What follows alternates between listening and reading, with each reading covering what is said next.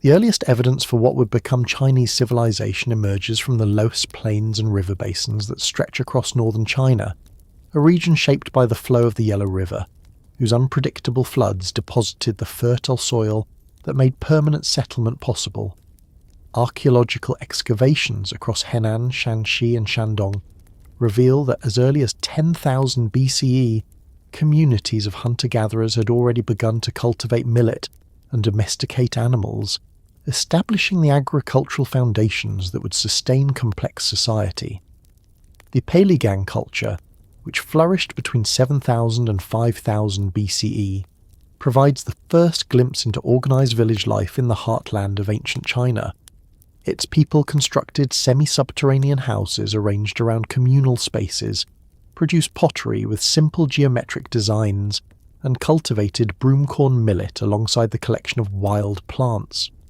These early farmers maintained a subsistence balance between domesticated pigs, dogs, and wild game, showing an adaptation to the varied environments of the Central Plains. As time progressed, other regional cultures emerged, forming a mosaic of interconnected yet distinct traditions that laid the groundwork for later unification. The Yangshao culture, centred in the middle reaches of the Yellow River between 5000 and 3000 BCE, displayed remarkable advances in pottery technology, social organisation and artistic expression. Painted ceramics recovered from sites like Banpo near modern Xi'an depict swirling motifs, human figures and stylised animals, evidence of both aesthetic sophistication and early symbolic thought. The settlement patterns suggest organised communities with clear divisions between living, storage and ritual areas, indicating a society moving towards structured governance. The graves at Yangshao sites reveal variations in grave goods that hint at social differentiation, an early stage in the formation of hierarchies that would later define dynastic China. To the east, along the coastal plains of Shandong, the Duankou culture emerged around 4300 BCE, distinguished by more elaborate burials, jade ornaments, and finely polished pottery. The increasing presence of ritual items suggests the growing power of religious or political elites who claimed authority through access to spiritual and ancestral realms. The use of jade, a material that would remain central to Chinese ritual life for millennia, originated in these early societies. Its symbolic value derived from its durability, translucence and rarity, qualities that made it a tangible metaphor for moral integrity and cosmic order. Across the river valleys, the connection between earth, ancestors and authority was already taking shape, forming the ideological pattern that would underpin the later dynastic states. The development of agriculture drove both population growth and competition for arable land. The rise of the Longshan culture between 3000 and 1900 BCE marks a decisive shift toward complex chiefdoms and proto-states. Named after discoveries in Shandong, the Longshan people perfected thin-walled black pottery, introduced advanced weaving and metalworking techniques, and constructed walled settlements that suggest increasing social conflict. Fortifications at sites such as Changxia and Taosi reflect organised labour, coordinated defence, and centralised authority capable of mobilising large populations. The presence of rammed earth walls, a technology that would later define Chinese monumental architecture, demonstrates both technical innovation and the capacity for collective construction under elite command. In the cemeteries of Longshan, archaeologists find evidence of marked social stratification. The graves of high-ranking individuals contain jade, ivory and fine ceramics, while those of commoners are plain and unadorned, indicating a structured hierarchy based on control of resources, ritual and violence. The Longshan period also reveals the earliest hints of state formation through the emergence of regional centres that coordinated surrounding villages. At Taosi, near modern-day Linfen in Shanxi province, excavations uncovered a vast ceremonial complex with astronomical observatories, elite residences, and ritual pits filled with offerings of animals and human sacrifices, The alignment of structures with solar and lunar cycles demonstrates the integration of cosmic observation into political and religious authority, a principle that would later be formalized in the Mandate of Heaven. The rulers of Taoxia appear to have combined administrative and spiritual power, asserting legitimacy through their capacity to mediate between heaven and earth. This synthesis of cosmic order and earthly rule, already visible in the late Neolithic, forms the conceptual foundation upon which all later Chinese dynasties built their authority. As these regional cultures expanded, their interactions produced technological and cultural diffusion across a vast geographic range. The Middle Yangtze region fostered the Daxi and Kujialing cultures, which developed wet rice agriculture that would become essential to southern China's economic base. The Liangzhu culture, flourishing near Lake Tai between 3300 and 2300 BCE, represents the zenith of Neolithic sophistication in the lower Yangtze. Its monumental earthworks, jade ritual objects, and standardized symbols suggest a theocratic society ruled by priest-kings who governed through a complex ideology of cosmic harmony and ancestral veneration. The discovery of jade Kong and bead discs in Liangzhu tombs reveals an advanced spiritual system centered on the relationship between heaven, earth, and the human intermediary.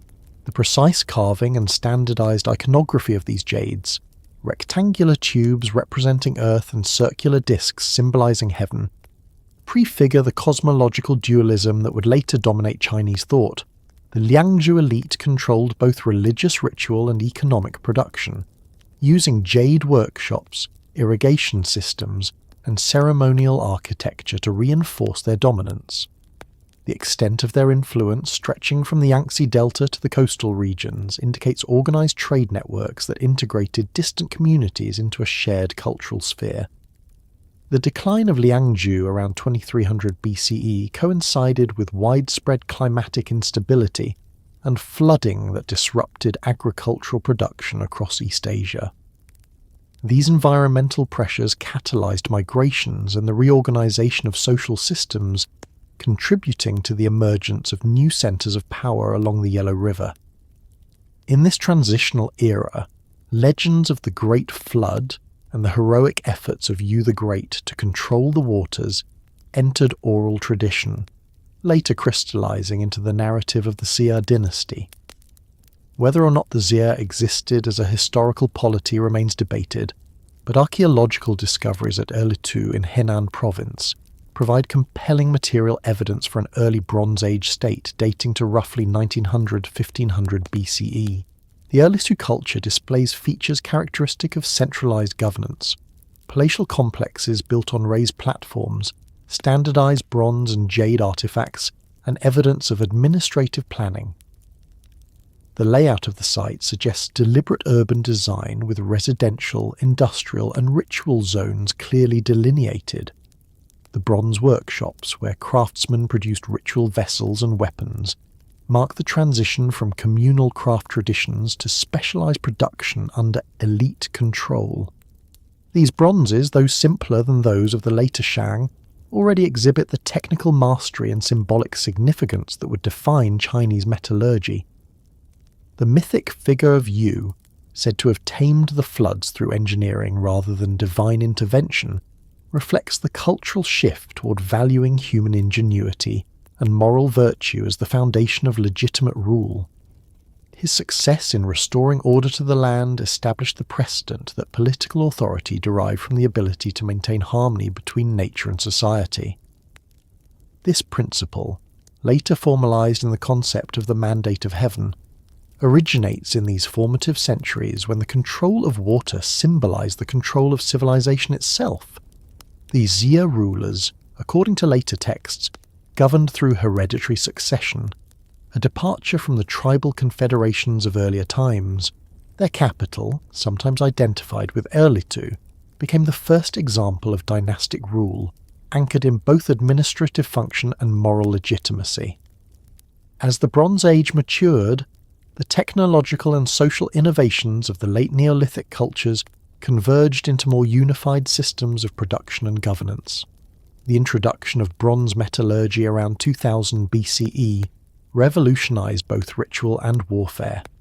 Alloying copper with tin produced weapons of superior strength and durability, while the casting of bronze vessels allowed for the expression of complex religious symbolism. The labour organisation required for large-scale bronze production indicates centralised authority capable of mobilising resources, artisans and raw materials from distant regions. The circulation of these bronzes, along with the expansion of trade routes linking the Yellow River to the Yangtze and beyond, fostered a shared cultural vocabulary across diverse communities.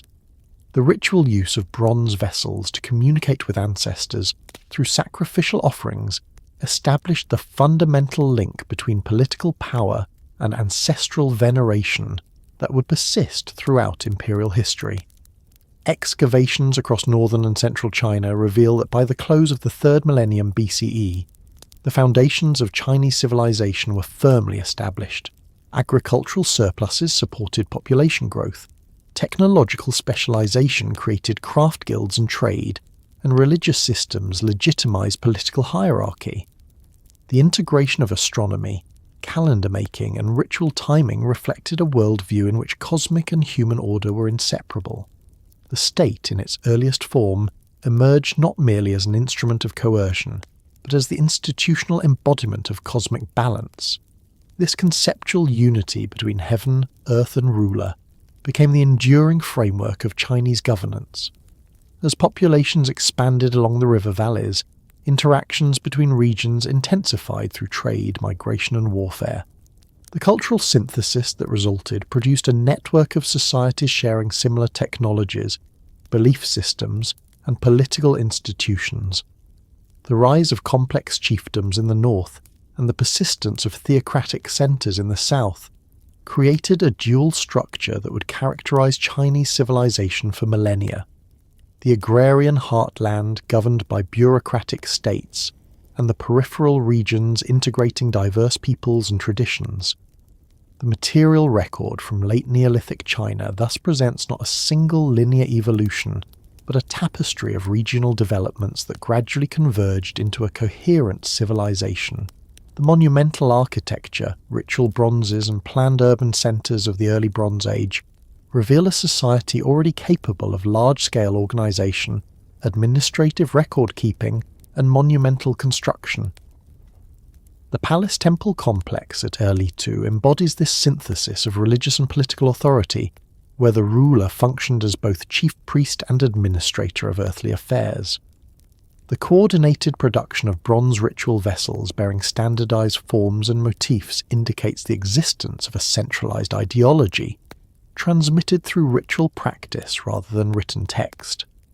This ideological system, grounded in ancestral worship and cosmic correspondence, formed the first recognizable expression of Chinese civilization. The transition from dispersed village cultures to hierarchical states marked the threshold between prehistory and recorded history. The legends that surround this formative period of floods, kings, and the founding of dynasties represent cultural memory encoded in mythic form. While archaeological evidence cannot confirm every element of these narratives, the convergence between material culture and later textual tradition suggests deep historical continuity. The reverence for ancestors, the moralization of political authority, and the integration of human activity within cosmic cycles all trace their origins to these early centuries when people along the Yellow River first sought to impose order on both nature and society. The civilization that would one day span continents began in these modest riverine settlements, where the rhythm of agriculture, the demands of ritual, and the pursuit of stability shaped the identity of a people whose history would unfold across 5 millennia. The increasing complexity of social and technological organization during this era created the conditions for the emergence of hereditary kingship, bureaucratic administration, and monumental ritual that would define the next stage of Chinese history. From the cultivated fields and fortified towns of the Neolithic world rose the first dynastic state remembered in later chronicles as the Xia, a society that transformed collective labour and spiritual hierarchy into the earliest form of royal governance, setting the stage for the bronze-wielding kings of the Shang who would follow. The emergence of the Xia marks the transition from mythic prehistory to structured dynastic rule in early China, an evolution that transformed loosely organized chiefdoms into centralized authority guided by ritual, lineage, and control over the land's essential lifeblood, the rivers. Though the Xia remains partly veiled in the ambiguities of legend, archaeological discoveries at Erlitou, near Luoyang in Henan province, illuminate a political system advanced enough to warrant recognition as the earliest Chinese state. Here, the fusion of agricultural prosperity, technological innovation, and moral ideology forged the model of kingship that would define Chinese civilization for millennia. The traditional account preserved in the records of the Grand Historian and the Book of Documents situates the Xia dynasty as the successor to an era of divine-like rulers known for moral virtue and cosmological wisdom. Among them, Yu the Great stands as the archetype of righteous leadership. His legend begins in catastrophe, the great flood that threatened to erase humanity, and culminates in triumph through human perseverance and technical mastery. Unlike his predecessor Gun, who attempted to block the waters with dams, Yu approached the crisis through channeling rather than obstruction. His use of dredging, canal construction, and observation of natural watercourses demonstrated a new principle, that human order should align with the rhythms of the natural world, not oppose them. The success of Yu's hydrological system, achieved through tireless labour over many years, established both physical control of the Yellow River Basin and moral justification for his rule. The mandate he received was not divine in the later sense of heavenly decree, but moral, rooted in the belief that authority derived from competence, virtue and service to the people. Yu's founding of the Xia symbolises the institutionalization of these principles. By transforming temporary leadership into hereditary kingship, he created a structure that could preserve social order across generations. The lineage system, reinforced through ancestral rites, legitimized succession and bound the living to the spirits of their forebears. In the Xia conception, the ruler was not merely an administrator but a mediator between human society and cosmic forces. The continuity of the lineage ensured the continuity of the world's balance, an idea that would later evolve into the concept of the mandate of heaven.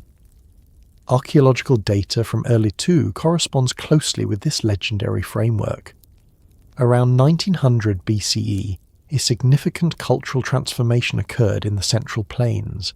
Settlements grew in scale, architecture became monumental, and production techniques reached levels of organization impossible without centralized authority. The city at Erlitou covered nearly 3 square kilometers, with a palatial complex at its center. Rammed earth foundations supported large halls surrounded by courtyards and subsidiary buildings, laid out along axial lines that prefigure the spatial order of later Chinese capitals.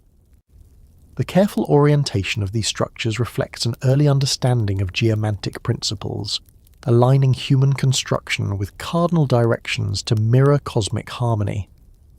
The population of Erlitou, estimated at over 10,000, engaged in specialized labor organized through administrative oversight. Bronze foundries within the city produced ritual vessels, weapons and tools in quantities suggesting state control over metallurgy. The scale of production and standardization of forms indicate a central authority directing artisans through bureaucratic management rather than household-based manufacture. The bronzes themselves, primarily small tripod vessels and ceremonial daggers, embody the fusion of ritual and political power. Their use in offerings to ancestors and spirits reaffirmed the ruler's moral legitimacy, while displaying control over rare and technically demanding materials.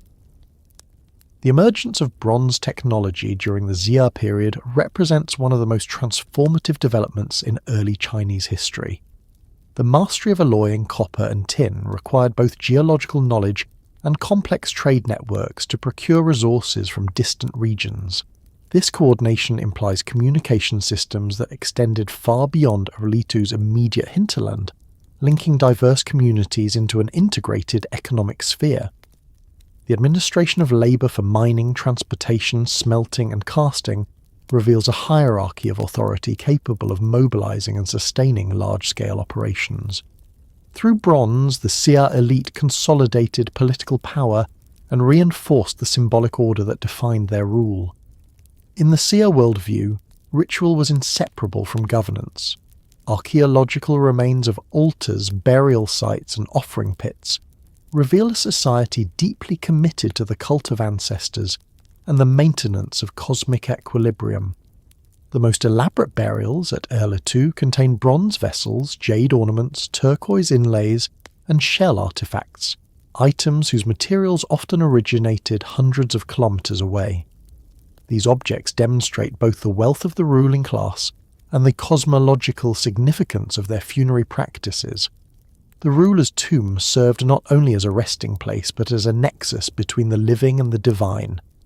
Offerings of food, wine, and sacrificial animals maintain this connection, ensuring that the ancestors continued to bless their descendants with stability and abundance. The social organisation implied by these archaeological contexts reveals an early stratified hierarchy. At the top stood the king and his kin, who controlled ritual authority and access to bronze production. Beneath them were administrators, warriors, and specialised craftsmen. The lower strata consisted of agricultural labourers who sustained the economy through intensive millet cultivation. This structured division of labour, reinforced by lineage and ritual, established the foundation of the Chinese state as a moral and economic hierarchy centred on the ruler's virtue. The Xia model of governance thus combined practical administration with ideological unity, binding technical expertise to spiritual order. The management of water remained central to this early state's identity.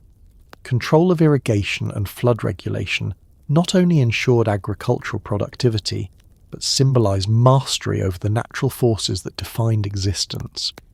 The Xia kings, following Yu's example, conducted periodic inspections of river systems, directing labour to maintain dikes and canals. These public works served both utilitarian and ceremonial functions, reinforcing the image of the ruler as the guardian of harmony between heaven and earth.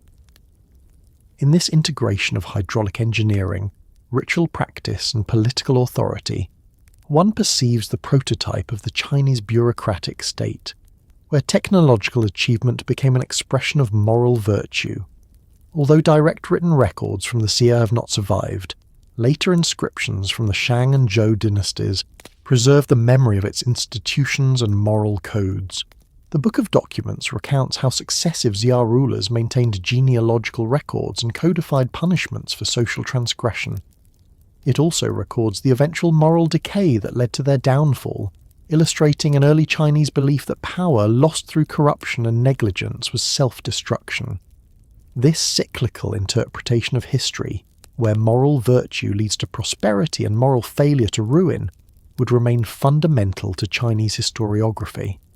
The Xia thus served as both model and warning, the first embodiment of rightful rule and the first example of its forfeiture. The moral framework established during this period continued to evolve as kin-based governance gave way to broader territorial administration. The ruler's role as patriarch of the state extended familial ethics into the political sphere. Subjects were to obey as children obey parents, and rulers were to govern as fathers care for their households. This familial model of the state, already implicit in Xia ideology, became the bedrock of later Confucian political philosophy. Authority, therefore, rested not on coercion, but on the moral resonance between ruler and subject, a resonance that originated in these early experiments with dynastic organisation. Material culture from Erlitou and related sites provides glimpses into daily life within the earliest Chinese court. Pottery workshops produced fine grey ware for elite consumption and coarser utility vessels for common use. The presence of musical instruments, stone chimes, bone flutes, and early bronze bells suggests a court culture enriched by ceremonial music, reinforcing social hierarchy through sound and rhythm. The integration of music, ritual and governance created an environment where aesthetic order mirrored political order, a connection that persisted through subsequent dynasties. The Xia also established administrative mechanisms for regional control, managing tributary relationships with surrounding polities. Settlements in the Huai and Wei River basins show material similarities to Erlitou, indicating cultural diffusion through political influence or conquest. These outlying centres likely operated under semi-autonomous local leaders who acknowledged the Xia king's supremacy. The coordination of tribute, labour and military service formed the nucleus of a feudal structure that would mature under the Zhou.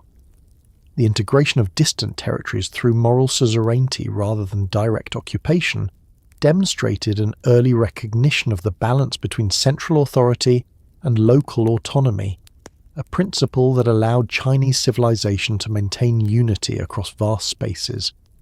The eventual decline of the Xia, as recounted in later texts, arose from the moral failure of its last ruler, Jie.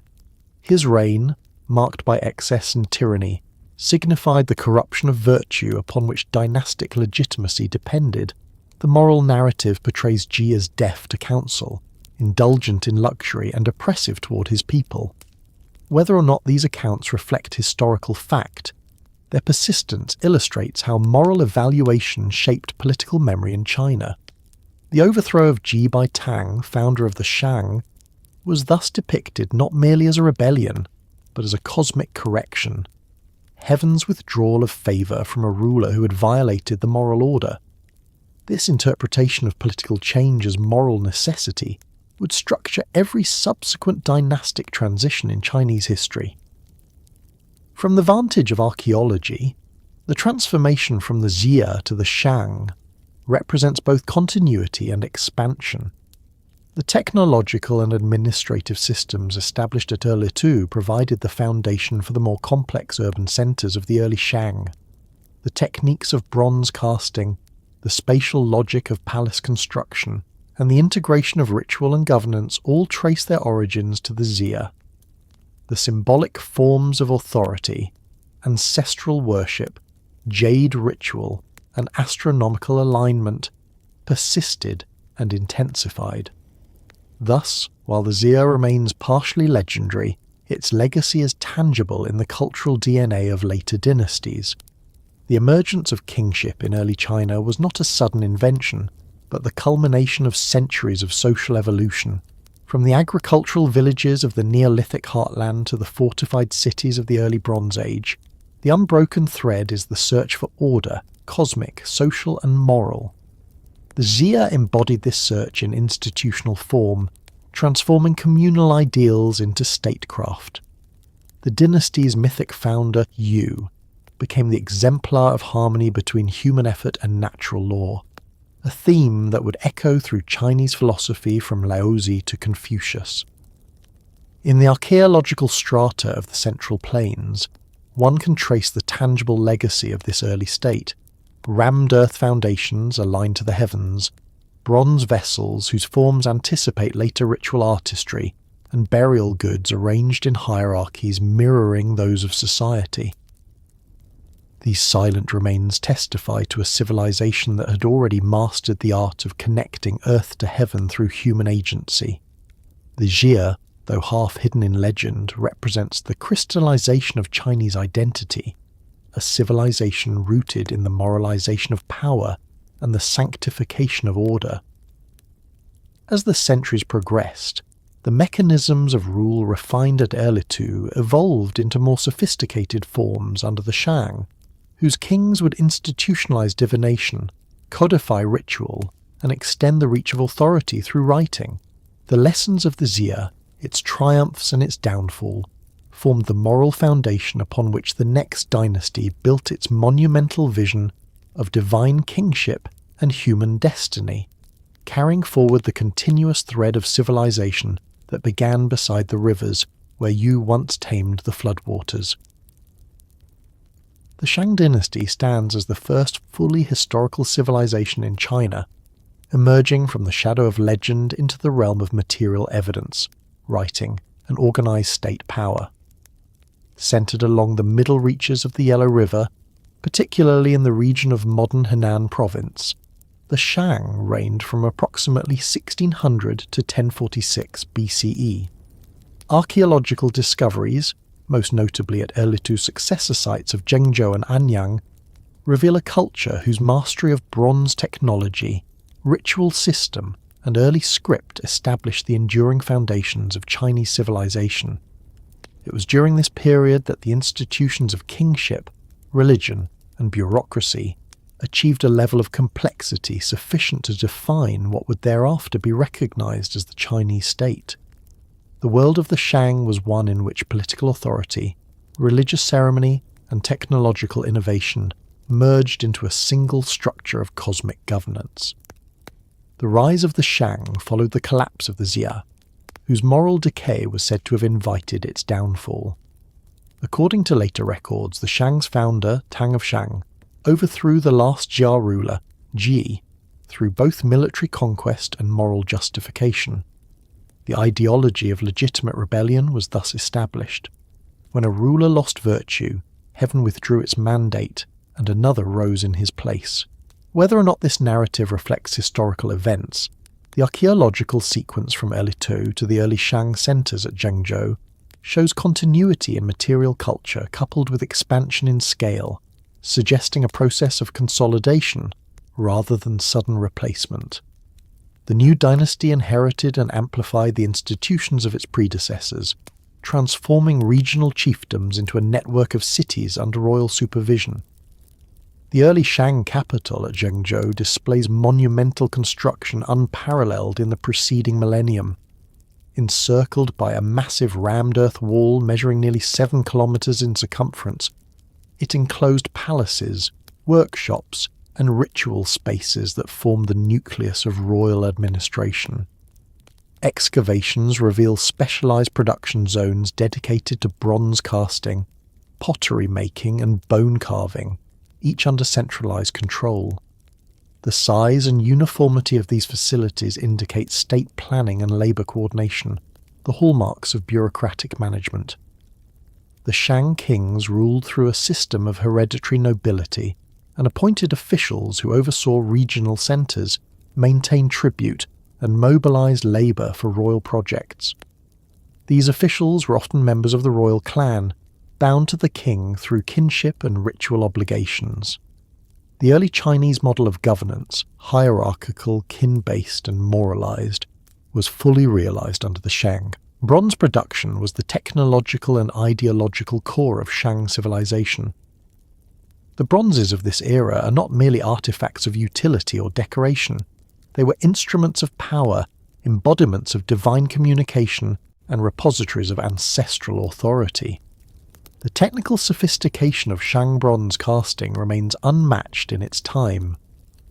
The piece mold technique, perfected at workshops like those of Erlangen and Anyang, allowed artisans to produce large, intricately decorated vessels with precision that even later lost wax methods in other regions rarely equalled. These vessels, known as ding, gui, zun, and yu, were used exclusively in ritual contexts for offerings of food and wine to ancestral spirits.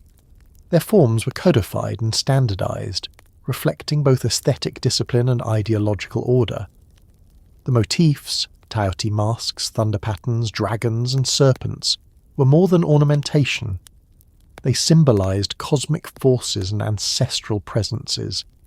Each vessel, inscribed with clan emblems and sometimes with early characters, functioned as both ritual tool and historical record. The sheer quantity of bronzes recovered from Shang sites attest to the magnitude of state control over metallurgy. The production process required coordinated mining of copper and tin from distant sources, transportation across hundreds of kilometers, and central smelting in workshops managed by the palace administration. The organization of this supply chain implies complex logistics and a degree of economic centralization unprecedented in the ancient world.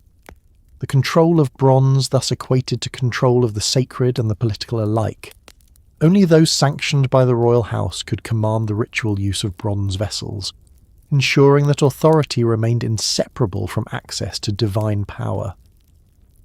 The Shang kings used bronze as the material language of rule, each casting an affirmation of their connection to heaven and their right to govern.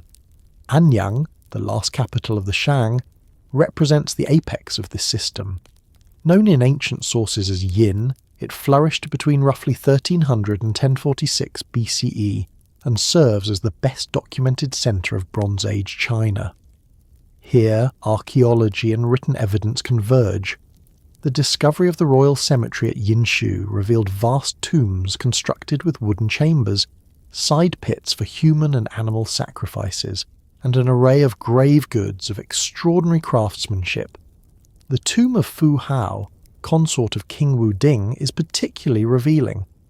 Unplundered for millennia, it contained over 1,600 objects, including bronze vessels, jade ornaments, bone weapons, and cowrie shells used as currency.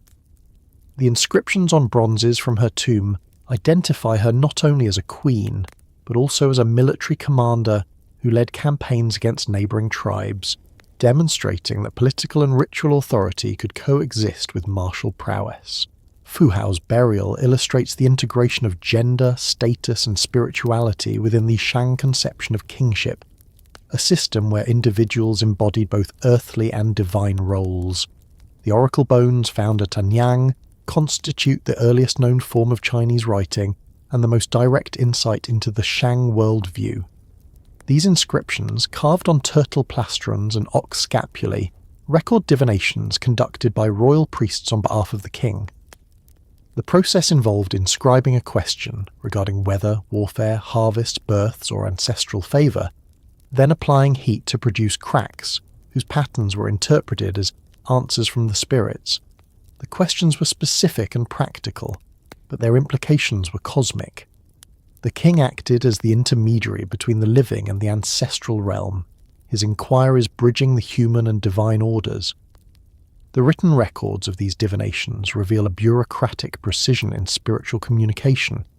Each entry includes the date, the diviner's name, the topic, and the outcome.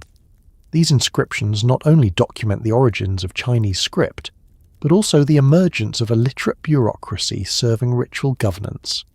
Writing in this context was not a tool of commerce or literature, but of divine administration. The language of the oracle bones already displays many features of later Chinese script. Pictographic origins are evident, yet abstraction and standardization were well advanced. Words for sacrifice, king, ancestor, and heaven appear repeatedly, underscoring the ideological priorities of the state. The character for Wang, meaning king, originally depicted a vertical line intersected by 3 horizontal strokes, symbolizing the ruler's role as the axis connecting heaven, earth, and humanity. This graphic representation encapsulates the Shang understanding of sovereignty. The king's legitimacy derived not from mere conquest, but from his function as the central mediator in a cosmos governed by reciprocity between the human and spiritual worlds. The religious system of the Shang was hierarchical and bureaucratic, mirroring the structure of its political order. At the summit stood Diam, the high god or lord on high, who presided over natural phenomena and fate itself.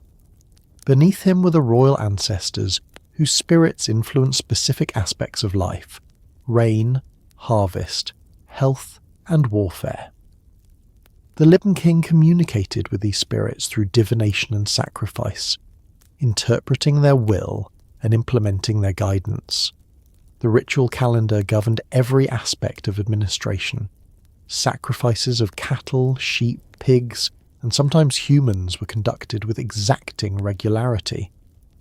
The number, species, and ritual sequence of these offerings were prescribed according to ancestral rank and cosmological significance. The royal tombs of Anyang contain evidence of human sacrifice on a massive scale. Servants, captives, and warriors were interred alive or executed to accompany the deceased into the afterlife, demonstrating both the absolute authority of the king and the belief in continued existence beyond death. These rituals were not expressions of cruelty but affirmations of cosmic order, the maintenance of harmony between realms through blood, bronze, and ceremony. The Shang economy rested on the fusion of agriculture, tribute and craftsmanship. Millet remained the staple crop, though wheat and barley were introduced from the west, diversifying food production. Herding of cattle, sheep and pigs supplemented farming, while hunting and fishing retained ritual importance. The palace administration managed large estates worked by dependent peasants, whose labour sustained the royal court and the urban population. Tribute flowed from surrounding polities in the form of grain, livestock, jade and labour. This system allowed the Shang to maintain a standing force of craftsmen, diviners and soldiers, all supported by the agrarian base. The state thus functioned as a vast mechanism of redistribution, converting the productivity of the fields into the splendour of ritual. The Shang military organisation paralleled its economic and religious systems in hierarchy and discipline. Armies composed of chariots, infantry and archers conducted campaigns to subdue neighbouring groups, secure resources and capture prisoners for sacrifice. The bronze weapons, spears, halberds and arrowheads, produced in state workshops, ensured both technological superiority and symbolic dominance. Warfare was not separate from religion, it was an extension of it. Victories confirmed divine favour, and defeats signalled the need for renewed sacrifice. The records on oracle bones often consult ancestors about forthcoming battles, weather conditions, and the auspicious timing of campaigns. Each decision reflected the principle that the success of human action depended on harmony with cosmic forces. The urban centres of the Shang were more than administrative capitals. They were ritual theatres where every act reinforced the metaphysical order. The layout of palaces, ancestral temples and altars followed strict spatial logic. The palace occupied the northern sector, facing south in accordance with celestial alignment, while sacrificial pits and workshops were positioned according to ritual function. The division between sacred and profane space was clearly delineated. The rhythmic alternation of ritual and production, sacrifice followed by feasting, casting followed by offering, structured the entire life of the city.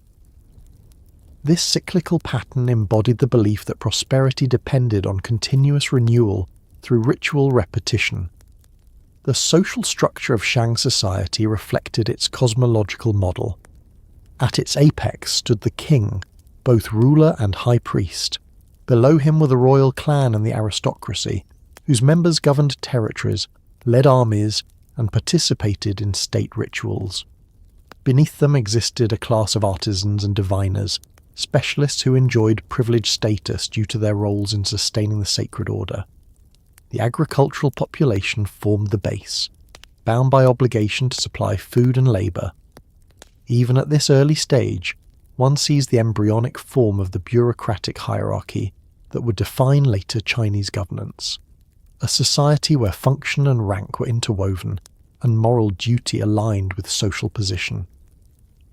The arts of the Shang, though subordinate to ritual, achieved remarkable sophistication. Jade carving reached new levels of refinement, continuing the Neolithic tradition of spiritual symbolism. Jade axes, discs, and figurines served as ceremonial emblems of authority. Lacquerware, bone ornamentation, and carved ivory further demonstrate a culture of aesthetic discipline rooted in religious purpose. Music accompanied nearly all state rituals. Bronze bells and stone chimes excavated from tombs suggest orchestras designed to evoke cosmic harmony through sound. Every art form was integrated into the broader structure of governance, ensuring that beauty served order and ritual expressed hierarchy. The Shang's most enduring legacy lies in the conception of history itself. Through the oracle bone inscriptions, they recorded events with temporal precision, creating the first chronological consciousness in East Asia.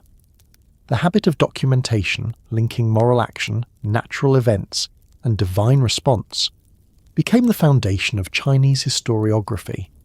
Each reign, each sacrifice, each omen formed part of an unbroken continuum connecting past, present, and future. This sense of continuity shaped the Chinese understanding of civilization as an eternal process of renewal under moral and cosmic law. By the late Shang period, internal strain began to manifest within this intricate system. The concentration of wealth and ritual privilege among the royal lineage created dependency among peripheral states. Excavations at Anyang reveal evidence of luxury exceeding practical needs, lavish burials, ornate bronzes, and large-scale sacrifices consuming vast resources. Oracle bone records mention droughts, invasions, and rebellious vassals, suggesting that the delicate balance between human order and cosmic favour was faltering. The moral narrative that had justified the Shang's rise began to turn against them. As in the earlier story of the Xia, decadence became the prelude to downfall. The collapse of the Shang came not through sudden destruction, but through gradual erosion of authority. The Zhou, a Western people once subordinate to the Shang, consolidated their power through both military strength and ideological adaptation. They adopted Shang rituals and bronze technology while reinterpreting their theological meaning. When King Wu of Zhou overthrew the last Shang ruler, Di Xin, around 1046 BCE, he framed his victory not as rebellion but as moral restoration. The concept of the mandate of heaven, first articulated in Zhou political philosophy, derived directly from this transition. Heaven's favour, once considered hereditary, was now conditional upon virtue. This reinterpretation preserved continuity while explaining change, a principle that would govern Chinese political thought for the next 3,000 years. The Shang thus represents both culmination and transformation, the maturation of Bronze Age civilization, and the template for all subsequent dynastic institutions. Its mastery of metallurgy, its integration of writing and ritual, and its conception of moral kingship established the structural DNA of Chinese history. The bronze vessels, the oracle bones, and the buried cities of the Shang do more than record a vanished past. They embody the birth of a civilization that defined power through moral order, time through memory, and faith through the precision of ritual. From their achievements arose the Zhou, who would expand these principles into a comprehensive philosophy of governance, transforming the inherited patterns of divination and sacrifice into the enduring moral architecture of the Chinese world. The Zhou dynasty inherited from the Shang not merely a kingdom, but a comprehensive system of cosmological and social order. By adapting, rationalizing, and ultimately moralizing the theological structure of their predecessors, the Zhou created the intellectual and institutional foundations of Chinese civilization. Their rule, which extended from approximately 1046 to 256 BCE, encompassed both unity and disintegration, prosperity and fragmentation. Through these centuries, the Zhou introduced the concept that would guide every subsequent dynasty, the mandate of heaven. This principle transformed political power from hereditary entitlement into a moral responsibility conditioned by virtue. It also introduced a flexible justification for dynastic change, ensuring continuity in ideology even amid political upheaval. The Zhou Age thus stands as both the golden epoch of classical Chinese thought and the beginning of a political pattern that would repeat across millennia. The Zhou emerged in the Wei River Valley of western China, an environment distinct from the Yellow River heartland of the Shang. Their society was shaped by semi-nomadic traditions, emphasizing horsemanship, martial organization, and clan solidarity. Archaeological sites at Zhouyuan and Fenghao reveal settlements that combined pastoral and agricultural economies, with evidence of large-scale bronze casting and complex ritual systems. The Zhou leaders maintained relations with the Shang, at times serving as vassals, yet gradually developed their own distinct political culture. Their early kings, known as the Ji clan, traced their lineage to a mythic ancestor who embodied both virtue and martial prowess, legitimizing rule through a balance of moral authority and military capability. According to traditional accounts, King Wen of Zhou laid the moral foundation for rebellion against the Shang, while his son, King Wu, executed the conquest. The Book of Documents records that when Wu confronted the last Shang ruler Di Xin, he did so not merely with armies but with moral conviction. The justification for overthrowing a dynasty was articulated through the concept of heaven's mandate, Tianming. Heaven, the supreme moral force, granted authority to rulers who governed with benevolence and righteousness. When a ruler became corrupt and oppressive, heaven withdrew its favour and transferred the mandate to a more virtuous house. This doctrine reconciled divine sanction with historical change, legitimizing revolution as restoration rather than usurpation. It also placed a new burden on kingship, to maintain virtue as the condition for political stability. The early Zhou rulers sought to demonstrate their virtue through both governance and ritual. After the victory at Muye, King Wu refrained from unnecessary slaughter, honoured the defeated Shang aristocracy, and enshrined their ancestors alongside his own. By treating the conquered as participants in the new cosmic order, he transformed conquest into moral renewal. The Zhou court established its capital at Haojing near modern Xi'an, where vast palace complexes and ritual altars symbolize the unity of heaven and earth under Zhou stewardship. Archaeological discoveries at Fenghao reveal massive bronze vessels inscribed with proclamations of virtue, military exploits, and ceremonial dedications, reflecting both historical record and moral declaration. These inscriptions, more numerous and elaborate than those of the Shang, indicate a literate elite conscious of its role as custodian of cosmic legitimacy. The political structure of the Zhou synthesized kinship with governance through the institution of enfeoffment. The king, regarded as the son of heaven, delegated authority to relatives and loyal allies, granting them hereditary domains in exchange for ritual and military service. This system, known as the Fengjian order, distributed power across a network of feudal states bound by shared ancestry, ritual hierarchy, and mutual obligation. Each fief maintained its own administration, economy, and military, yet acknowledged the supremacy of the Zhou king. The arrangement balanced central authority with local autonomy, creating a stable framework for regional diversity within a unified moral order. At the heart of this system lay ritual. The Zhou conceived of governance as an extension of cosmic ceremony, in which every social rank performed specific rites reflecting its place in the universal hierarchy.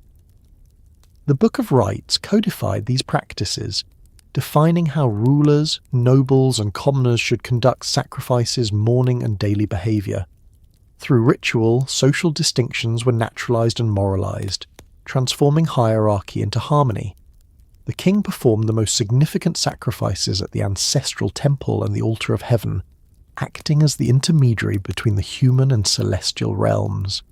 Feudal lords mirrored these rites on a smaller scale, ensuring that cosmic order permeated the entire political system. The Zhou bronze inscriptions further illustrate how moral philosophy infused administration. One of the most famous examples, the Mao Gongding, records a royal proclamation instructing an official to uphold justice, protect the weak, and preserve the king's virtue through loyal service. Such texts show that law and morality were conceived as inseparable. To govern justly was to maintain harmony with heaven. The administrative system relied on appointed ministers who managed ritual, military, and economic affairs. Beneath them operated scribes, artisans, and local functionaries who maintained records, collected tribute, and organized labor. This bureaucracy, though rudimentary compared to later dynasties, established the precedent of rule through moral competence rather than sheer lineage.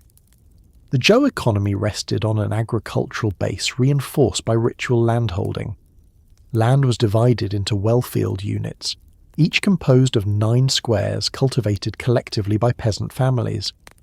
The central plot's produce went to the lord, symbolizing social cooperation and moral duty. Whether the system functioned as described in later texts, or represented an idealized model, it encapsulated the Zhou belief that economic order mirrored cosmic balance. Wealth was not an individual possession, but a trust administered in accordance with virtue. Tribute from feudal states flowed to the royal court, financing large-scale construction, ritual ceremonies, and military campaigns. During the early centuries of Zhou rule, the dynasty maintained stability through moral prestige and military dominance. The Western Zhou period, lasting from 1046 to 771 BCE, witnessed the consolidation of political institutions, expansion of territory, and flourishing of bronze art. The bronzes of this era display an evolution from the imposing power of Shang vessels to designs emphasizing balance and refinement. Inscriptions grew longer and more narrative, transforming ritual implements into historical documents. These texts record the granting of fiefs, the recognition of loyal service, and the performance of sacrifices, providing invaluable insight into the functioning of the Zhou state. However, the same system that ensured stability also contained the seeds of fragmentation. As generations passed, the feudal lords gained autonomy, while the central authority weakened. The distance between moral ideal and political reality widened. The later kings of Western Zhou struggled to enforce discipline among increasingly powerful vassals, whose regional identities deepened with time. Archaeological evidence from sites such as Jin, Yan, and Chu shows that these states developed distinctive material cultures, adapting Zhou institutions to local conditions. The political unity of the realm gradually gave way to a mosaic of semi-independent polities, linked more by ritual than by obedience. The crisis came in 771 BCE, when the capital was overrun by invading tribes allied with rebellious nobles. King Yu of Zhou was killed, and the dynasty relocated eastward to Luoyang, marking the beginning of the Eastern Zhou period. This relocation symbolized a profound shift in the nature of kingship. The Zhou kings retained the title Son of Heaven, but their authority became largely ceremonial. Real power passed to the feudal states, which now governed autonomously while maintaining ritual allegiance to the royal house. Yet even as political unity dissolved, cultural unity endured. The idea of the mandate of heaven continued to legitimize power and restrain excess, serving as a moral compass amid the fragmentation of authority. The Eastern Zhou age divides into two great eras: the Spring and Autumn period, 770–476 BCE, and the Warring States period, 475 to 221 BCE. During the earlier centuries, hundreds of small states contended for influence, but 7 major powers gradually emerged: Kui, Chu, Yan, Han, Zhao, Wei, and Qin. Warfare, diplomacy, and alliance replaced the ritual harmony of the Western Zhou. Yet intellectual life blossomed amid this turbulence. Thinkers sought to restore order through philosophy, producing the 100 schools of thought. Confucius, Mozi, Laozi, and others drew upon Zhou moral ideals while adapting them to a changing world. The philosophical landscape of China was born from the moral crisis of Zhou decline. The persistence of Zhou rituals during this fragmentation is notable. Excavations from regional capitals reveal continued production of bronze vessels inscribed with prayers to heaven and ancestors, even as states waged war against each other. The ideal of the civilized order, Zhongguo, the central states, contrasted with the perceived barbarism of surrounding peoples, reinforcing a shared cultural identity despite political disunity. The spread of the Zhou script, bronze styles, and ritual forms across vast territories ensured that Chinese civilization retained coherence. The mandate of heaven provided an ideological thread linking all states to a common moral ancestry, even as each pursued its ambitions independently. Technological and economic transformations accompanied these political changes.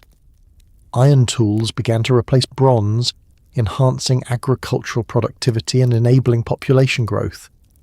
The introduction of the iron plough, ox-drawn traction, and irrigation systems expanded arable land, while new forms of currency facilitated trade among states. The rise of merchant classes challenged traditional hierarchies, creating tensions between inherited privilege and merit-based success.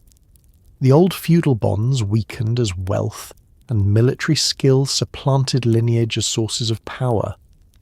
Yet through all these shifts, the Zhou ideal of moral governance remained a reference point. statesmen invoked heaven's favour to justify reforms, wars and treaties, proving that even as power fragmented, the ideology of virtue remained indivisible. The Zhou legacy lies not merely in political structure, but in conceptual innovation.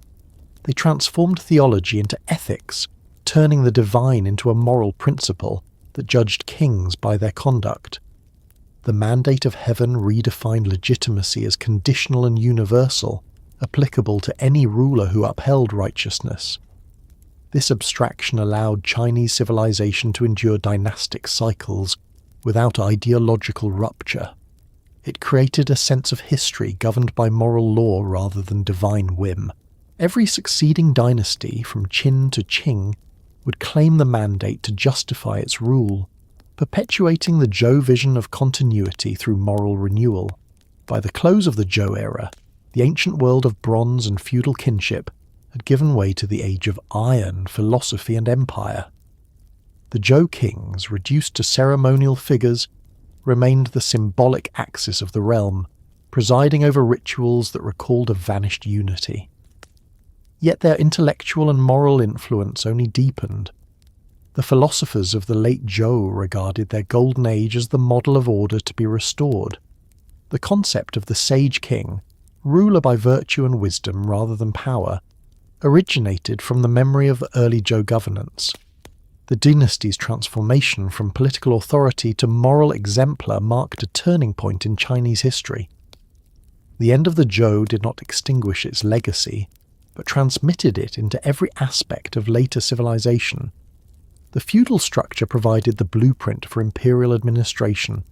The bronze inscriptions evolved into historical chronicles. The ritual system became the basis of social ethics, and the mandate of heaven continued as the metaphysical foundation of legitimacy. The Zhou era thus bridged myth and philosophy, turning divine kingship into moral governance.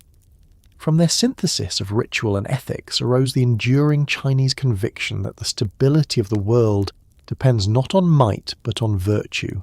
As the warring states intensified their struggles and new ideas of law, power and unification took hold, the moral fabric woven by the Zhou began to strain under the weight of ambition and reform. Yet even in this disintegration lay the seeds of renewal. From the crucible of the late Zhou world would emerge the Qin, whose legal rigour and imperial vision would transform the fragmented feudal order into the first unified empire, carrying forward, though in altered form, the cosmic and moral inheritance of the Zhou. The collapse of centralised Zhou authority created a political and intellectual landscape unlike any that had existed before in China.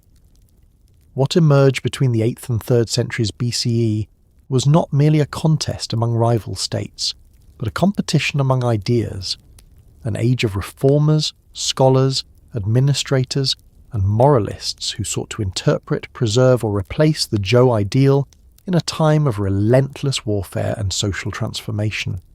This period, remembered as the era of the 100 schools of thought, represents one of the most profound explosions of intellectual energy in human history. Across the warring states world, philosophers, strategists, and statesmen attempted to rediscover the principles of order in a fractured realm. From their reflections arose the foundations of Chinese ethics, governance, and metaphysics, systems of thought that would shape East Asia for more than 2 millennia.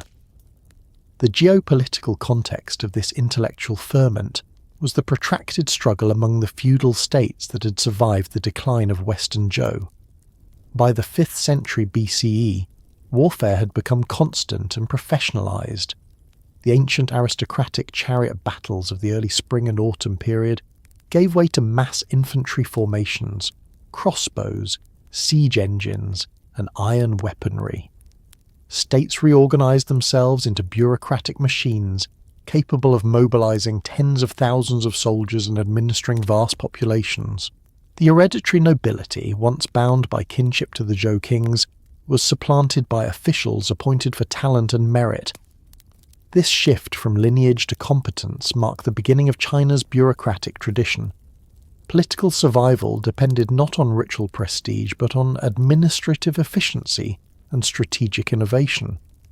The states that adapted most effectively, Qin in the west, Chu in the south, Qi in the east, and Zhou, Wei, and Han in the central plains, became the major contenders for supremacy. This transformation in political structure generated both crisis and opportunity for intellectuals. The erosion of hereditary privilege created demand for men of learning who could advise rulers on governance, diplomacy, and moral legitimacy. Scholars travelled from court to court, offering their doctrines in hopes of patronage and influence. The result was a marketplace of ideas unprecedented in scale and diversity. Each school claimed to possess the key to restoring order, yet all confronted the same underlying problem: how to reconcile moral ideals with the realities of power in an age of perpetual conflict. Foremost among these thinkers was Confucius, known in Chinese as Kongqiu, who lived during the late 6th and early 5th centuries BCE. Born in the state of Lu, Confucius envisioned himself as a restorer of Zhou moral order. He regarded ritual, music, and ethical cultivation as the instruments through which social harmony could be regained. To him, political disorder stemmed from moral decay, the abandonment of proper relationships between ruler and subject, parent and child, elder and youth. By reviving Li, the ritual propriety that once governed Zhou society, Confucius believed humanity could return to a state of mutual respect and justice. His teachings emphasize self-cultivation through education, the imitation of moral exemplars, and governance by virtue rather than coercion. Though he held minor official posts, his reforms were never fully implemented during his lifetime, yet his disciples preserved his words in the Analects, a text that would later become the moral foundation of Chinese civilization. Confucius taught that true authority arises from moral excellence, not force. The ruler, as the exemplar of virtue, should lead through moral influence, rather than through punishment. When the ruler acts with benevolence, the people follow willingly. When he acts with cruelty, obedience becomes mere fear. This vision of ethical hierarchy replaced the older Zhou emphasis on ritual lineage with an inward ideal of character and education. Confucianism, as it later came to be known, transformed the aristocratic culture of rights into a universal moral philosophy, accessible to all who pursued learning. It proposed that civilization itself depended on the continuous cultivation of virtue, linking personal integrity to political legitimacy. While Confucius sought to restore moral order through virtue, others turned to alternative solutions. Mozi, a contemporary of the Confucians, rejected the hierarchical and ritualistic emphasis of Zhou culture in favour of utilitarian ethics. He argued for jian'ai, universal love, a principle of equal concern for all people regardless of status or kinship. For Mozi, heaven's will favoured those who acted for the collective good rather than personal or familial interest. He condemned the extravagance of music, ritual, and warfare, viewing them as wasteful distractions from the essential tasks of feeding the people and defending the state. His followers, organised in disciplined brotherhoods, served as both moral reformers and engineers, skilled in defensive fortifications. Mohism represents one of the earliest attempts in world history to construct a rational social ethics grounded in impartiality and collective welfare. In contrast to both Confucius and Mozi, Laozi and the Daoist thinkers advocated withdrawal from political ambition and a return to the natural way of existence. The Tao Te Ching, attributed to Laozi, presents a vision of cosmic order rooted in the spontaneous and self-regulating principle of the Tao, the Way. Human suffering, the Taoists argued, arose from artificial interference with natural processes. The ideal ruler governed by Wu Wei, non-action, allowing the world to harmonize itself without coercion. This doctrine did not advocate passivity, but rather a profound understanding of the limits of human control. In a world obsessed with conquest and reform, Daoism offered an alternative wisdom of restraint and simplicity. its influence extended beyond politics into medicine, art, and spirituality, shaping Chinese aesthetics with its reverence for balance and naturalness. As the warring states intensified, another school emerged that prioritized power and order above virtue or harmony. The legalists, represented by thinkers such as Shang Yang, Han Feizi, and Li Si, argued that stability could only be achieved through strict laws, uniform punishments, and centralized authority. Observing the inefficacy of moral persuasion in an era of war, they concluded that human nature was fundamentally self-interested and required control through fear and reward. Xiangyang's reforms in the state of Qin during the 4th century BCE exemplified this philosophy in practice. He abolished hereditary privilege, standardized administration, and implemented rigorous laws that rewarded agricultural productivity and military service while punishing negligence. Under legalist policies, Qin transformed from a peripheral state into the most efficient and powerful polity of the warring states. Han Feizi later systematized these ideas into a doctrine of autocratic governance, arguing that a wise ruler should rely on Fa law, Shu technique, and Shi power rather than personal virtue. Legalism, though criticized by moralists, provided the practical blueprint for empire. Between these major traditions flourished numerous other schools. The yin-yang theorists developed cosmological models linking natural phenomena to political and human cycles, laying the groundwork for Chinese science and metaphysics. The logicians explored paradox and language, anticipating formal logic. The agriculturalists idealized a return to rural simplicity, advocating communal farming and egalitarian distribution. The strategists, epitomized by Sun Tzu's art of war, treated conflict as a science of psychology, deception, and adaptability. The spectrum of thought during this period encompassed the full range of human inquiry: moral, political, metaphysical, and practical. Each school represented a response to the same existential question: how to preserve order in a world where heaven seemed silent. The political conditions that sustained this intellectual ferment were themselves products of relentless reform. The major states instituted sweeping changes to taxation, conscription, and administration. The hereditary aristocracy was dismantled and replaced by meritocratic systems based on bureaucratic rank. Land, once held collectively under the well-field system, became private property subject to state taxation. This transformation freed peasants from feudal dependence, but bound them to the state through economic obligation. Armies became professional, equipped with iron weapons and organized into disciplined formations.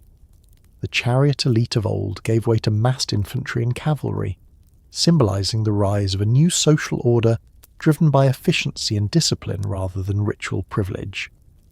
The Warring States period witnessed not only political evolution, but also cultural unification. Despite their rivalries, the states shared a common written language, ritual framework, and historical memory. The proliferation of texts, copied by scribes and transmitted by itinerant scholars, created an intellectual network that transcended borders. Rulers competed to attract thinkers to their courts, establishing academies and libraries. The state of Qi's Jixia Academy, a gathering place for scholars of all persuasions, became the most famous of these institutions. There, debates on ethics, law, and cosmology flourished under royal patronage. The phenomenon of court scholarship signified the transition of learning from hereditary priesthood to professional intellectual class, the forerunner of the scholar officials who would dominate imperial administration. Amid this intellectual richness, the moral crisis deepened. The incessant wars eroded the old humanistic ideal of the Zhou gentleman. The Confucian call for virtue seemed powerless against the ruthless calculus of conquest. Yet even the legalists, while dismissing moralism, relied on the same assumption that order was paramount. The diversity of schools did not lead to relativism but to synthesis. By the late 3rd century BCE, statesmen sought to integrate these doctrines into coherent systems of governance. Reformers such as Zhou, a later Confucian thinker, argued that human nature was inherently selfish but could be rectified through education and ritual. He bridged the moralism of Confucius and the pragmatism of the legalists, influencing later generations who sought to reconcile virtue with law. The intellectual competition among the schools thus paralleled the military competition among the states. Each doctrine offered a strategic advantage in the struggle for survival. Confucian ethics provided legitimacy, Mohist organization offered efficiency, Daoist restraint prevented excess, and legalist discipline secured control. The synthesis of these elements gradually converged in the state of Qin, where legalist administration, supported by a veneer of Confucian moral language, forged an instrument of unification. The philosophical debates that had filled the courts of the warring states found resolution not through consensus, but through empire. Culturally, the age produced a body of literature that defined the Chinese intellectual canon. Works such as the Zhuo, Guanzi, Hanfeizi, Mencius, Mozi, Dao De Jing, and Sunzi Bingfa represent not only theoretical treatises, but also reflections of lived experience in an age of turmoil. Their preservation, often through later imperial patronage, ensured that the competing voices of the warring states remained in dialogue long after their authors were gone. The diversity of these texts embodies the pluralism that underlay the formation of a unified civilization. By the mid-3rd century BCE, the balance of power among the 7 great states had tipped decisively toward Qin. Its legal and administrative rigour, its disciplined army, and its strategic geography in the Wei Valley gave it an advantage over its rivals. Under the leadership of King Zheng, Qin embarked on a campaign of conquest that would end centuries of fragmentation. The unification of China in 221 BCE did not extinguish the intellectual legacy of the Hundred Schools, but transformed it. The first emperor, as Zheng became known, embraced legalist statecraft while suppressing dissenting philosophies. Yet the synthesis he created between autocracy and bureaucratic merit owed as much to Confucian ethics and Zhou ritual as to legalist law. The philosophical struggles of the warring states thus found their resolution in the creation of empire, a political structure that embodied the tension between moral ideal and coercive order that had animated Chinese thought from the beginning. The 100 schools of thought represent not a brief renaissance, but the genesis of a continuous tradition of debate, reinterpretation, and synthesis. In their arguments over human nature, law, virtue, and the cosmos, they defined the parameters of Chinese intellectual life for the next 2,000 years. The Confucian concern for moral cultivation, the Daoist pursuit of harmony, the legalist emphasis on order, and the Mohist ideal of universal welfare would reappear in endless combinations across dynasties. The warring states, though an era of destruction, produced the intellectual architecture of civilization. Out of chaos arose structure, from doubt emerged philosophy, and through debate the moral identity of China was forged. As the Qin armies prepared to end the age of division, the scholars who had debated virtue and law saw their ideas put to the ultimate test of unification.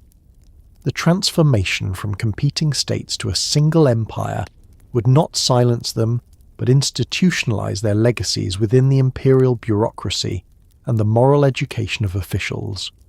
The philosophical conversations of this era would echo through the corridors of every dynasty, shaping the way rulers governed, scholars reasoned, and ordinary people understood their place within the cosmic and social order that began to take its enduring form in the crucible of the warring states. The rise of Qin Shi Huang, the first emperor of a unified China, marks one of the most transformative epochs in human history, a transition from a world of competing feudal states to an imperial order that would endure in one form or another for over 2 millennia. His reign, though brief, redefined the very idea of governance, centralization, and identity. From the valleys of the Wei River emerged a system so comprehensive in its organization and so absolute in its authority that it became the template for every dynasty that followed. The unification of China under the Qin was not a simple act of conquest, but the culmination of centuries of philosophical experimentation, political evolution, and administrative innovation born out of the chaos of the warring states. The state of Qin had long stood at the western edge of the Zhou cultural world. For centuries, it had been regarded by the central states as a frontier kingdom, distant, austere, and militarized. Yet its isolation proved advantageous. Shielded by mountains and fertile plains, Qin developed institutions less constrained by aristocratic traditions. Its rulers, pragmatic and ambitious, adopted reforms that other states hesitated to embrace. In the 4th century BCE, the minister Shang implemented a comprehensive transformation that made Qin the most efficient and disciplined state in China. His reforms abolished hereditary ranks, replacing them with titles earned through military merit and service to the state. Land was privatized and taxed directly by the central government, severing the economic power of feudal nobles. Agriculture became the foundation of wealth and social advancement, while commerce was regulated to prevent the rise of independent elites. The law, codified and uniformly enforced, replaced personal loyalty as the basis of governance. These measures created a society of farmers and soldiers whose lives revolved around duty, production, and obedience, a disciplined population perfectly suited to sustain imperial ambition. By the time King Zheng ascended the throne in 246 BCE, Qin had become a formidable machine of administration and war. The bureaucracy extended from the capital at Xianyang into every village, governed by officials appointed on the basis of competence and loyalty. The army, organized into precise hierarchies, was equipped with iron weapons and trained in coordinated formations that emphasized speed, discipline, and overwhelming force. Military service was both an obligation and a means of advancement. Victory in battle conferred rank, reward, and social mobility. This fusion of legalist ideology with bureaucratic rationalism made Qin invincible against less centralized rivals. Its officials functioned as extensions of the state rather than servants of aristocratic families, ensuring that all power flowed upward to the throne. The conquest of China unfolded with methodical precision. Beginning with the western state of Han in 230 BCE, Qin forces advanced systematically across the realm. One by one, the rival powers fell: Zhou in 228, Yan in 226, Wei in 225, Chu in 223, and finally Qi in 221 BCE. The campaigns were executed with ruthless efficiency, supported by an infrastructure of roads, canals, and supply chains that extended across thousands of kilometers. The speed of conquest astonished contemporaries, but the underlying success lay not merely in military strength, it was in administrative coordination. Qin armies could mobilize, provision, and communicate faster than any opponent, turning logistics into an instrument of strategy. When the last king of Qi surrendered without resistance, the centuries-long age of warring states came to an end. Upon unification, King Zheng assumed the title Shihuangdi, the first August emperor, declaring a new era that broke explicitly with the past. No longer would China be divided among hereditary lords. No longer would legitimacy depend on feudal lineage or moral persuasion. The emperor claimed authority directly from heaven, not as a recipient of the mandate in the Zhou sense, but as its permanent embodiment. The term emperor, Huangdi, combined the ancient words for mythic sovereigns, Huang and Di, asserting that he had achieved a status beyond mortal kingship. The unification of the empire was thus framed not as political conquest, but as cosmic renewal. All under heaven had returned to harmony beneath one rule. To secure this unity, Qin Shi Huang and his ministers instituted reforms that penetrated every aspect of governance and daily life. The empire was divided into 36 commanderies, each administered by officials appointed and dismissed at the emperor's discretion. This direct rule eliminated the autonomy of feudal lords, replacing hereditary power with centralized bureaucracy. Each commandery was subdivided into counties, ensuring administrative uniformity across the realm. The officials of these regions reported through a strict hierarchy to the imperial court, creating a network of accountability that extended from the throne to the smallest village. Standardization became the instrument of unification. The Qin government imposed uniform systems of measurement, currency, and writing across the empire. Weights and measures were calibrated with precision and enforced by law to ensure consistency in trade and taxation. A standardized currency, the round bronze coin with a square hole known as the banliang, replaced the diverse forms of money used by the former states, facilitating commerce and fiscal control. The written script was simplified and regularized into the small seal form, eliminating regional variations that had hindered communication. The unification of a language not only served bureaucratic efficiency, but also symbolized cultural coherence. Through these reforms, the Qin turned diversity into conformity, forging a single identity for the empire. Infrastructure became both the symbol and the tool of imperial integration. Massive public works connected the vast territories that had once been separate kingdoms. The construction of the imperial road system linked commanderies to the capital, enabling the rapid movement of armies, officials, and information. These roads, built with straight alignments and standardized widths, reflected the legalist preference for order and control. Alongside them, the government extended canals and irrigation systems to improve agriculture and transport. The most ambitious project of all was the linking of existing northern fortifications into a continuous defensive line, the precursor of what would later be known as the Great Wall. Stretching across mountains and deserts, it served as both barrier and symbol, marking the boundary between the civilized world and the northern steppes. The centralization of power also extended to ideology. The emperor and his chancellor, Li Si, sought to eliminate dissent and enforce intellectual uniformity. In 213 BCE, fearing that private scholars might undermine imperial authority through appeals to the old moral traditions, the court ordered the burning of unauthorized historical and philosophical texts, preserving only works on medicine, agriculture, and divination. The following year, dissenting scholars were executed or exiled. This suppression, later dramatized as the burning of books and burying of scholars, reflected not a hatred of learning, but an attempt to align knowledge with state purpose.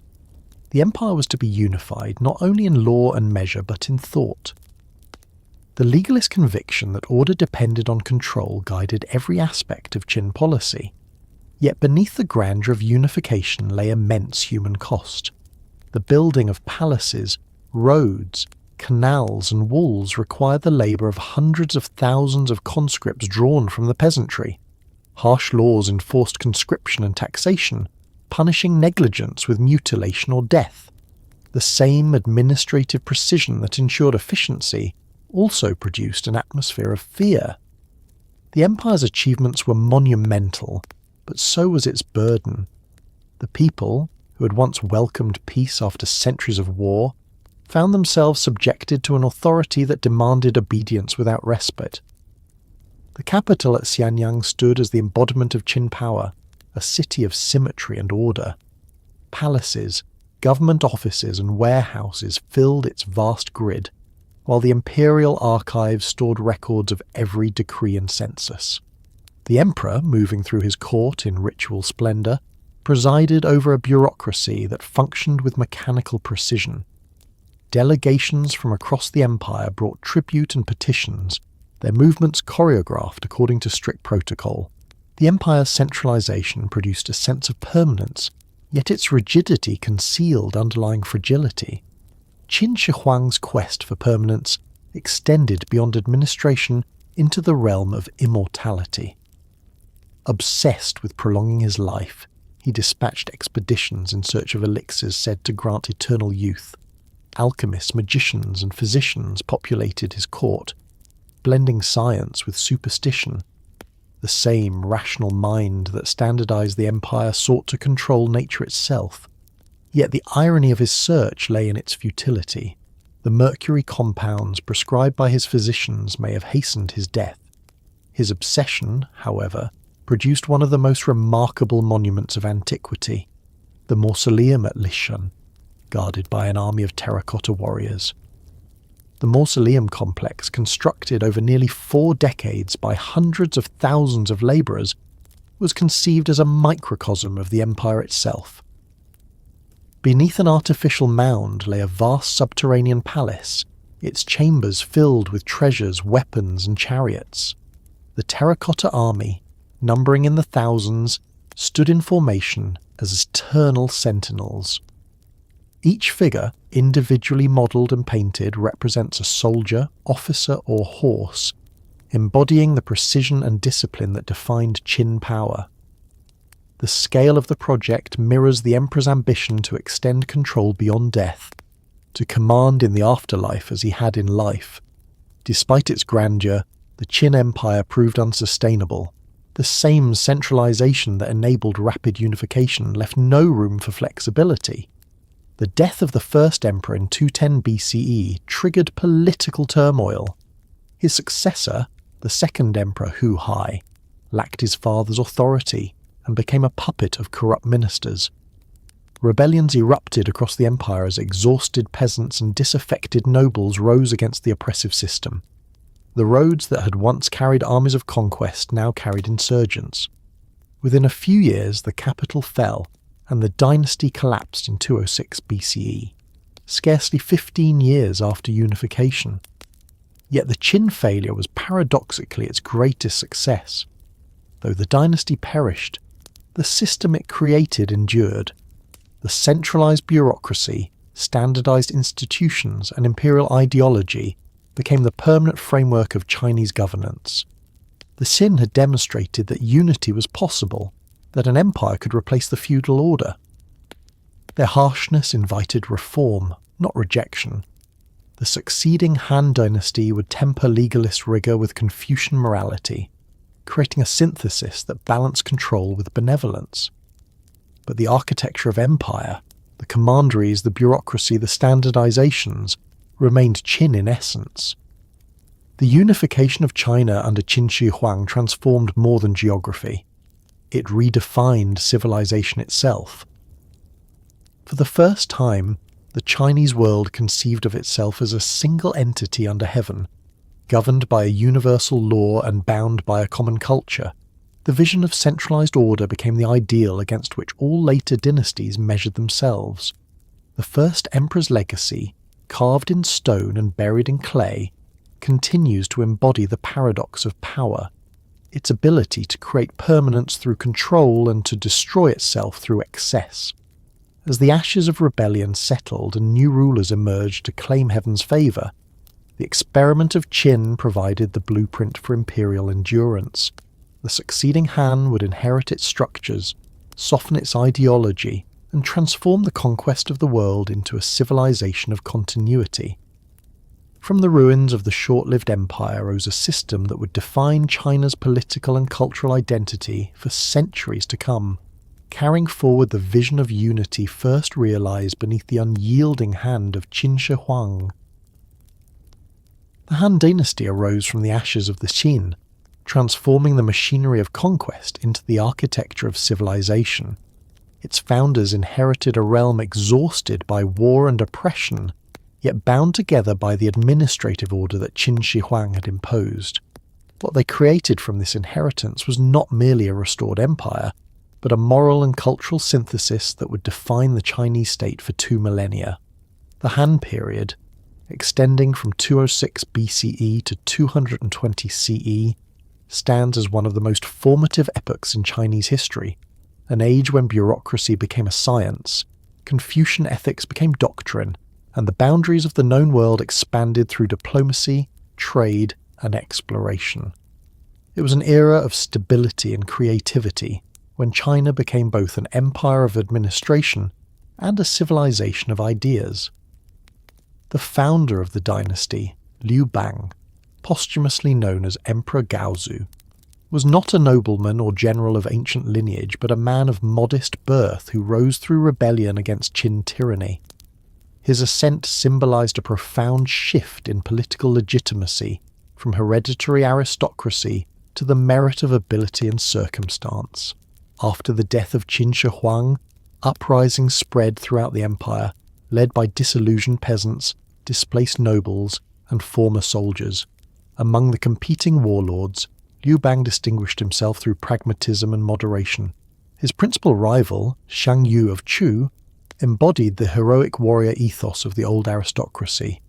Liu Bang, in contrast, represented the bureaucratic and strategic mentality of the new age. Their struggle culminated in 202 BCE at the Battle of Gaixia, where Liu Bang's discipline and political acumen triumphed. When he proclaimed himself emperor and established his capital at Chang'an, he founded a dynasty that would reconcile the authoritarian legacy of Qin with the moral traditions of Zhou and the humanistic ideals of the Hundred Schools. From its inception, the Han sought balance. The harsh legalist laws of the Qin were retained in structure, but softened in spirit. The empire remained divided into commanderies governed by appointed officials, yet Liu Bang also granted semi-autonomous kingdoms to his relatives and allies to secure loyalty. This dual system, central bureaucracy and hereditary fiefs, created tension between imperial control and regional autonomy, a dynamic that shaped much of early Han politics.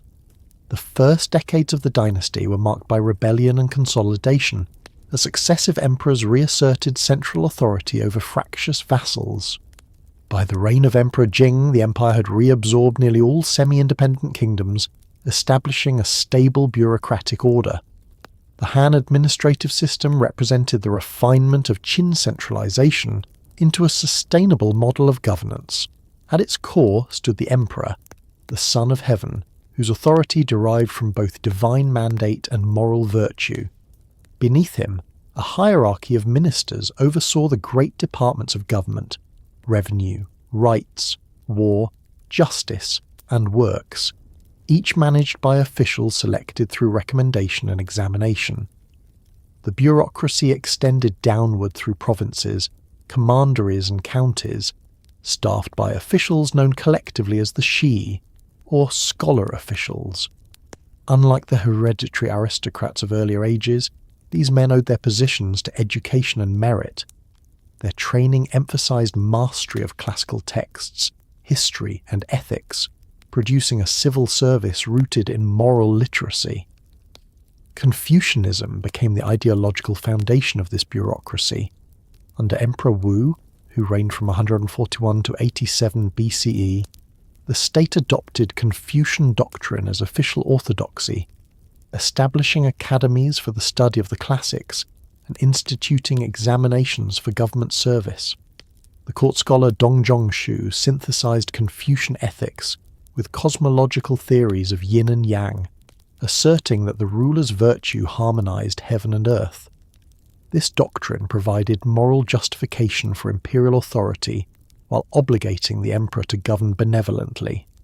The bureaucrats, as interpreters of classical learning, became both servants of the state and guardians of its conscience. In their hands, administration became an act of moral cultivation as much as governance. The Han bureaucracy was sustained by meticulous record-keeping and codified law. The imperial archives at Chang'an preserved detailed accounts of population, taxation, and labour. Each commandery reported annually to the central government, ensuring that the emperor's court maintained a comprehensive view of the realm's resources. The legal code balanced penal rigour with moral instruction, emphasising restitution and education over arbitrary punishment. Public works, taxation, and corvée labour were organised through an elaborate system of quotas and assessments, reflecting an administrative precision unparalleled in the ancient world. This structure allowed the Han to maintain order across a territory, stretching from the steppes of Inner Asia to the jungles of Vietnam. Economically, the dynasty presided over an unprecedented expansion of agriculture, trade, and technology. State granaries stabilized grain prices, mitigating famine and speculation. Iron production flourished under government supervision, supplying tools, weapons and infrastructure. The invention of the water-powered bellows and rotary mill increased productivity, while advances in sericulture, the cultivation of silkworms, turned silk into the empire's most valuable commodity. The Han court monopolized the production of salt, iron and liquor to finance military campaigns and public works. These monopolies, though controversial, reflected the state's conviction that control of essential resources was both a moral and political duty. The economic policies of the Han combined state oversight with private enterprise, fostering prosperity while maintaining imperial authority. The Han era also witnessed the opening of China to the wider world. During Emperor Wu's reign, diplomatic and exploratory missions expanded Chinese influence far beyond traditional borders. The most celebrated of these was the expedition of Zhang Qian, dispatched around 138 BCE to seek alliances against the nomadic Xiongnu. Captured and held for years before escaping, Zhang returned with knowledge of distant lands, Fergana, Bactria, and regions of Central Asia that astonished the court. His reports revealed civilizations connected through trade and culture, and his journey initiated the establishment of the Silk Road. Along this vast network of routes, Chinese silk, iron, and lacquer travelled westward, while horses, glassware, and precious stones flowed east. The Silk Road became not merely a commercial artery, but a conduit of ideas, technologies, and religions, linking China to India, Persia, and Rome. The expansion of frontiers accompanied this diplomatic awakening. Han armies subdued the Xiongnu Confederation in a series of protracted campaigns, pushing imperial control deep into the Gansu corridor and beyond the deserts of the northwest. Garrisons and colonies established in these regions secured the trade routes and facilitated cultural exchange.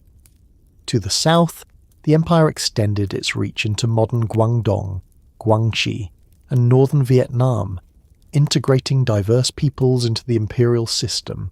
To the west, protectorates were established in the Tarim Basin, bringing oasis states under Chinese influence. This vast territorial integration transformed the Han into a true empire of continents, uniting agricultural heartlands, nomadic steppe, and desert frontier under a single administrative vision. The imperial court at Chang'an reflected the grandeur of this achievement. Laid out on a vast grid, with palaces, temples, and administrative offices arranged according to cosmological principles, the city embodied the order of heaven on earth. Its population, estimated in the hundreds of thousands, included nobles, merchants, artisans, and foreign envoys.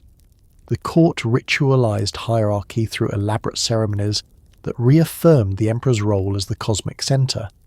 Music, literature, and art flourished under imperial patronage. The historian Sima Xian, serving as grand astrologer, composed the records of the Grand Historian, a monumental work that defined the structure of Chinese historiography. His chronicle not only recorded events, but interpreted them through moral causality, asserting that virtue determined destiny. The idea that history served as a moral mirror for rulers became a defining feature of Chinese thought.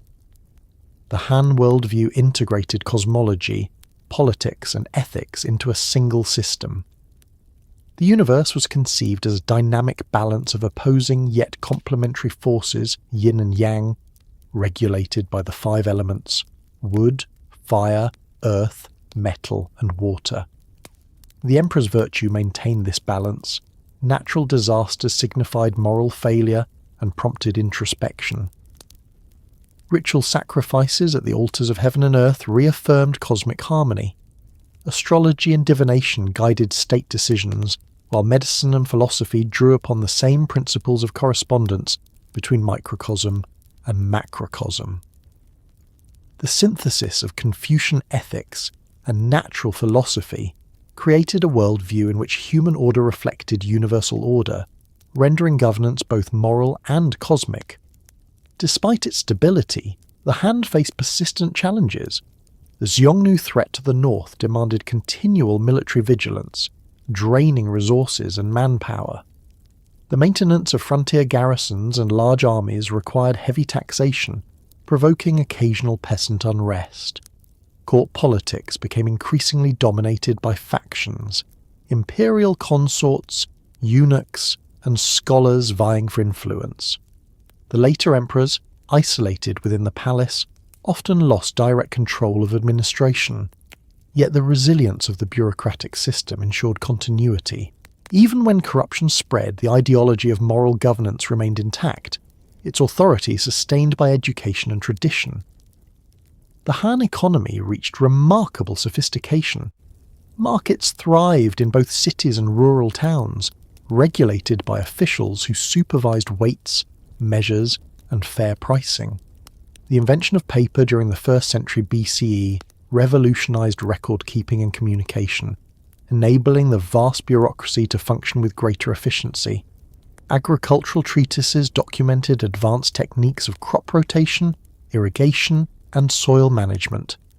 The empire's fiscal policies balanced taxation with relief measures during famine and flood, reflecting an ethic of paternal responsibility. The idea that the state existed to nurture the people, derived from Confucian humanism, guided the economic thought of the era.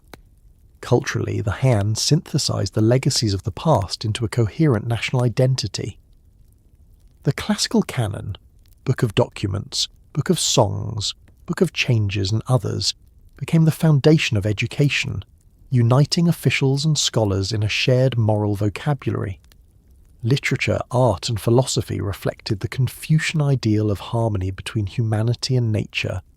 2 murals and stone carvings depicted both historical scenes and cosmological patterns, symbolizing the integration of earthly life with eternal order. Poetry emerged as a medium for personal reflection within the bounds of propriety, expressing emotion through disciplined form.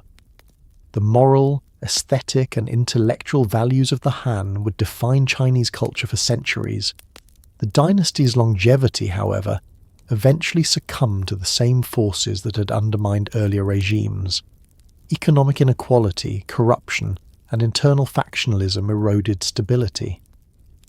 The rise of powerful landowning families reduced peasant independence, while eunuchs and court cliques manipulated imperial succession. Peasant revolts, such as the Yellow Turban Rebellion in 184 CE, revealed deep social strain. The empire fragmented into regional warlord states, signalling the end of centralized authority. In 220 CE, the last Han emperor abdicated, bringing the dynasty to a close. Yet the Han did not vanish. It became the measure of all that followed. Later Chinese would identify themselves as the Han people, their language as Han speech, their civilization as Han culture. The institutions, moral philosophy, and worldview of the Han defined the Chinese identity so thoroughly that its influence survived long after its political demise. The synthesis of bureaucratic rationality, Confucian ethics, and imperial vision created a durable model of governance, an equilibrium between authority and morality, pragmatism and idealism. The Han dynasty transformed the empire of force built by Qin into a civilization of order. It turned the machinery of control into an instrument of harmony and made virtue the language of administration. Its roads carried not only soldiers and merchants, but scholars, monks, and envoys, linking the heart of China to the edges of the known world. Through its diplomacy, art, and governance, it established the template of empire as a moral cosmos, a unity sustained not merely by law but by culture. When it fell, its memory endured as the golden standard of civilized rule, a model to which every future dynasty would return in its quest to restore harmony beneath heaven. The consolidation of Confucian orthodoxy under the Han dynasty and the gradual institutionalization of the imperial examination system represent one of the most consequential intellectual and administrative revolutions in Chinese history. From these developments arose a civilization governed not solely by lineage or martial power, but by education, moral cultivation, and bureaucratic merit. What began as a philosophical movement rooted in the ethical reflections of a wandering teacher during the Warring States evolved into the ideological backbone of an empire. Through its fusion of morality, scholarship and governance, Confucianism became both state doctrine and social ethic, defining the intellectual architecture of China for 2 millennia. The foundations of this transformation were laid during the reign of Emperor Wu of Han, whose long rule from 141 to 87 BCE marked a turning point in the relationship between ideology and state. Earlier Han emperors had relied upon a pragmatic mixture of legalist administration and Daoist restraint, tolerating diverse schools of thought within a flexible political framework. Emperor Wu, however, sought a unifying moral vision capable of sustaining a vast and expanding empire. The competing doctrines of his time, legalism's austerity, Daoism's quietism, and Mohism's utilitarianism, offered techniques of governance but lacked a comprehensive moral justification for imperial rule.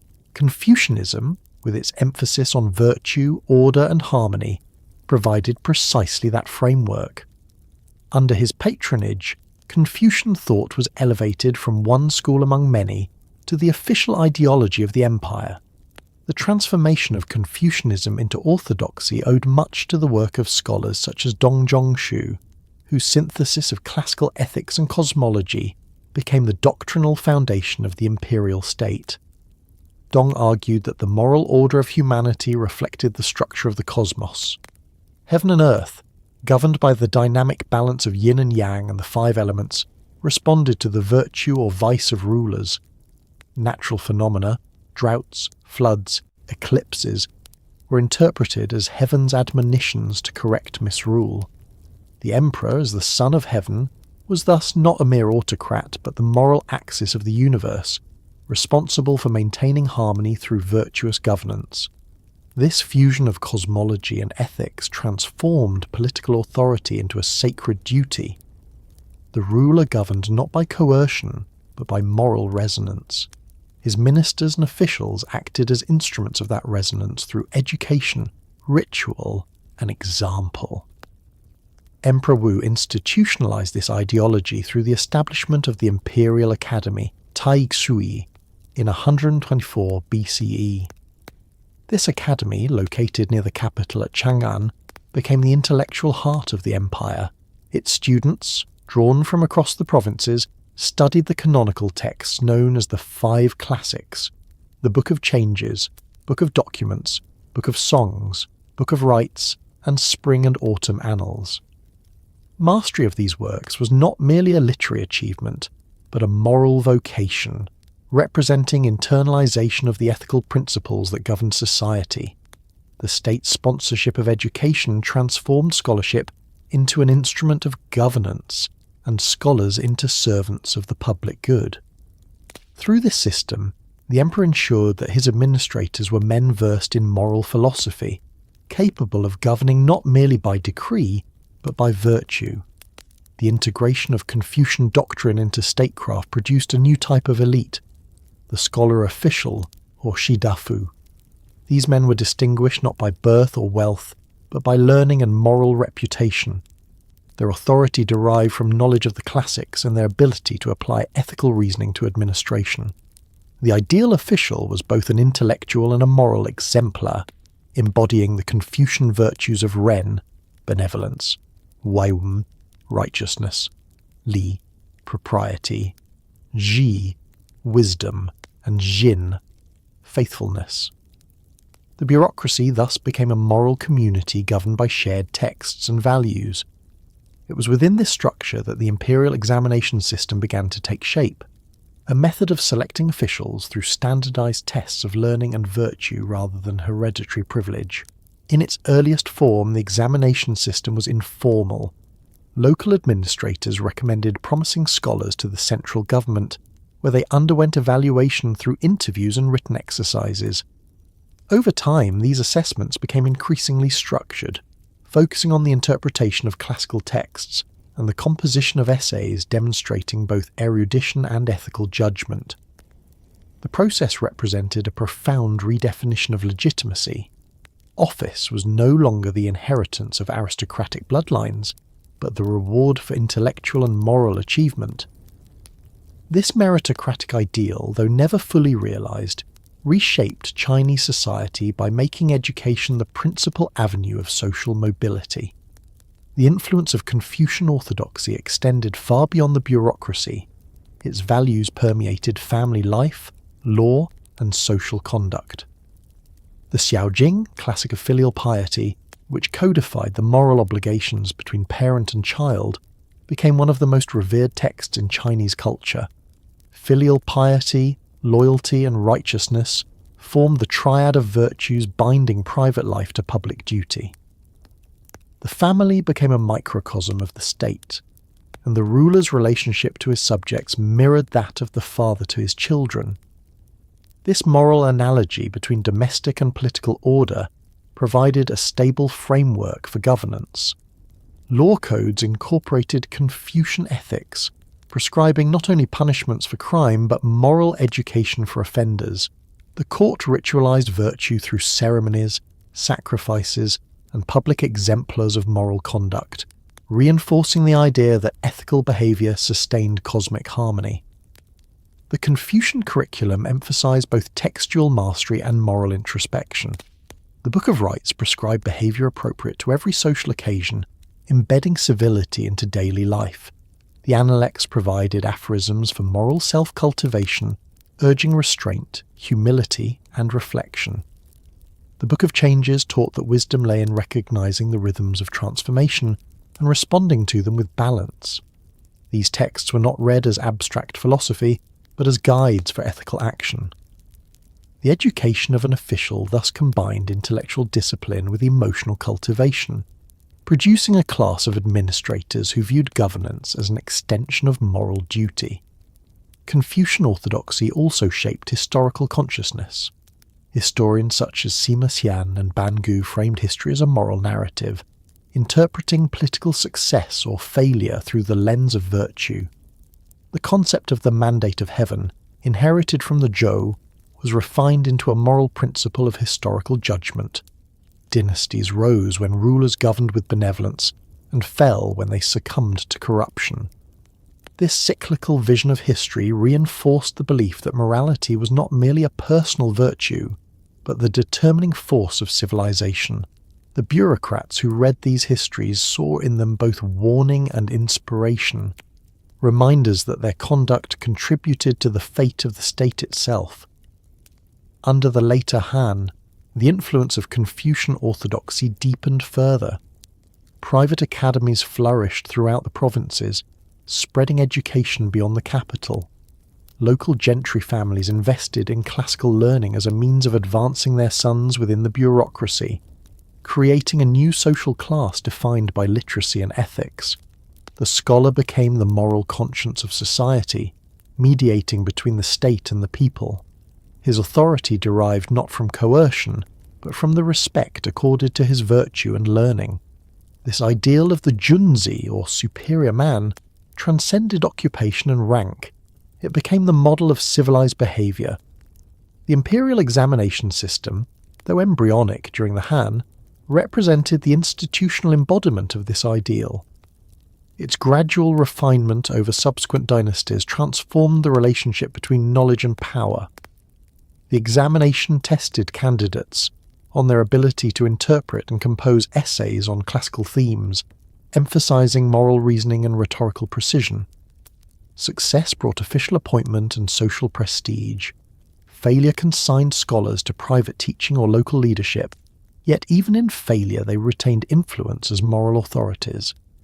The system thus created a culture in which education was both a personal duty and a public aspiration.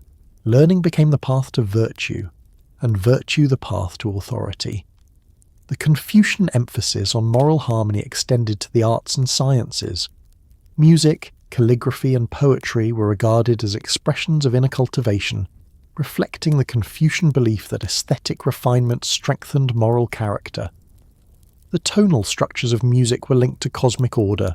The brushstrokes of calligraphy symbolized the disciplined mind. The symmetry of architecture represented balance between heaven and earth. Every act of creation became a manifestation of ethical order. In this sense, Confucian orthodoxy was not a narrow ideology, but an encompassing worldview, one that united governance, education, art, and daily conduct within a single moral framework. The longevity of this system owed much to its adaptability. Confucianism proved capable of absorbing and coexisting with other traditions. During the later centuries of Han rule, as Taoist and proto-Buddhist ideas began to circulate, Confucian scholars reinterpreted their doctrines to accommodate metaphysical speculation. The cosmological language of yin and yang, once purely symbolic, became integrated into natural philosophy. The harmony of opposites, originally a political metaphor, evolved into a scientific principle governing medicine, astronomy, and ecology. This intellectual elasticity ensured that Confucian orthodoxy remained relevant even as society changed. Despite its achievements, the Confucian order was not without tension. The moral ideals it espoused often clashed with the pragmatic demands of empire. Bureaucrats faced the challenge of reconciling benevolence with discipline, persuasion with law, and ritual propriety with political necessity. Corruption and factionalism periodically undermined the ideal of moral governance. Yet even in failure, the system's self-correcting ethos endured. The moral vocabulary of Confucianism provided the language for criticism as well as conformity. Rebels, reformers, and philosophers alike invoked its principles to justify renewal, ensuring that orthodoxy contained within it the seeds of reform. By the close of the Han dynasty, the alliance between Confucian orthodoxy and bureaucratic merit had become irreversible. The moralization of administration and the institutionalization of learning transformed China into a civilization governed by scholars rather than warriors. Education replaced bloodline as the measure of worth, and moral rectitude replaced privilege as the criterion of leadership. The imperial examination system would evolve through later dynasties, the Sui, Tang, Song, and Ming, becoming ever more rigorous and elaborate, yet its philosophical foundation remained rooted in the synthesis forged under the Han. The fusion of Confucian ethics and bureaucratic merit created a self-sustaining cultural order that transcended political change. Even when dynasties fell, the scholar's role endured, carrying forward the moral authority of civilization itself. The examination halls, the academies, and the classical texts became the instruments through which the empire renewed itself, generation after generation. The Confucian state was thus not merely a political entity, but a moral organism, its vitality drawn from the continuous cultivation of virtue. From the modest schoolrooms of rural villages to the grand halls of the capital, the pursuit of learning became a sacred duty, linking the individual to the cosmos through study and service. The imperial bureaucracy, animated by Confucian ideals, stood as the embodiment of moral order in human form.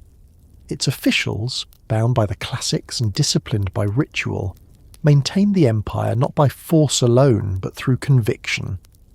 This transformation, the elevation of scholarship to governance and virtue to law, ensured that the Empire of China would endure not merely as a territory, but as a civilization governed by ideas.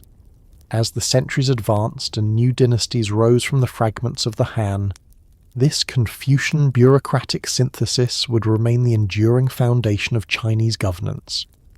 The moral architecture established in these formative centuries, where education conferred authority and virtue legitimized rule, would guide emperors, scholars, and citizens alike, shaping the rhythm of Chinese history and defining the ideal of harmony beneath heaven. The collapse of the Han dynasty did not erase the civilization it had built, it fractured it. In its place emerged a mosaic of kingdoms, rival dynasties, and shifting allegiances that would define nearly 4 centuries of political division and cultural transformation. Between the 3rd and 6th centuries CE, China underwent one of the most complex and creative periods in its history, a time of fragmentation that paradoxically gave rise to new unity in thought, art, and identity. The Age of Division, encompassing the three kingdoms, Jin, northern and southern dynasties, and countless transient regimes, saw China torn between north and south, yet bound together by a continuous civilizational thread. It was a time when warlords became emperors, nomads became rulers, and new faiths and philosophies took root in the soil of disunity.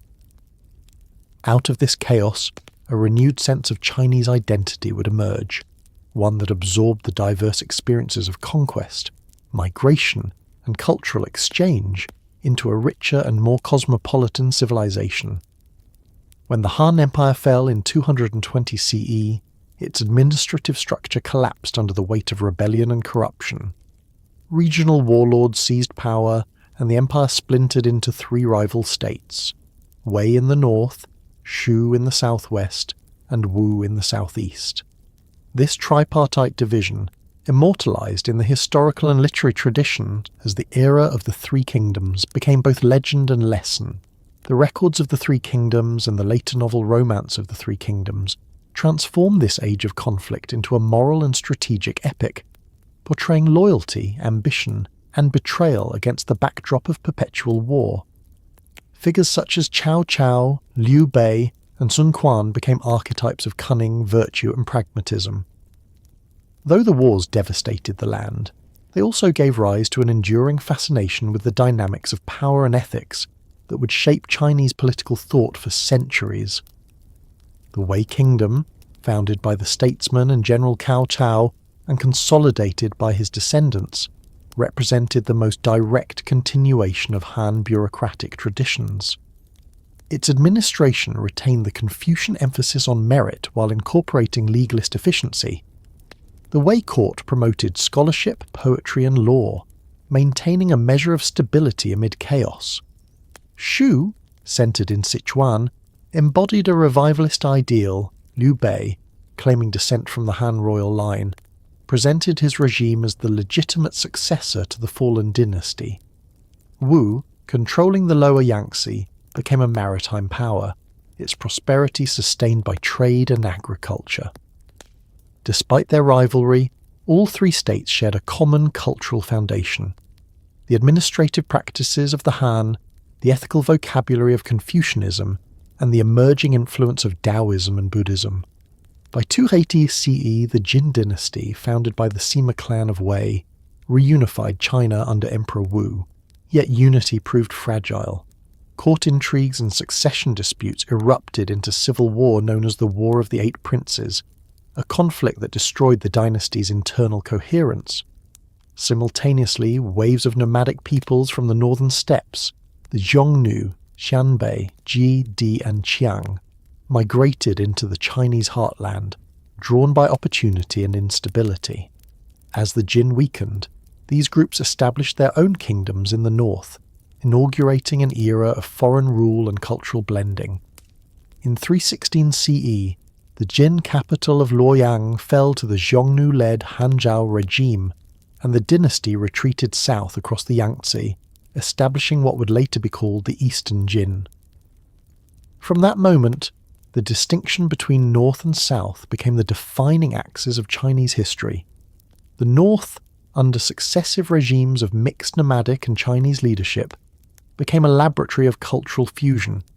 The so-called 16 kingdoms, which rose and fell in rapid succession between the 4th and 5th centuries, created an environment where diverse ethnic groups interacted within the framework of Chinese statecraft. Many non-Han rulers adopted Chinese titles, laws, and rituals to legitimize their authority, while their own military traditions and steppe customs introduced new forms of governance and mobility. The Xianbei people, in particular, would play a central role in this transformation. Under the Northern Wei dynasty, founded in 386 CE by the Tuoba clan of Xianbei origin, northern China experienced both political consolidation and cultural innovation. The Northern Wei rulers pursued an ambitious program of Sinicization. Emperor Xiaowen, reigning from 471 to 499 CE, moved the capital from Pingcheng to Luoyang and ordered the adoption of Chinese surnames, clothing, and language among the Xianbei elite. He restructured the administration along Han models, promoted Confucian education, and sponsored monumental building projects, including the magnificent Yungang and Longmen cave complexes. These cave temples, carved into cliffs and filled with colossal Buddhas and intricate carvings, represent the synthesis of Chinese, Central Asian and Indian artistic traditions. The introduction and institutionalization of Buddhism under the Northern Way transformed the spiritual landscape of China, providing a new moral and cosmological vocabulary that transcended ethnicity. While the North absorbed and transformed the cultures of its conquerors, the South, under the Eastern Jin and the succeeding Southern dynasties, Liu Song, Southern Qi, Liang, and Chen, became the refuge and reinvention of Han civilization. The migration of northern elites across the Yangtze brought with it the administrative expertise, literary traditions, and classical learning of the old empire. The region around Jiangkang, modern Nanjing, became a centre of refinement and scholarship, preserving the heritage of the Han while developing its own aesthetic and intellectual style. Cut off from the northern heartland, the southern courts cultivated an atmosphere of introspection and elegance.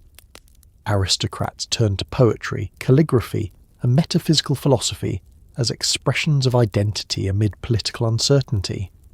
This intellectual movement, known as yuan shui or mysterious learning, represented a synthesis of Confucian ethics and Taoist cosmology. Scholars such as Wang Bi and Guo Xiang reinterpreted the Tao Te Ching and the Book of Changes as metaphysical systems, seeking to reconcile the moral order of Confucius with the natural spontaneity of Daoism. The result was a philosophy of harmony between being and non-being, structure and freedom, which shaped the aesthetics of painting, music and literature. The poetry of this era, particularly the works of Tao Yuan Ming, reflected a longing for simplicity and withdrawal from court life, expressing a serene detachment from the turbulence of politics. His depictions of rustic life and inner peace became enduring symbols of the Chinese ideal of the scholar recluse. Buddhism, introduced during the Han but flourishing in this era, further transformed both North and South.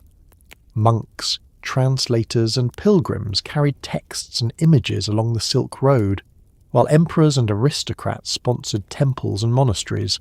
The religion's emphasis on salvation, compassion and monastic discipline offered spiritual solace amid political chaos. Chinese translators such as Kumarajiva rendered Indian sutras into elegant Chinese prose, shaping the language of Chinese philosophy. Over time, Buddhism adapted to Chinese culture, merging with Confucian ethics and Taoist metaphysics to create uniquely Chinese schools of thought, such as Tiantai, Huayan, and eventually Chan Zen. The translation projects of this period not only spread Buddhist doctrine, but also stimulated linguistic and literary development, enriching Chinese vocabulary and expression. The visual and material culture of the Age of Division reflected this synthesis of influences. In the north, the monumental Buddhas of Yungang and Longmen displayed both Indian spiritual grandeur and Chinese sculptural refinement. In the south, landscape painting emerged as a major art form, inspired by Taoist ideas of nature's harmony, and the scholars yearning for retreat. Artists like Gukaiji developed the use of line and space to evoke not just appearance, but spirit, a technique that would define Chinese art thereafter. Calligraphy achieved new expressive power as an embodiment of character. The brushstroke became both aesthetic form and moral signature. The fusion of philosophy and art transformed creativity into a medium of self-cultivation, linking spiritual insight with visual beauty. Politically, the division of North and South produced contrasting yet complementary systems. The northern dynasties emphasized militarization, land reform, and centralized control, adapting Chinese bureaucracy to frontier realities. The equal field system, introduced under the Northern Way, distributed land to peasants based on household size, ensuring stable taxation and preventing aristocratic monopolies. This policy would later influence the Tang dynasty's agrarian administration. In the south, Aristocratic clans maintained dominance through hereditary estates and scholarly prestige. The southern courts, though politically fragile, served as cultural incubators, preserving the classical traditions of poetry, etiquette, and philosophy that would later define literati culture. Despite centuries of conflict, communication between North and South never ceased. Trade, migration, and diplomacy linked the two regions. Merchants transported goods along the Grand Canal and coastal routes. Monks and scholars travelled in search of patronage or enlightenment. The exchange of ideas, technologies, and artistic forms continued, ensuring that even in division, the underlying unity of civilization persisted. By the late 6th century, both regions had developed complementary strengths. The North possessed military organisation and agrarian reform, while the South preserved cultural sophistication and bureaucratic refinement. Their eventual reunification would draw upon the achievements of both. The Age of Division thus served as an incubator of renewal. The turbulence that followed the Han collapse forced China to redefine its identity in pluralistic terms. The fusion of nomadic and sedentary cultures, the coexistence of Confucian, Daoist, and Buddhist thought, and the blending of northern vigour with southern elegance created the Tang dynasty, which spanned from 618 to 907 CE, occupies a singular place in Chinese history as the apogee of classical civilization, a period of cosmopolitan brilliance, bureaucratic refinement, artistic excellence, and global engagement. Emerging from centuries of fragmentation and civil war, the Tang transformed China into a radiant empire whose culture, technology, and diplomacy radiated across Asia. Under its emperors, especially Taizong, Gaozong, and Xuanzong, the Tang achieved a synthesis of military strength, moral governance, and aesthetic sophistication unequalled in earlier ages. Its capital, Chang'an, became the largest and most cosmopolitan city in the world, a microcosm of the empire's vast reach and cultural diversity. The Tang era was not only a political triumph, but an intellectual and artistic renaissance that shaped the very concept of what it meant to be Chinese. The rise of the Tang was born out of the collapse of the Sui dynasty, whose ambitious projects of unification had restored imperial rule, but at the cost of exhausting the population. The Sui had built the Grand Canal, reconnected North and South, and revived centralized institutions, yet their heavy taxation and failed military expeditions led to rebellion. From this turmoil emerged Li Yuan, a nobleman of mixed Chinese and Turkic heritage, who seized power in 618 CE and founded the Tang. His son, Li Shimin, later Emperor Taizong, proved to be both a formidable general and a visionary ruler. It was under Taizong that the empire truly stabilized, its boundaries secured and its governance perfected. The Tang rulers adopted the lessons of previous dynasties, the legalist efficiency of Qin, the Confucian moralism of Han, and the cosmopolitan tolerance of the northern and southern periods. They combined these legacies into a government that was strong yet flexible, authoritarian yet humane. Emperor Taizong, reigning from 626 to 649 CE, stands as one of history's most exemplary sovereigns. A pragmatic strategist, he understood that conquest alone could not sustain an empire. Legitimacy required virtue and competence. He retained capable ministers from rival factions, encouraged open criticism, and emphasized moral self-discipline. The historian and advisor Wei Zhang famously admonished the emperor with fearless candour, a relationship Taizong valued as essential to good governance. The Tang court became a centre of intellectual debate, where Confucian scholars, legalist administrators, and Buddhist monks engaged in policy discussions. The emperor's own writings and edicts reveal a blend of moral introspection and administrative clarity, reflecting his conviction that personal virtue was inseparable from state order. The Tang bureaucracy refined the systems first developed under the Han and Sui. The empire was divided into provinces, prefectures, and counties, each governed by officials appointed through meritocratic principles. The imperial examination system, expanded and formalized during this era, became the principal avenue of advancement. Candidates were tested on their mastery of the Confucian classics, historical knowledge, and literary skill. The composition of regulated verse, shi, and parallel prose, fu, became measures of intellectual and moral discipline. Success in the examinations conferred both prestige and access to the machinery of government, creating an elite bound not by birth but by education. This system institutionalized the Confucian ideal of rule by the virtuous and learned, reinforcing a social order that valued intellect above inheritance. The administrative complexity of the Tang state was matched by its economic vitality.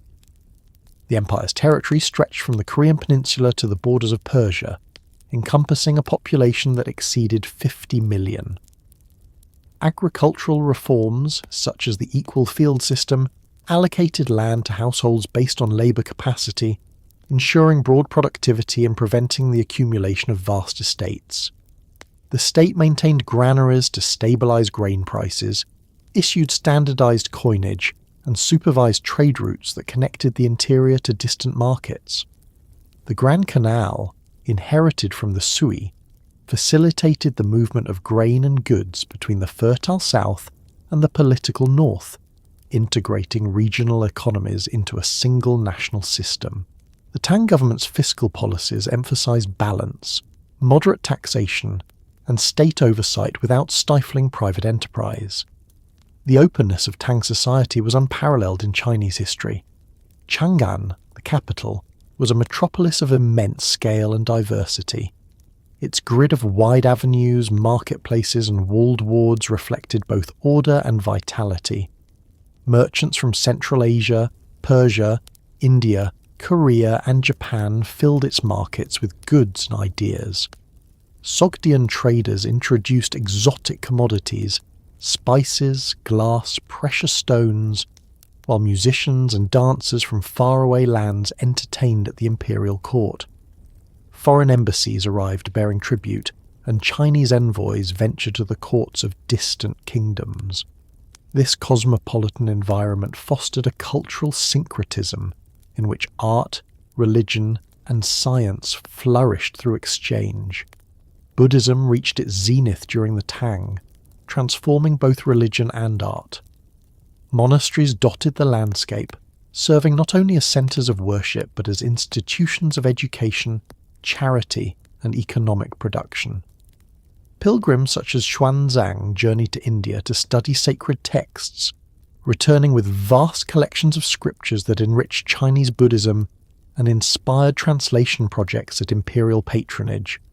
The blending of Buddhist, Confucian, and Daoist philosophies produced a tolerant spiritual culture in which metaphysical inquiry complemented moral governance. The great cave temples of Dunhuang, the towering statues at Longmen, and the poetic hymns of monks and scholars alike testify to the era's religious vitality. Tang art and literature reflect the synthesis of discipline and freedom that defined the age. Poetry, the supreme literary form of the period, achieved a refinement and emotional depth that has never been surpassed. The regulated verse perfected by poets such as Li Bai, Du Fu, and Wang Wei became both personal expression and moral reflection. Li Bai's romantic imagery celebrated the spontaneity of spirit. Du Fu's realism chronicled the suffering of war and the duty of compassion. Wang Wei's contemplative minimalism united the aesthetics of Buddhism and nature. Together their works articulated the Tang ideal of harmony between human feeling and cosmic order. Calligraphy, painting, and music similarly attained classical maturity, guided by principles of balance, rhythm, and restraint. Science and technology advanced alongside the arts. Tang astronomers refined celestial charts and timekeeping instruments. Physicians compiled comprehensive medical texts that synthesized empirical observation with cosmological theory. Engineers improved the design of canals, bridges, and weaponry. The state's concern for accurate record-keeping and communication led to innovations in printing and paper production, foreshadowing later revolutions in knowledge dissemination. The openness of the empire to foreign learning introduced new techniques in mathematics, cartography, and pharmacology, reflecting a spirit of curiosity that transcended national boundaries. The Tang military, disciplined and professional, maintained stability across the vast empire. Its frontier garrisons along the Silk Road secured trade routes and defended against nomadic incursions. The empire's diplomatic system, known as the tributary network, integrated neighbouring states into a hierarchy of symbolic submission and material exchange. Korea, Japan, Vietnam, and Central Asian kingdoms acknowledged Chinese suzerainty, adopting elements of Tang culture and governance while retaining autonomy. Through diplomacy as much as conquest, the Tang extended China's influence across the known world, establishing itself as both cultural beacon and political arbiter. Yet the very expansiveness of Tang power contained the seeds of strain. The Aleutian Rebellion, which erupted in 755 CE, shattered the empire's stability. The uprising, led by a frontier general of mixed Sogdian and Turkic descent, devastated the heartland and exposed the fragility of imperial control. The rebellion's suppression took years and drained the treasury, while millions perished. Though the dynasty survived, it emerged weakened, its central authority eroded. Provincial military governors, jiedushi, gained autonomy, foreshadowing the fragmentation of later centuries. The memory of the rebellion haunted Chinese political thought, reinforcing the Confucian warning that prosperity without moral vigilance leads to ruin. Despite its decline, the Tang cultural legacy remained undiminished. The dynasty's final centuries saw continued innovation in literature, art, and religion. The capital remained a centre of learning and diplomacy, though power shifted toward regional warlords. In 907 CE, the dynasty finally fell, giving way to the period of 5 dynasties and 10 kingdoms. Yet even in fragmentation, the memory of Tang splendour endured as the benchmark of civilization. Later dynasties, Song, Ming, and Qing, would look back upon it as the classical model of harmony between power and culture, authority and tolerance. The Tang dynasty stands as the culmination of classical Chinese civilization because it realized the ideal of balance between unity and diversity, tradition and innovation, moral governance and worldly sophistication. Its achievements in administration, art, religion, and international exchange created a legacy that transcended its political boundaries. The poets and painters of its courts and monasteries captured the rhythm of nature and the transience of human life with a precision that mirrored the empire's own arc, from order to splendour, from splendour to decline. Through its cosmopolitanism, the Tang opened China to the world and in doing so defined the cultural self-confidence that would sustain later generations. Its bureaucrats embodied the Confucian ideal of service, its scholars shaped the intellectual canon, and its artists gave form to the ineffable harmony between humanity and heaven. The Tang world was one in which merchants from Samarkand and monks from India could walk the streets of Chang'an, where imperial decrees travelled along roads lined with poems, and where power itself was adorned with grace. When future dynasties sought to recover the essence of civilization, they looked to the Tang not merely as a memory but as a measure, the standard of what it meant to govern wisely, to live beautifully, and to harmonize the world beneath heaven. Its grandeur, tempered by tragedy, became the eternal reference point of Chinese identity. An empire that reached outward to embrace the world, yet looked inward to refine the spirit. The Song dynasty, lasting from 960 to 1279 CE, represents one of the most intellectually dynamic and economically transformative eras in Chinese history. Where the Tang had embodied the grandeur of empire and the splendour of cosmopolitan culture, the Song achieved refinement through introspection, innovation, and organisation. It was a civilization that turned from conquest to cultivation, from territorial expansion to intellectual mastery, and from aristocratic hierarchy to bureaucratic meritocracy. The Song world was one of scholars and merchants, inventors and administrators, where the ideals of Confucian governance and the energies of an urban commercial society merged into a new model of civilization. Its cities became laboratories of progress, its officials instruments of reform, and its thinkers architects of moral and metaphysical systems that would shape East Asia for centuries. The dynasty arose from the wreckage of the 5 dynasties and 10 kingdoms, a half-century of regional fragmentation following the fall of the Tang. Zhou Guangyin, a military commander under the later Zhou, seized the throne in 960 and took the title Emperor Taizu, founding the Song. His strategy differed from his predecessors. Rather than relying on warlords, he sought to neutralize them through policy and persuasion. By systematically rotating generals, offering them honors and pensions instead of power, and consolidating the control of the central bureaucracy, he established a stable foundation for the state. The Song reunified much of China proper, though not the northern frontier territories held by nomadic empires, and created a government that prized civil administration above military command. The scholar official, not the general, became the empire's exemplar. The structure of Song government represented the culmination of centuries of bureaucratic evolution. Its hierarchy was precise, its functions specialized, and its recruitment based on education rather than birth. The imperial examination system, refined to an unprecedented degree, became the principal mechanism of state selection. Candidates, drawn from all regions and classes, competed in local, provincial, and metropolitan examinations that tested their command of classical texts, their moral reasoning, and their literary skill. Success in these examinations conferred entry into the prestigious ranks of the bureaucracy, while failure often meant years of continued study or withdrawal into private scholarship. The system created a vast class of literati, men whose lives revolved around books, writing, and the ideals of Confucian governance. Under the Song, the curriculum of the examinations was standardized and the format formalized. Candidates composed essays on canonical themes, employing balanced parallel prose that demanded both intellectual rigor and aesthetic grace. The mastery of style became inseparable from the mastery of thought.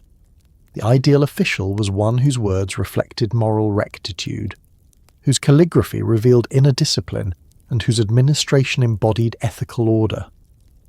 This system, though criticized for its rigidity, fostered a culture of meritocracy unparalleled in the medieval world.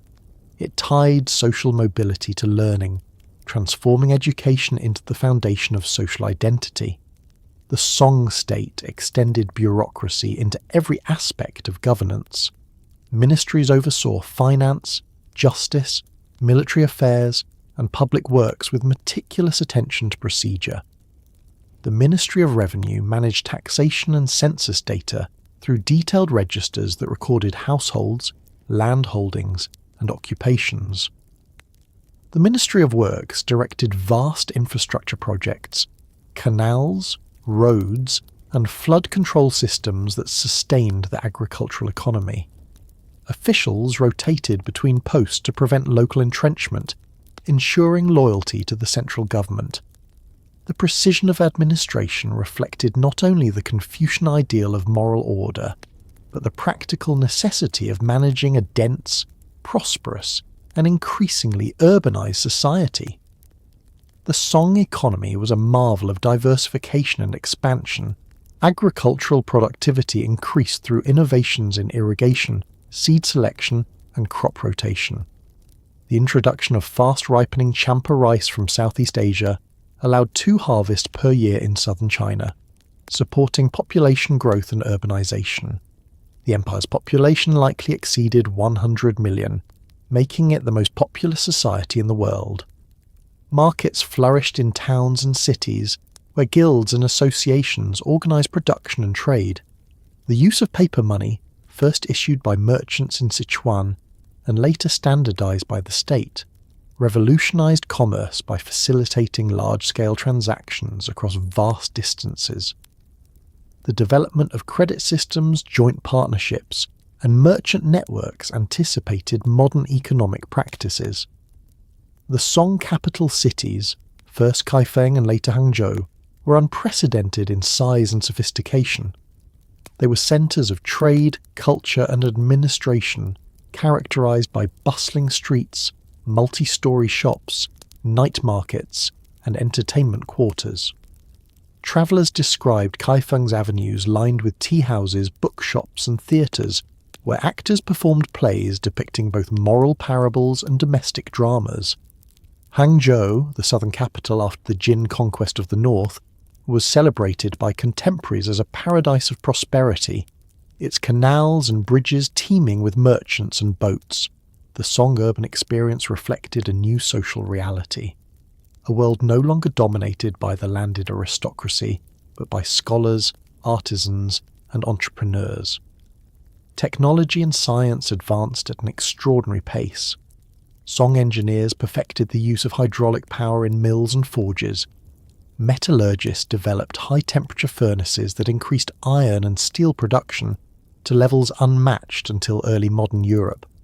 The invention of gunpowder, initially used for fireworks and signal flares, gradually found military applications, altering the nature of warfare. Printing, which had begun in the Tang period, was transformed by the invention of movable type and the expansion of commercial publishing. Books, once the preserve of elites, became accessible to a growing literate public. This proliferation of texts fostered intellectual exchange and popular education, strengthening the moral and cultural unity of the realm. The Song were also innovators in navigation and maritime trade.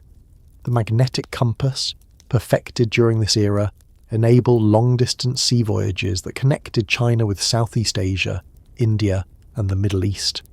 Chinese junks, large and seaworthy, carried silk, porcelain and metal goods across the seas in exchange for spices, gems and exotic woods.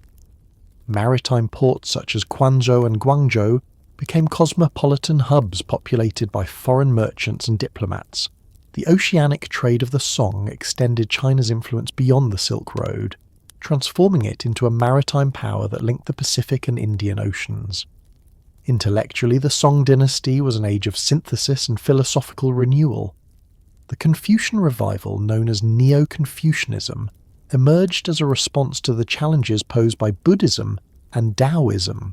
Thinkers such as Zhou Dunyi, Cheng Yi, Cheng Hao, and later Zhu Xi sought to reinterpret the Confucian classics in metaphysical terms. They proposed that moral cultivation and self-discipline aligned human nature with the underlying principle of the universe, the Li, or rational order. To understand Li through study and reflection was to participate in the harmony of heaven and earth. This philosophy emphasized both introspection and ethical activism, providing the literati with a moral framework suited to an age of bureaucratic responsibility. Zhu Xi's synthesis of Neo-Confucian thought eventually became the orthodox curriculum of the imperial examinations for centuries thereafter, defining the moral and intellectual life of East Asia.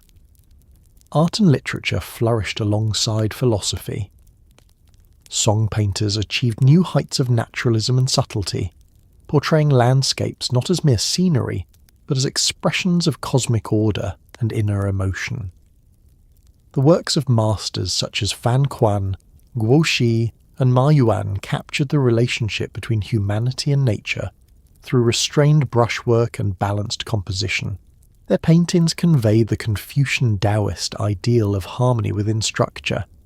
Calligraphy reached similar refinement, regarded as the visible manifestation of character. Poetry continued to thrive, its tone more introspective than the exuberance of Tang verse. The CI lyric, set to music and exploring themes of transience and longing, became the signature form of the era.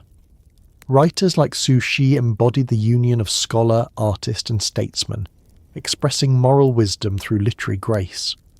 Religion remained a vibrant force in Song society, marked by coexistence rather than conflict.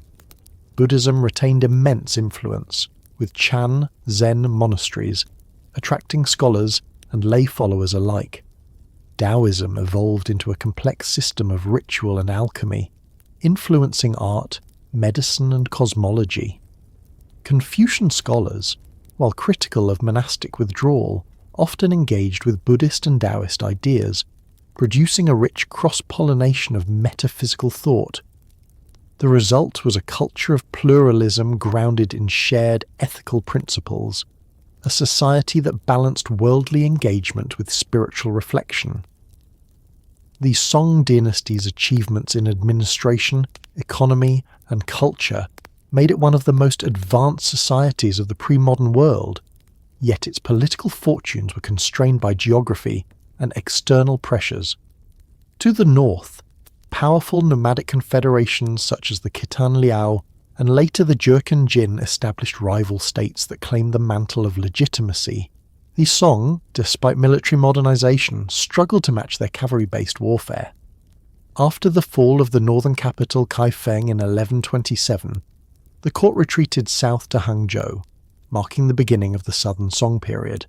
Though territorially reduced, the Southern Song remained economically vibrant and culturally creative, demonstrating that the essence of civilization lay not in conquest but in cultivation. The Southern Song government maintained stability through diplomacy and naval strength, relying on fortified borders and maritime trade rather than territorial expansion. The economy continued to flourish, supported by advanced taxation systems and state monopolies in salt and tea. The scholar officials of this era, men like Yue Fei and Wen Tianxiang, embodied the Confucian ideal of loyalty amid adversity, their steadfastness becoming moral legends for later generations. Intellectual life deepened rather than declined. The Southern Song academies became centres of philosophical debate, where Zhou systematized Neo-Confucianism into an enduring doctrine. The Song dynasty's eventual fall to the Mongols in 1279 ended an age of introspective refinement, yet its influence proved indelible. The institutions it perfected, bureaucratic meritocracy, examination culture, technological innovation, and commercial enterprise, became the structural foundation of Chinese civilization. Its humanism, rooted in Confucian ethics yet enriched by scientific curiosity and artistic subtlety, defined the spirit of later dynasties. The Song world demonstrated that power could reside in intellect, prosperity in trade, and legitimacy in virtue. In the centuries that followed, Chinese scholars would look back upon the Song not as an empire of conquest, but as a civilization of the mind, a realm where philosophy guided governance, inventions served humanity, and art revealed the quiet order of the universe. Its streets lined with markets and libraries, its officials absorbed in study, its thinkers probing the nature of existence, all reflected a society where moral reason and material progress coexisted in harmony. The Song dynasty stands as proof that civilization's highest achievements arise not from domination, but from reflection, not from empire's sword, but from the scholar's brush. The Mongol conquest of China and the subsequent establishment of the Yuan dynasty marked one of the most dramatic and transformative periods in Chinese history. It was a time when the rhythms of nomadic conquest collided with the traditions of agrarian civilization, and the political logic of the steppe reshaped the bureaucratic order of the empire. The Mongols, under the leadership of Genghis Khan and his descendants, forged an empire that stretched from the Pacific Ocean to the plains of Hungary, the largest contiguous land empire in human history. When they turned their attention to China, they encountered not only a formidable realm of walls, cities, and scholars, but a civilization whose cultural depth and administrative sophistication had few parallels in the world. The resulting synthesis, the Yuan dynasty, was both an experiment in governance and a crossroads of civilizations, blending the ferocity of conquest with the precision of bureaucracy and the vast mobility of the steppe with the settled order of the Chinese world. The origins of Mongol power lay far beyond the frontiers of China in the cold grasslands of the Onon and Kurlan rivers, where Genghis Khan, born Temujin in 1162, united the fractious nomadic tribes of the Mongolian plateau. Through military genius, charisma, and ruthless discipline, he created a confederation bound by loyalty rather than lineage, merit rather than birth. The nomads' mastery of mobility, archery, and coordinated strategy allowed them to defeat the larger and wealthier sedentary states on their periphery. Genghis Khan's campaigns were characterized by precision, adaptability, and psychological warfare. His armies could travel hundreds of kilometers a day, their horses sustained by the open grasslands that supplied both speed and sustenance.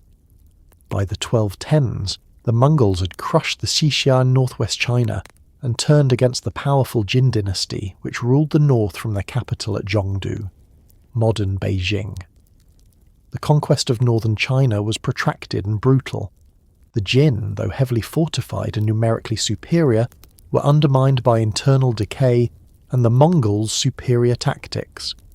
The Mongols besieged and systematically destroyed major cities, using captured engineers to construct siege engines and catapults. In 1215, Zhongdu fell after a prolonged siege, its population massacred, and its lands incorporated into the expanding Mongol Empire. Genghis Khan's campaigns continued westward into Central Asia, leaving his generals to administer the conquered Chinese territories. The Mongol presence in northern China was initially exploitative rather than administrative, emphasizing tribute and tribute gathering rather than governance. Yet over time, as the conquest deepened, the Mongols began to adopt elements of Chinese administration to manage the sedentary population, marking the first step towards synthesis. After Genghis Khan's death in 1227, his successors divided the empire into khanates, yet China remained a central prize. The final phase of conquest fell to his grandson Kublai Khan, who would become the architect of the Yuan dynasty. Kublai was not merely a conqueror, but a statesman and intellectual, educated in both Mongol and Chinese traditions. He recognized that ruling China required more than military power. It required legitimacy within the framework of Chinese civilization. While maintaining the steppe traditions of his ancestry, Kublai embraced the symbols and institutions of Chinese kingship. In 1260, he assumed the title of Great Khan, establishing his capital at Dadu, modern Beijing, and in 1271, he proclaimed the founding of the Yuan dynasty, adopting the dynastic title Yuan to signify the cosmic principle of origin. The conquest of the southern Song, the last bastion of native Chinese rule, was arduous and drawn out. The Song's formidable navy and fortified riverine defences delayed the Mongol advance for decades. Kublai's forces, employing both northern cavalry and southern mariners, waged a relentless campaign that combined siege warfare with naval assaults. In 1276, the Song capital at Hangzhou surrendered, and by 1279, after the death of the child Emperor Zhao at the Battle of Yamen, the dynasty was extinguished. For the first time in history, all of China, from the steppes of Mongolia to the jungles of the south, was unified under foreign rule. The Yuan dynasty thus became not only a political unification, but a cultural confrontation, bringing together pastoral and agrarian worlds under one sovereign authority. Kublai Khan's government represented a deliberate attempt to reconcile the administrative traditions of China with the imperial practices of the Mongols. He retained the basic framework of Chinese bureaucracy, the central secretariat, the ministries of finance, rights, war and justice, but placed Mongols and other non-Chinese peoples in the highest offices. The empire was organised into a fourfold caste hierarchy. At the top were the Mongols, below them the Semuren, or various sorts of people from Central and Western Asia, followed by the Hanren, the northern Chinese and those from former Jin territories, and at the bottom the Nanren, or southern Chinese, who had belonged to the conquered Song. This system reflected both pragmatism and prejudice. It ensured loyalty from the conqueror's allies while limiting Chinese access to the upper echelons of power. Yet Kublai's reign was not characterized solely by repression. He sought to govern effectively. blending Mongol pragmatism with Chinese statecraft. The Yuan administration preserved the Confucian bureaucracy and continued the imperial examination system, though it was suspended for a time to favour Mongol appointments. Kublai established a new legal code that combined Chinese precedents with Mongol customs, balancing the demands of pastoral and agrarian societies. He adopted Chinese rituals, honoured Confucian scholars, and sponsored the compilation of histories and encyclopedias to demonstrate continuity with earlier dynasties. His rule exemplified the Mongol capacity for adaptation. While the steppe remained the spiritual homeland of his empire, the palace at Dadu became the administrative centre of a multi-ethnic, multicultural realm. The Yuan economy was vast and complex, integrating Eurasia into a single system of exchange. The Mongols revived and secured the Silk Road, ensuring the safe passage of merchants and travellers across the continent. Trade flourished between China, Central Asia and the Middle East, introducing foreign goods, technologies and ideas. Paper money, or jiaochao, became the primary medium of exchange, issued in standardised forms by the state and backed by silver reserves. The expansion of commerce fostered the growth of cities and enriched both native and foreign merchants. The empire's ports, particularly Quanzhou, became centres of international trade, hosting communities of Persian, Arab and Indian traders. Maritime commerce expanded alongside overland routes, linking China to the Indian Ocean network and even to ports of Africa. Cultural exchange under the Yuan reached unprecedented levels. The Mongol court employed administrators, engineers and artisans from across the empire's vast territories. Muslim architects introduced new styles of design and construction, visible in the domes and arches of Yuan-era buildings. Persian astronomers and mathematicians collaborated with Chinese scholars, advancing the study of celestial observation and calendrical science. The empire's openness to foreign expertise produced a flowering of cross-cultural knowledge. The famous Venetian traveller Marco Polo, who served in Kublai Khan's administration for nearly 2 decades, described with astonishment the wealth, efficiency and cosmopolitanism of the Yuan Empire, bringing its image to Europe as a land of splendour and order. Religion under the Yuan was pluralistic. The Mongols, traditionally tolerant in spiritual matters, extended patronage to Buddhism, Islam, Christianity and Daoism alike. Kublai favoured Tibetan Buddhism, inviting lamas to his court and elevating the religion's status within the empire.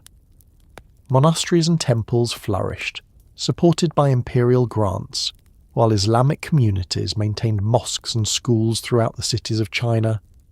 Nestorian Christians, long present in the Tang and Song periods, enjoyed renewed protection under Mongol rule.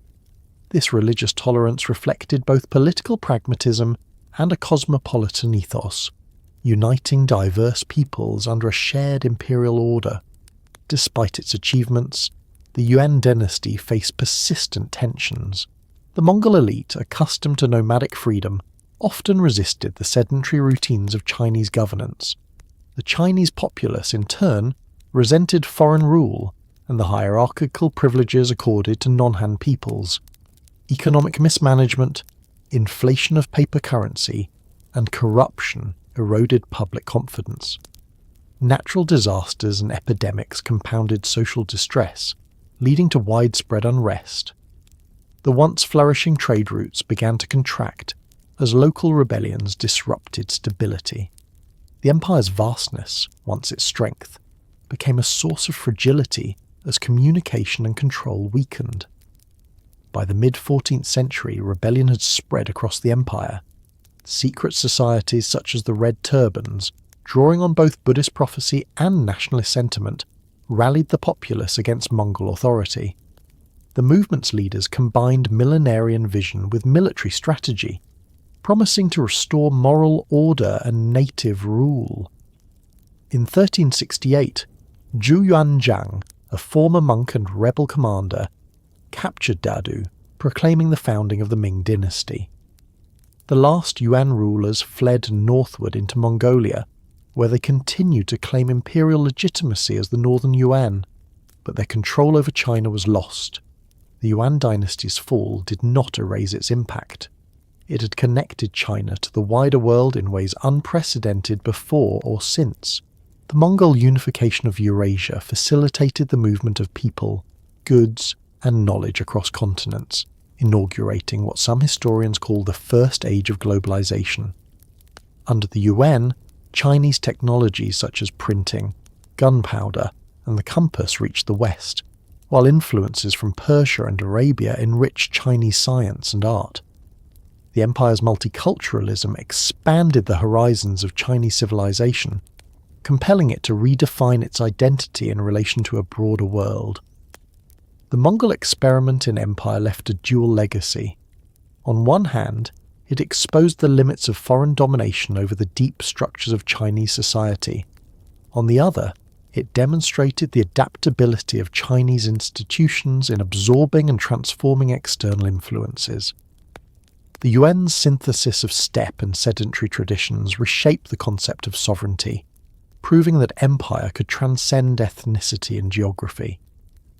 The subsequent Ming dynasty would inherit not only the administrative machinery and global connections established by the Mongols, but also the ambition to reassert Chinese moral and political centrality in the world. The Yuan period thus stands as both disruption and continuity, a moment when the Chinese world was conquered, connected, and transformed, only to re-emerge renewed. The Mongol experiment in rule tested the endurance of Chinese civilization, and in doing so confirmed its capacity to absorb, adapt, and endure. When the Ming arose to reclaim the mandate of heaven, it did so upon foundations laid by the empire of the steppe, a China more open, more complex, and more deeply aware of its place within the vast expanse of the world beyond its walls. The Ming dynasty, which lasted from 1368 to 1644 CE, stands as one of the most emblematic and enduring chapters in the long history of Chinese civilization. Emerging from the ashes of Mongol rule, it restored native sovereignty and reaffirmed the moral and cultural foundations that had defined the empire for millennia. Yet the Ming was not merely a return to tradition, it was also a moment of transformation, ambition, and paradox. Under its emperors, China became both outward-looking and inward-turning, a power that projected its influence across the oceans and yet eventually withdrew behind its walls.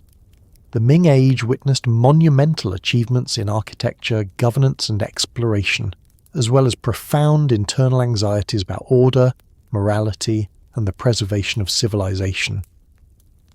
It was a dynasty of grandeur and vigilance, of boundless energy restrained by the fear of chaos, a world simultaneously confident in its centrality and cautious of its own fragility. The dynasty's founder, Zhou Yuanzhang, later known as Emperor Hongwu, embodied the social upheavals that had given rise to the new era.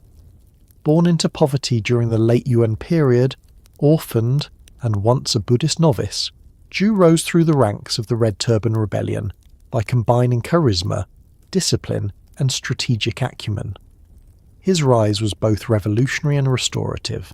When his forces captured Dadu in 1368 and proclaimed the founding of the Ming, he declared not only the expulsion of the Mongols, but the revival of Chinese moral order. Moving the capital to Nanjing, he set out to rebuild an empire that was to be at once powerful, righteous, and self-sufficient. Hongwu's reign established the institutional foundations of Ming governance. Determined to prevent the corruption and tyranny that had plagued the Yuan, he centralized authority in the throne while dismantling many of the intermediary power structures that might challenge it. The military governors and hereditary nobles of the past were curtailed or eliminated. The bureaucracy, though vast, was subordinated directly to the emperor, who personally reviewed petitions, appointed officials, and issued edicts. The administrative structure consisted of 6 ministries: personnel, revenue, rights, war, justice, and works, supported by regional inspectorates that monitored performance. The civil service examinations were reinstated and expanded, ensuring that officialdom rested once again on Confucian learning and merit. Hongwu viewed governance as an extension of moral discipline. His ancestral instructions, a compendium of edicts and principles, served as both a manual for rulers and a moral catechism for subjects. He emphasized frugality, diligence, and filial piety, denouncing luxury as the seed of decline. Law under his reign was harsh, reflecting his conviction that moral virtue required strict enforcement. The Great Ming Code, completed in 1397, systematized legal practice across the empire and remained a cornerstone of Chinese jurisprudence for centuries. It balanced punishment with ethical guidance, prescribing penalties while articulating moral expectations. Through its provisions, the state became both guardian and moral educator of the people. Agriculture formed the heart of Hongwu's vision for stability. He distributed land to peasant households, reduced taxes, and promoted communal self-sufficiency.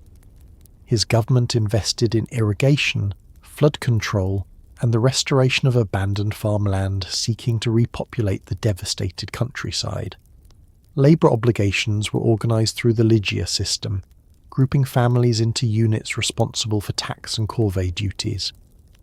The emperor's ideal was a rural order in which each household worked its land, obeyed its elders, and upheld social harmony.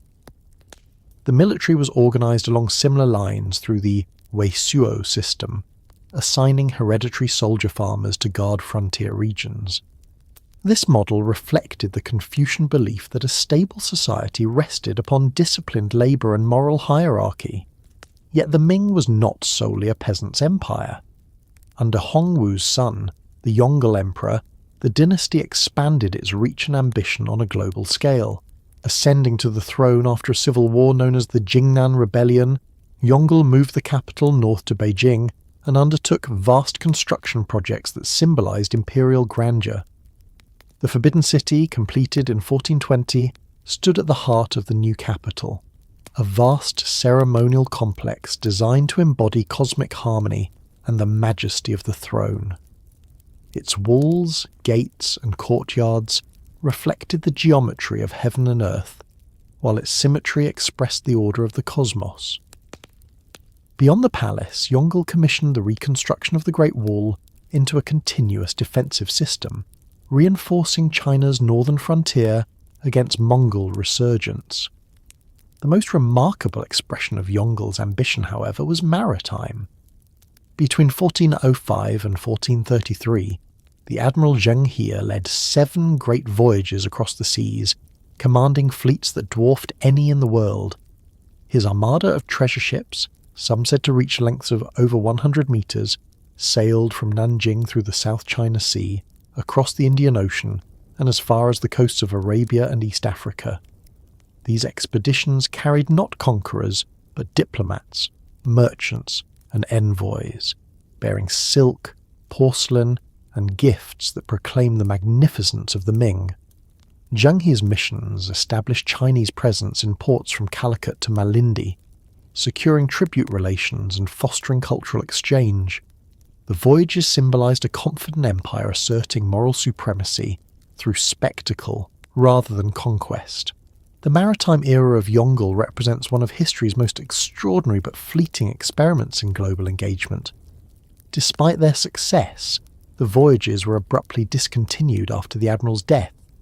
The reasons were manifold: the enormous cost, the absence of direct military or economic return, and the court's growing belief that stability depended on self-containment rather than expansion.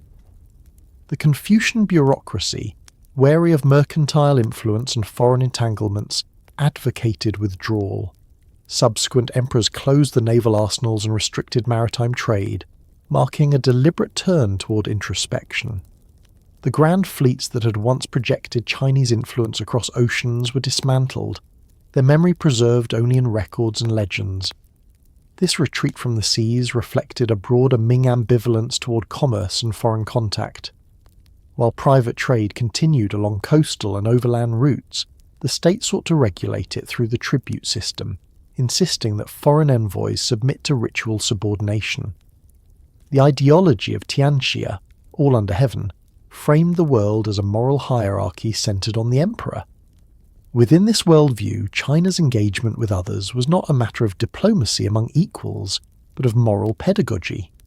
The empire's wealth and stability were to be preserved through balance and restraint, not through outward expansion. Despite its conservative posture, the Ming economy flourished. Agricultural productivity remained high, supported by new crops introduced from abroad, sweet potatoes, maize and peanuts, that diversified food sources and mitigated famine. Urban markets expanded, craft industries prospered, and internal commerce grew through improved transport networks. Silver, imported from Japan and later from Spanish America, became the medium of exchange, integrating China into a global economy. The growth of trade fostered a wealthy merchant class whose patronage sustained art, literature, and urban culture. The tension between Confucian ideals of frugality and the reality of commercial opulence became one of the defining contradictions of the era. The arts of the Ming reached extraordinary refinement. Porcelain production, centered at Jingdezhen, achieved technical perfection and global demand. Blue and white wares, adorned with intricate motifs, became symbols of both imperial taste and international trade. Painting flourished in both the professional and literati traditions. The court-sponsored academy continued the meticulous style of earlier dynasties, while scholar painters emphasized individual expression through brushwork and restraint. Calligraphy, architecture, and decorative arts reflected the balance between elegance and order that defined Ming aesthetics. The printing industry expanded dramatically, making books, encyclopedias, and illustrated novels available to a broader readership than ever before. Literary works such as Journey to the West, Water Margin, and The Romance of the Three Kingdoms captured the imagination of a populace increasingly literate and engaged with moral storytelling. Intellectually, the Ming witnessed both consolidation and introspection. Neo-Confucian orthodoxy, established during the Song, continued as the foundation of education and state ideology, but it underwent critical reinterpretation. The philosopher Wang Yangming challenged the rigid scholasticism of Juxi's followers, arguing that moral knowledge derived not from external study but from inner intuition. His doctrine of the unity of knowledge and action emphasized the innate capacity for goodness within each person, democratizing moral cultivation. This ideal of self-awareness resonated deeply in a society where bureaucratic formalism often stifled creativity. Wang's thought inspired generations of scholars, officials and reformers, shaping the moral psychology of late imperial China. The later centuries of Ming rule were marked by both brilliance and strain. The dynasty's centralization, though effective in its early decades, gradually bred rigidity and corruption. Eunuchs, once confined to ceremonial roles, gained immense influence within the court, manipulating appointments and revenues. The power of the Eastern Depot, the secret police, spread fear among officials and commoners alike. Fiscal pressures mounted as military campaigns against Mongols, pirates, and internal revolts drained the treasury. Natural disasters and epidemics exacerbated social distress, while silver inflation destabilized the economy. Despite these challenges, Ming society remained remarkably resilient. Local governance thrived through the efforts of the scholar gentry, who mediated between state and community, organizing education, charity, and public works. Village schools and lineage associations reinforced moral order at the grassroots level. The family, bound by Confucian ethics, remained the primary unit of social stability. Ritual manuals, moral tracts, and family instructions proliferated, reinforcing the idea that personal virtue sustained imperial harmony. By the early 17th century, however, the cumulative weight of internal weakness and external pressure became overwhelming. Corruption eroded confidence in the court, peasant uprisings spread across the countryside, and fiscal collapse crippled the military. In 1644, rebel forces under Li Zicheng captured Beijing, and the last Ming Emperor Chongzhen took his own life upon a hill behind the Forbidden City. Almost simultaneously, Manchu armies from the northeast entered the capital, establishing the Qing dynasty. The Ming had fallen, but its cultural and moral legacy endured. The Ming dynasty's grandeur lay not only in its monuments and conquests, but in its synthesis of moral governance and material achievement. It reasserted the ideals of Confucian order while engaging, however briefly, with a world of expanding horizons. The Forbidden City, the Great Wall, and Zhenghe's treasure fleet stand as symbols of its dual spirit, monumental confidence and introspective caution. Its artisans refined beauty to perfection. Its scholars probed the depths of conscience. Its merchants connected China to the global economy. The Ming world was thus both ancient and modern, a civilization secure in its continuity yet aware of its vulnerability. When later generations looked back upon the Ming, they saw in it a mirror of both triumph and warning. It demonstrated the heights that discipline and virtue could achieve, and the dangers that followed when vigilance waned. The Ming dynasty redefined the balance between openness and isolation, ambition and restraint, proving that even the most luminous empire must contend with the limits of its own humanity. In its rise and fall, the Ming revealed the enduring truth of Chinese history, that greatness lies not merely in power, but in the continuous effort to preserve moral harmony amid the shifting tides of the world. The Qing dynasty, which endured from 1644 to 1912 CE, stands as both the final imperial era of China and one of the most complex and consequential in its long history. Founded by the Manchus, a people of the northeastern steppe and forest frontiers, the Qing ruled a realm larger and more diverse than any of its predecessors. They inherited the administrative sophistication of the Ming while imposing their own martial discipline and frontier traditions. Under their reign, China reached its maximum territorial extent, achieved demographic expansion on an unprecedented scale, and experienced both the confidence of imperial mastery and the turbulence of modern transformation. The Qing dynasty was a study in paradox, foreign yet profoundly Sinicized, conservative yet reformist, powerful yet vulnerable to the currents of global change that would eventually sweep away the world of emperors. The origins of the Qing lie among the urchin tribes of Manchuria, whose confederation was united in the early 17th century under the leadership of Nurhaci. Originally a vassal of the Ming, Nurhaci gradually consolidated power among the northeastern clans, establishing the Eight Banners system, a military and social organisation that combined tribal loyalty with bureaucratic precision. Each banner, composed of soldiers and their families, served as both a fighting unit and a mechanism of governance. This innovation allowed the emerging Manchu state to integrate warfare, administration, and identity into a single structure. Nurhaci's successor, Hongtaiji, expanded the system, adopted the dynastic name Qing, and reorganised his people into an imperial framework capable of ruling over diverse populations. When the Ming collapsed in 1644 under the twin pressures of internal rebellion and external invasion, the Manchus seized their moment. Allied with disaffected Ming generals, they crossed the Great Wall and entered Beijing, proclaiming the mandate of heaven as their own. Yet conquest did not guarantee legitimacy. The Manchus, as non-Han rulers, faced the immense challenge of governing a civilization whose cultural heritage stretched back millennia. Their solution was a careful balance between assimilation and distinction. They adopted Chinese institutions and Confucian ideology while preserving their own ethnic identity through strict regulations on language, dress, and marriage.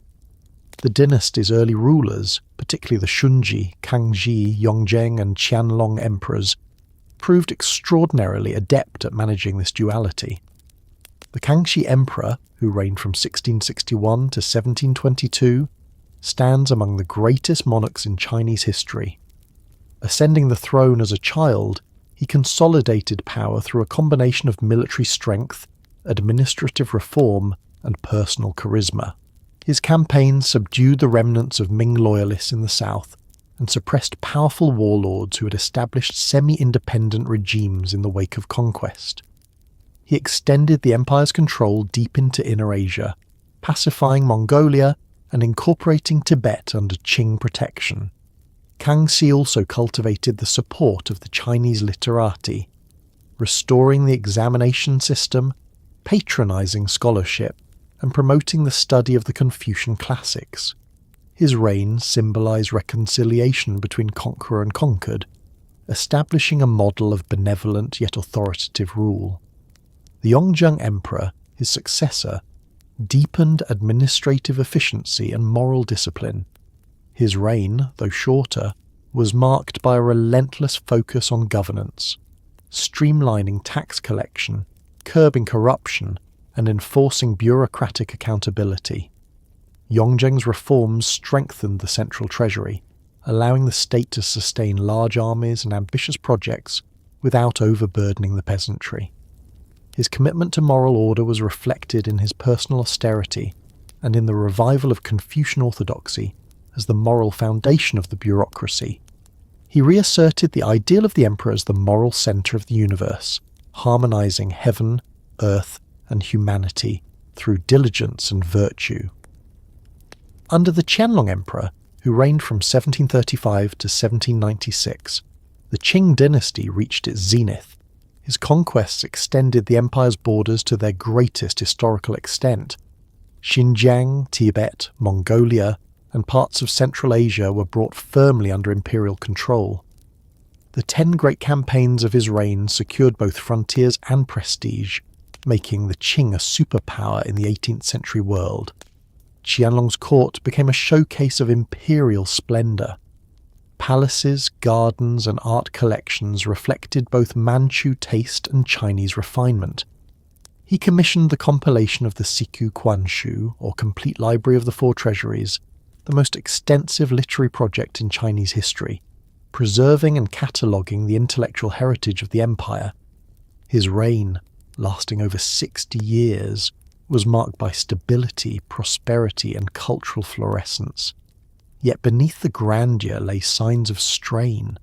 The population soared from roughly 100 million at the beginning of the dynasty to over 300 million by the end of the 18th century. This demographic explosion, while a testament to agricultural productivity and peace, placed immense pressure on land and resources. Local administration struggled to maintain order, and social mobility stagnated as the number of degree holders far exceeded available official posts. The Confucian bureaucracy, once dynamic, ossified into ritualized formalism. Wealth concentrated in the hands of powerful lineages and merchants, while peasants bore the burden of taxation and labour. The tension between moral ideal and material reality grew increasingly visible. Externally, the Qing confronted a changing world. European powers, propelled by maritime expansion and industrial transformation, began to encroach upon Asia's traditional order. The Qing worldview, grounded in the Confucian conception of Tianxia, regarded China as the moral centre of civilization. Foreign states were expected to approach as tributaries, acknowledging the emperor's supremacy. This diplomatic framework had long ensured stability, but it proved ill-suited to the emerging global system of sovereign nation-states. The famous encounter between Qianlong and the British envoy, George Macartney, in 1793, epitomised the collision of worlds. The emperor, secure in his cosmic authority, dismissed Britain's request for open trade and diplomatic reciprocity, declaring that China possessed all that it required.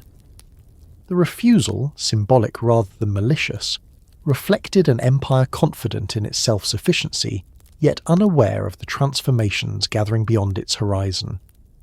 By the 19th century, the balance between tradition and modernity began to collapse. The Opium Wars, fought between the Qing and Western powers beginning in 1839, exposed the empire's military and technological inferiority. British gunboats, armed with industrial weaponry, shattered coastal defences and forced the opening of treaty ports under humiliating terms. The Treaty of Nanjing in 1842 marked the beginning of the so-called Century of Humiliation, in which foreign powers extracted concessions, carved spheres of influence, and imposed unequal treaties. The once proud empire found its sovereignty compromised and its institutions unable to adapt to the challenges of industrial imperialism. Internally, rebellion compounded the crisis. The Taiping Rebellion, led by Hong Xiuquan between 1850 and 1864, devastated vast regions of southern China. Inspired by a heterodox blend of Christian millenarianism and social egalitarianism, the movement sought to overthrow the Qing and establish a heavenly kingdom of great peace. It attracted millions of followers, created an alternative state, and caused one of the bloodiest civil wars in history. Simultaneously, other uprisings, the Nian in the north, the Muslim rebellions in Yunnan and Xinjiang, further fragmented authority. The Qing survived these cataclysms only through the emergence of regional armies, led by loyal but semi-autonomous generals such as Zheng Guofan and Li Hongjiang. The price of survival was the decentralization of power, as the empire increasingly relied on provincial leaders rather than imperial institutions. The late Qing attempted to respond through self-strengthening and reform. Beginning in the 1860s, reformers sought to modernize the military, industry and education, while preserving the moral core of Confucian civilization. Shipyards, arsenals and textile mills were established. Students were sent abroad. New schools taught Western science alongside classical learning. Yet these reforms remained limited by political conservatism and bureaucratic inertia. The ruling elite, torn between tradition and necessity, struggled to reconcile Confucian moral order with technological and institutional innovation. The Empress Dowager Cixi, who dominated court politics for decades, symbolized both the adaptability and resistance of the system, pragmatic in her manipulation of power, yet cautious in embracing change that might undermine the throne. The defeat in the First Sino-Japanese War of 1894 to 1895 delivered a profound psychological shock. Japan, once regarded as a peripheral tributary state, had modernized rapidly and now demonstrated the effectiveness of industrial reform combined with centralized nationalism. The loss of Korea and Taiwan revealed the depth of Qing weakness. Reformers such as Kang Youwei and Liang Qichao called for constitutional monarchy, administrative modernization, and educational reform.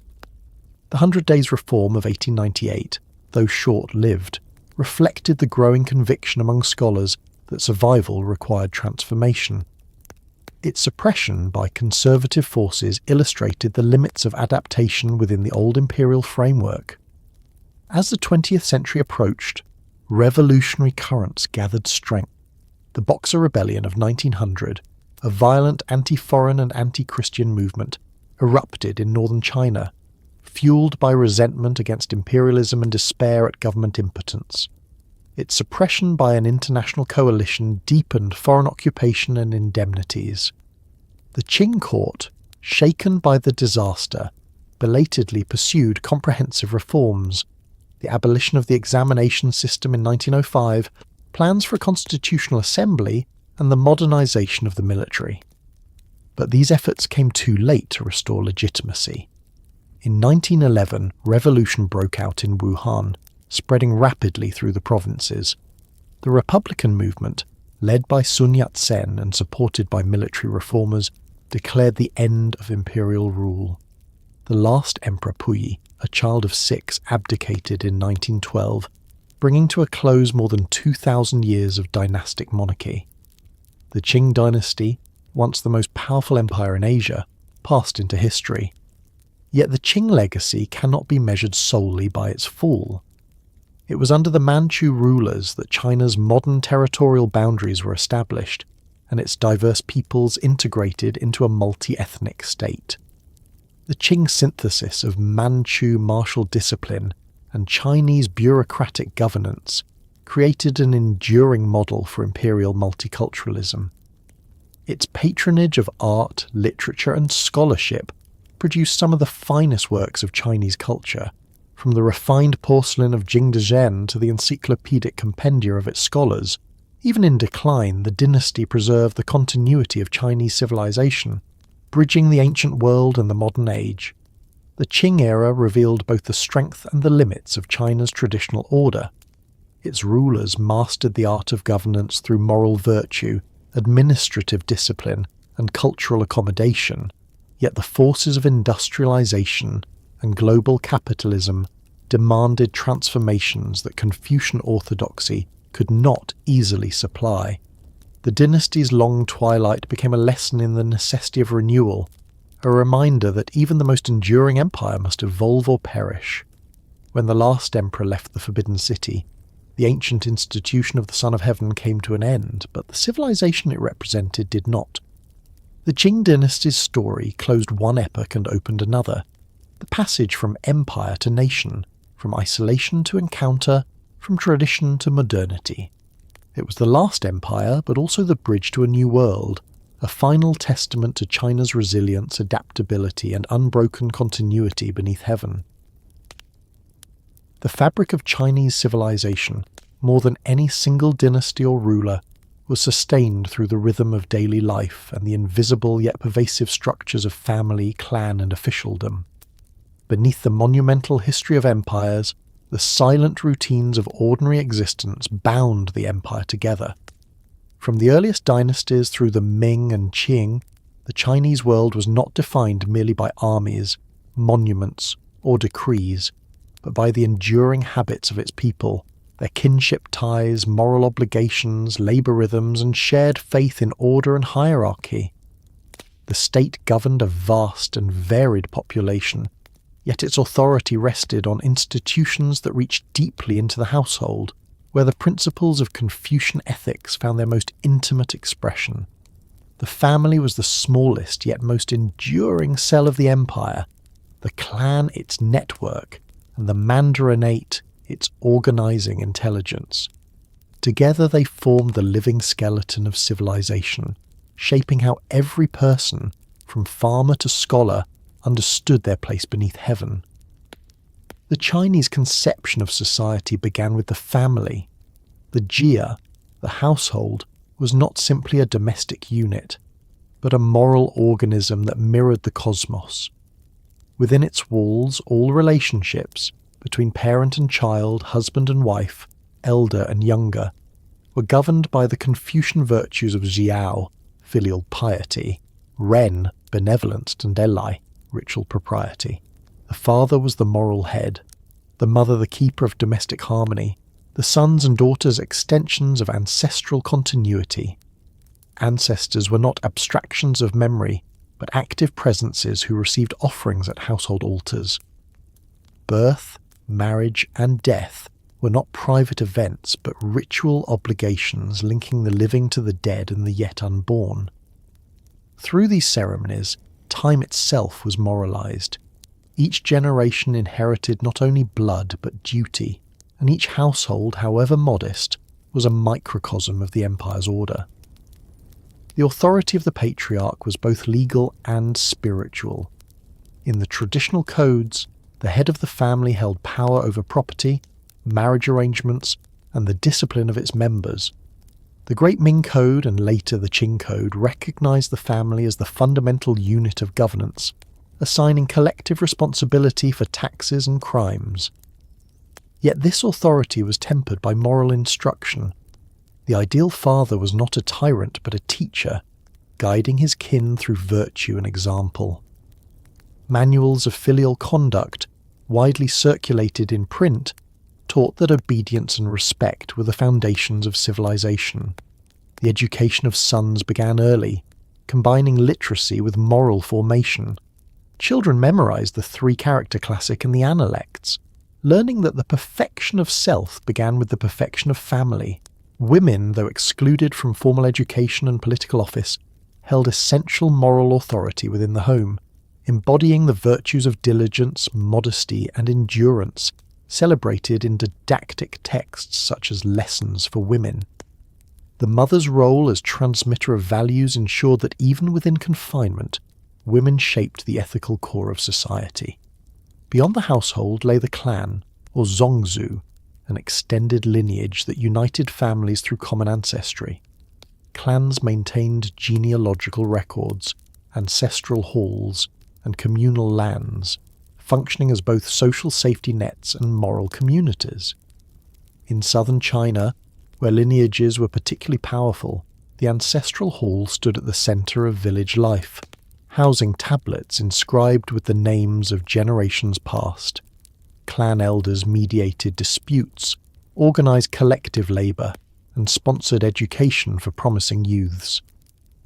The compilation of genealogies was not merely a record-keeping exercise, but a sacred duty, ensuring that the chain of descent remained unbroken.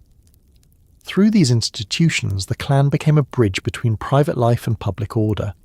Its moral authority often surpassed that of distant magistrates, binding communities through shared honour and shame.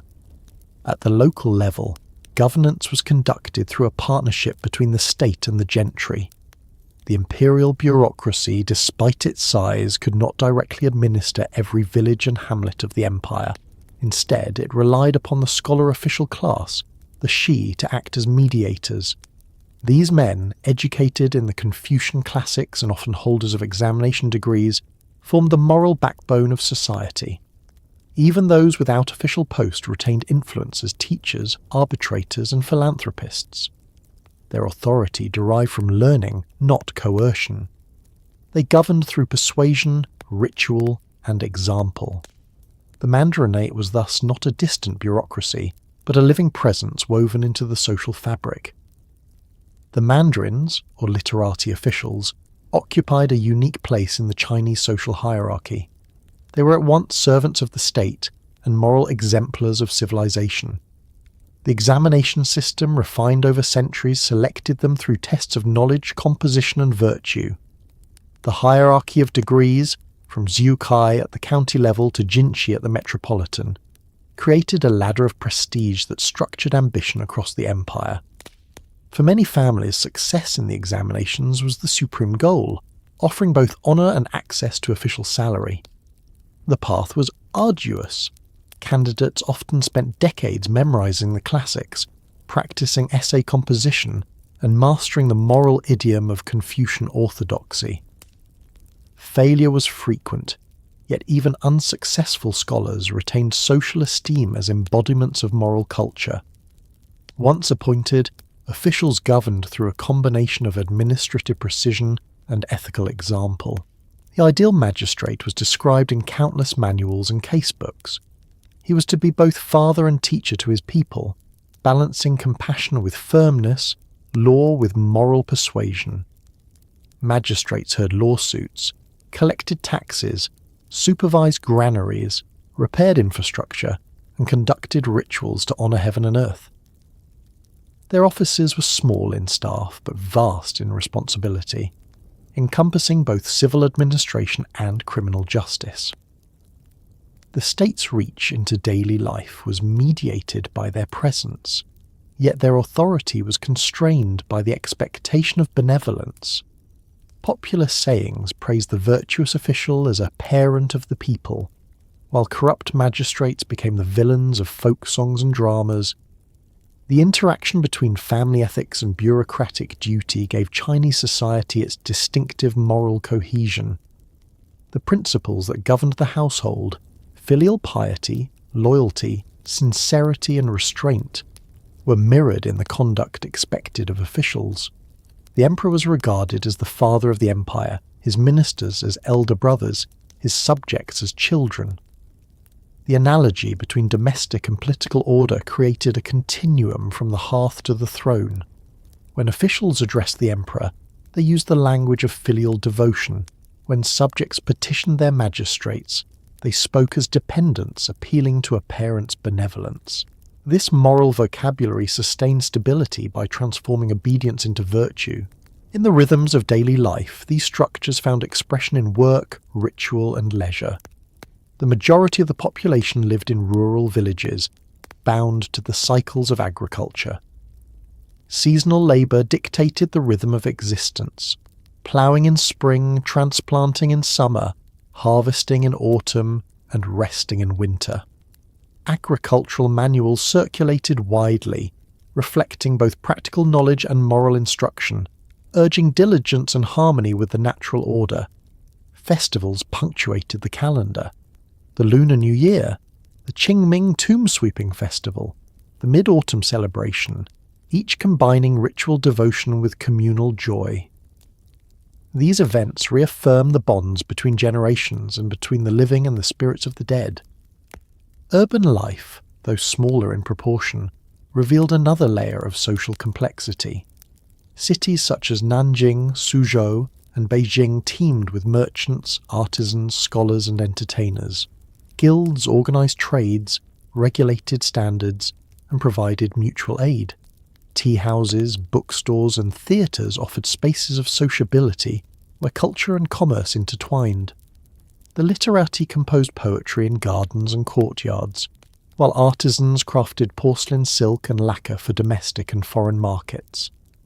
Despite Confucian ambivalence toward profit, merchants acquired social prestige through philanthropy and sponsorship of education. Wealth, when expressed through benevolence, could become a form of virtue.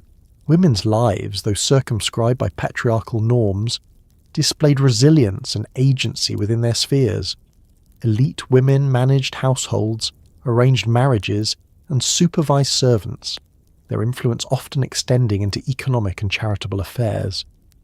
Widows who remained faithful to deceased husbands were celebrated as paragons of virtue, while talented women poets and painters found limited yet meaningful outlets for expression.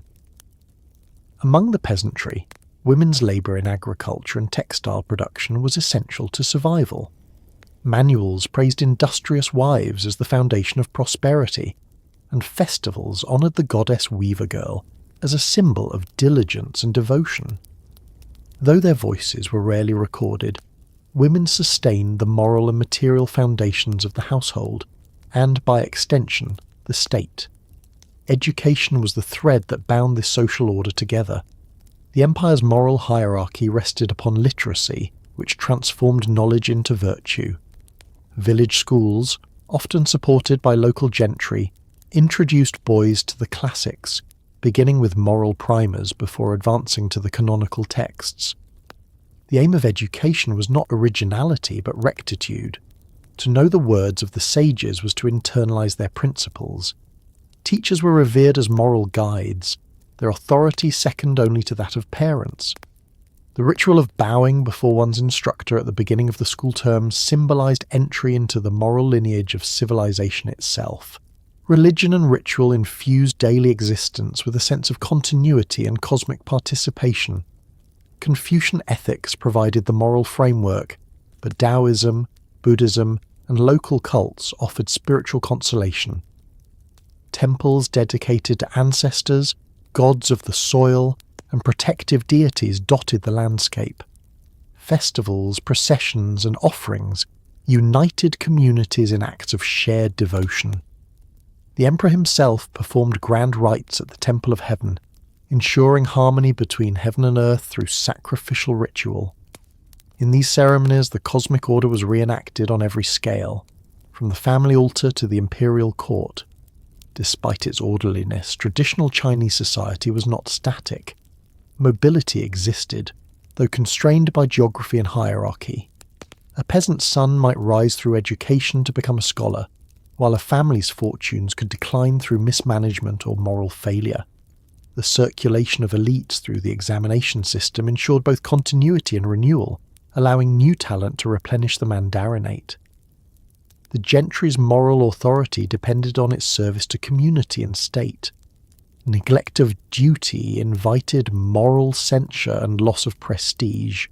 Thus, the social system, though hierarchical, contained mechanisms of balance that prevented ossification.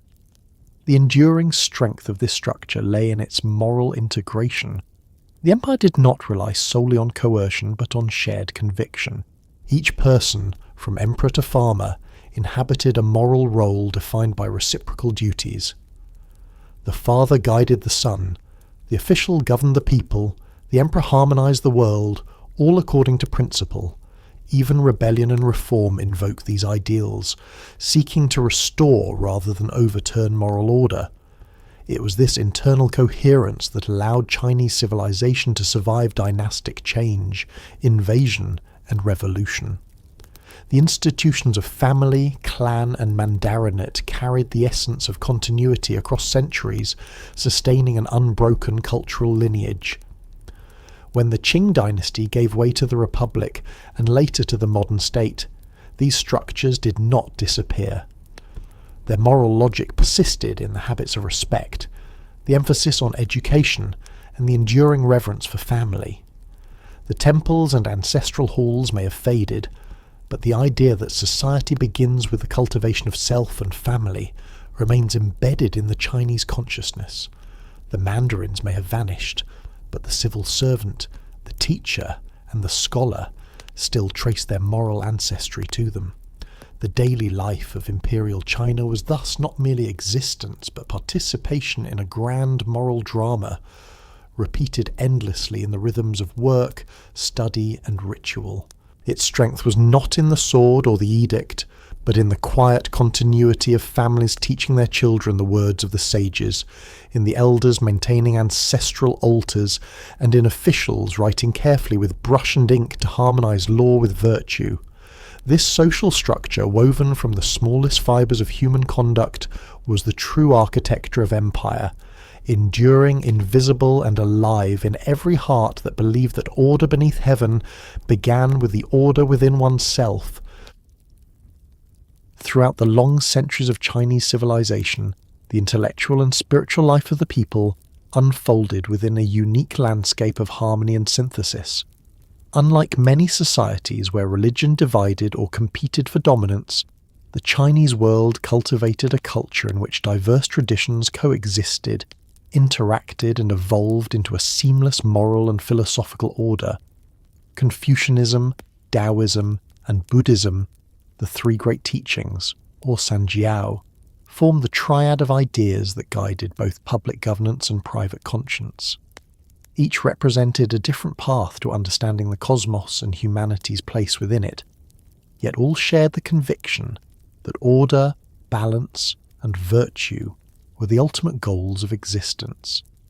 Their interplay shaped the mind of a civilization that saw no contradiction between ethical discipline, spiritual transcendence, and natural harmony. Together, they created a moral universe that sustained the empire as much as any army or law ever could. The earliest and most deeply rooted of these traditions was Confucianism, the ethical philosophy that grew from the teachings of Kongqiu, known to the world as Confucius, who lived during the turmoil of the late Zhou period. His reflections, recorded by disciples in the Analects, sought not mystical salvation, but social harmony through moral cultivation. The Confucian vision rested upon a single premise: that order in the state and peace in the world must begin with virtue in the individual. The self, properly cultivated, became the foundation of family, society, and government.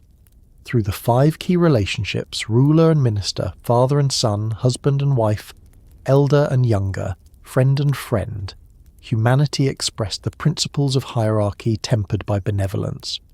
The ruler governed by moral example, not coercion. The subject obeyed through loyalty and gratitude. This moral symmetry created what Confucius called Ren, or humanity, the compassionate impulse that binds all under heaven. As Confucianism evolved, its emphasis on ritual, propriety, and learning turned it into the moral grammar of civilization. The Book of Rites and classic of filial piety prescribe behaviour in every sphere of life, transforming ethics into practice. The Confucian gentleman, or Yunzi, embodied the highest ideal, self-controlled, benevolent, and humble, living in accordance with heaven's moral order. Over centuries, this ethos became inseparable from governance. The imperial state drew its legitimacy from the mandate of heaven, yet it ruled through the Confucian bureaucracy, whose members studied the classics not as abstract texts but as manuals of virtue. Education became a form of moral cultivation, and examination success a sign of inner harmony. Even in its most rigid institutional forms, Confucianism retained its moral aim: to align human behaviour with cosmic principle, ensuring that the vast machinery of empire moved in accordance with righteousness rather than force.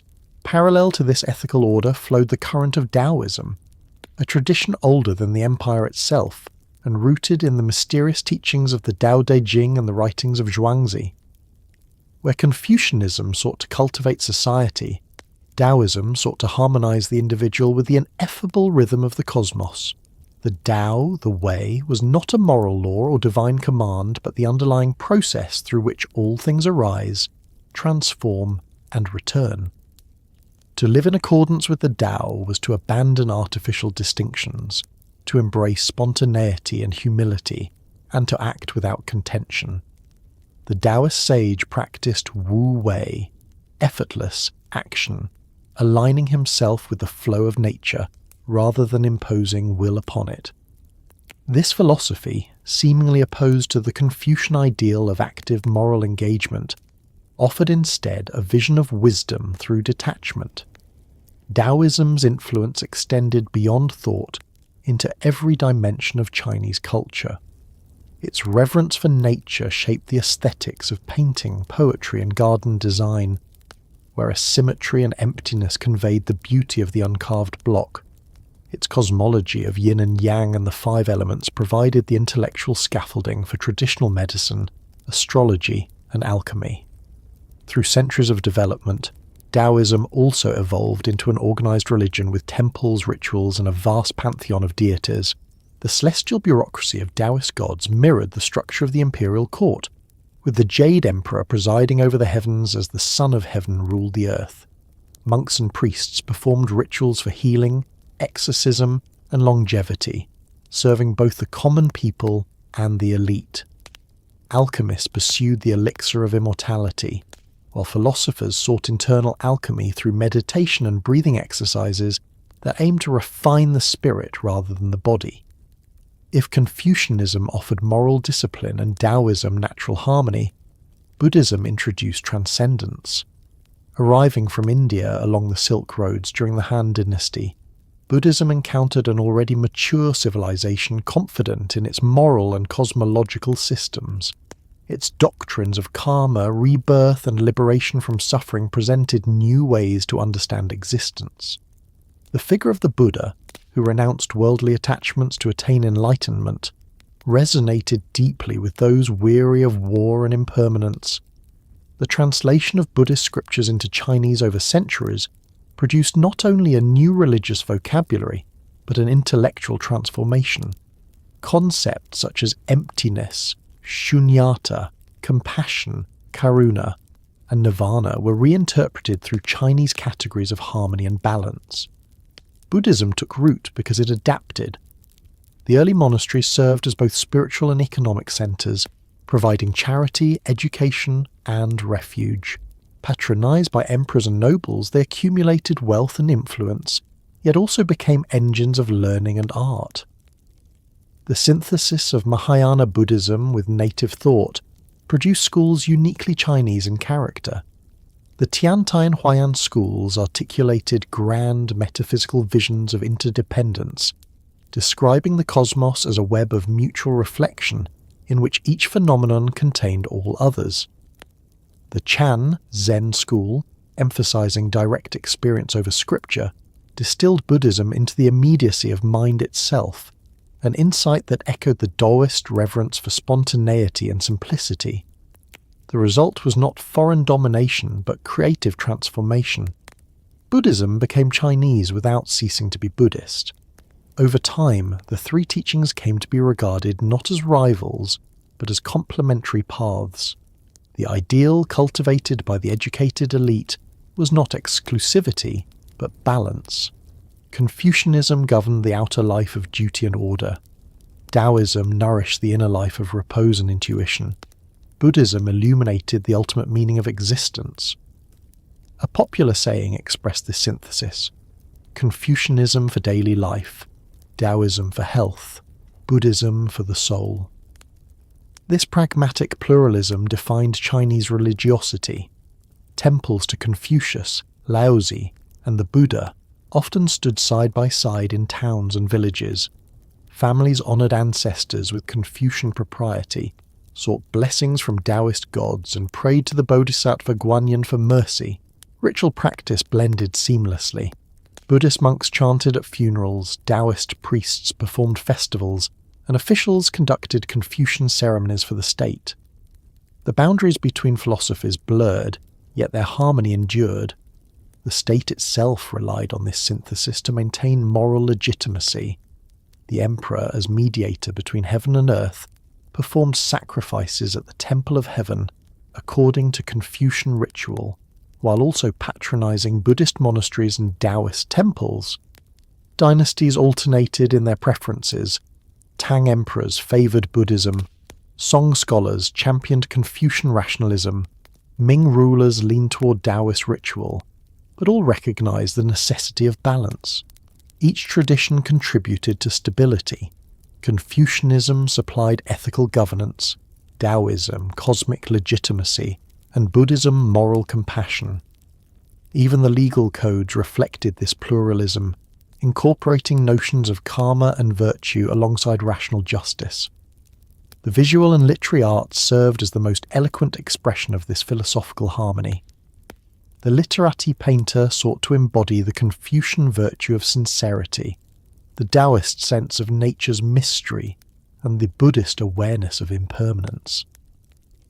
In the brushstroke of bamboo or mountain mist lay a dialogue between moral discipline, spontaneity, and enlightenment. Poetry, too, became a vessel of synthesis. Dufu's verses combined Confucian duty with Taoist melancholy and Buddhist compassion. Wang Wei's landscapes fused meditation with observation.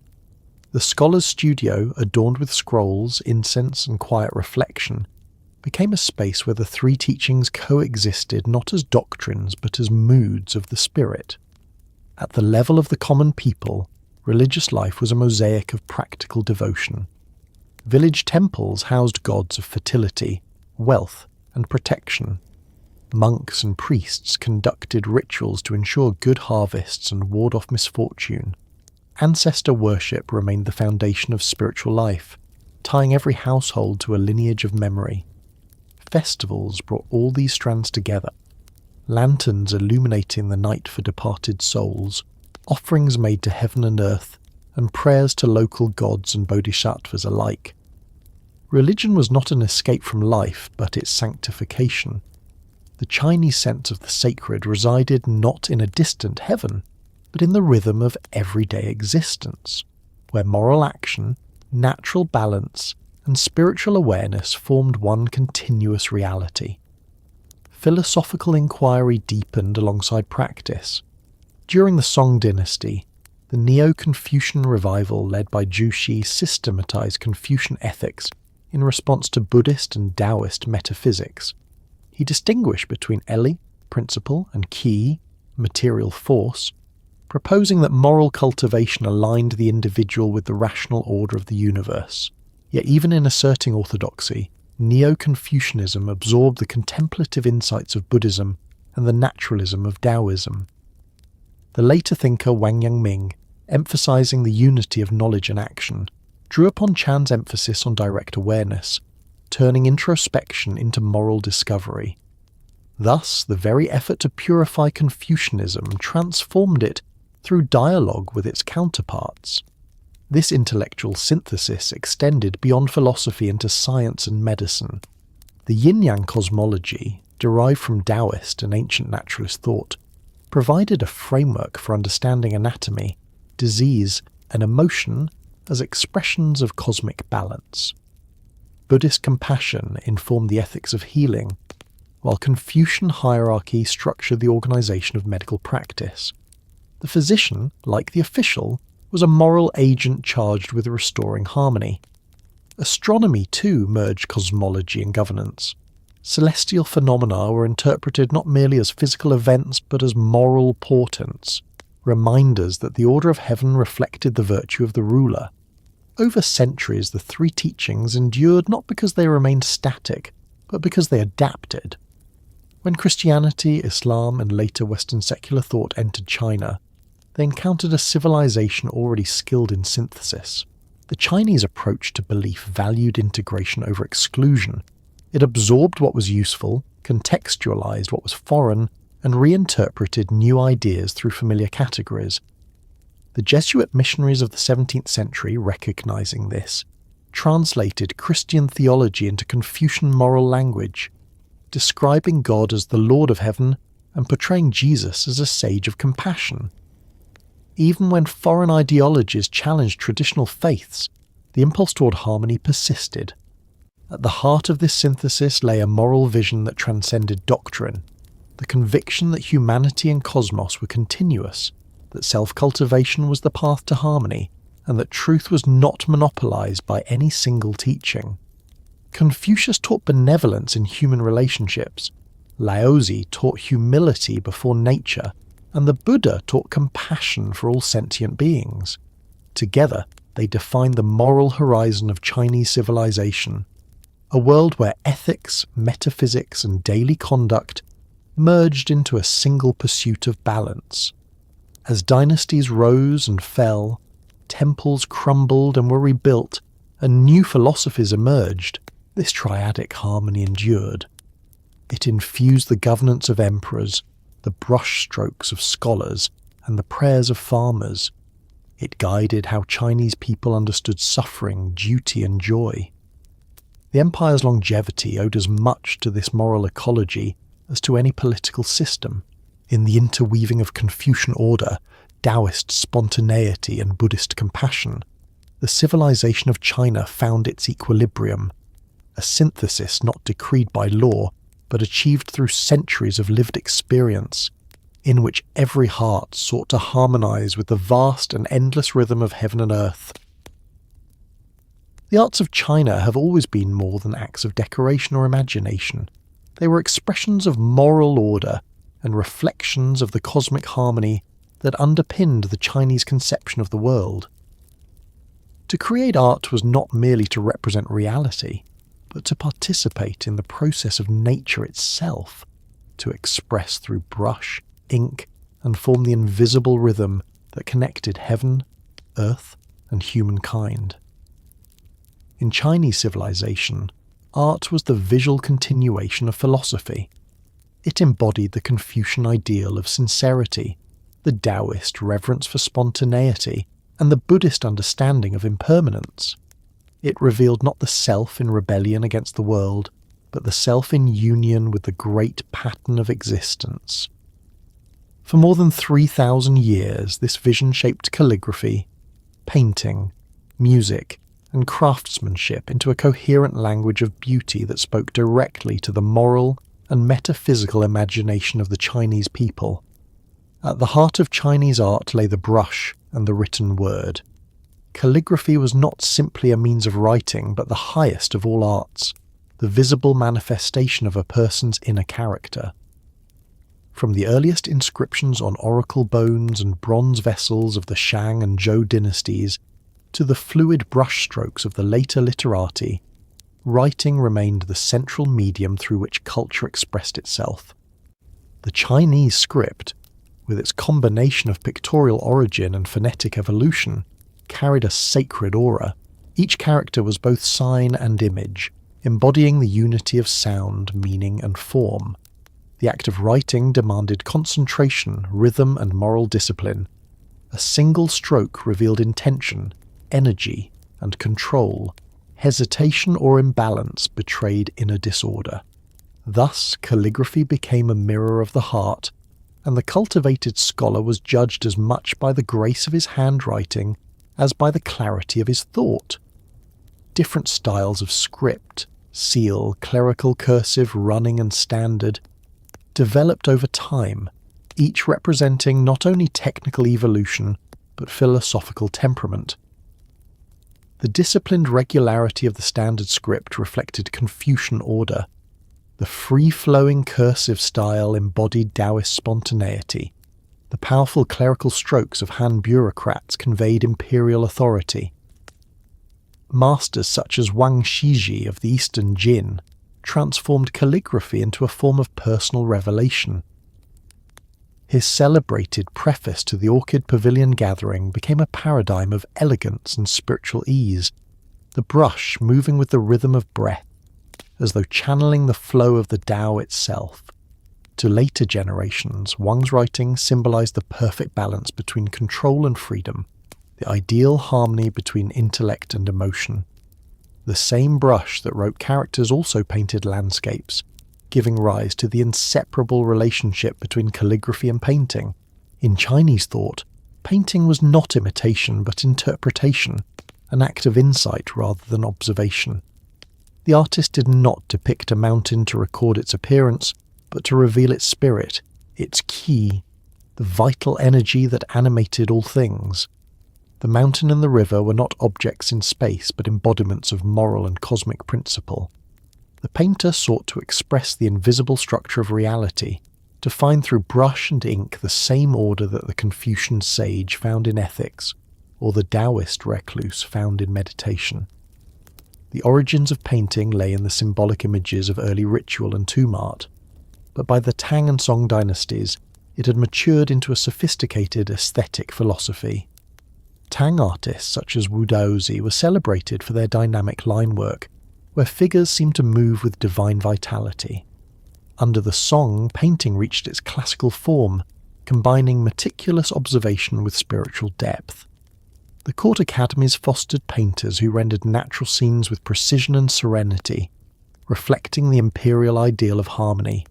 Yet the most enduring legacy of Song painting came from the literati, the scholar artists who painted not for patrons but for themselves. For these scholar painters, art was a moral act.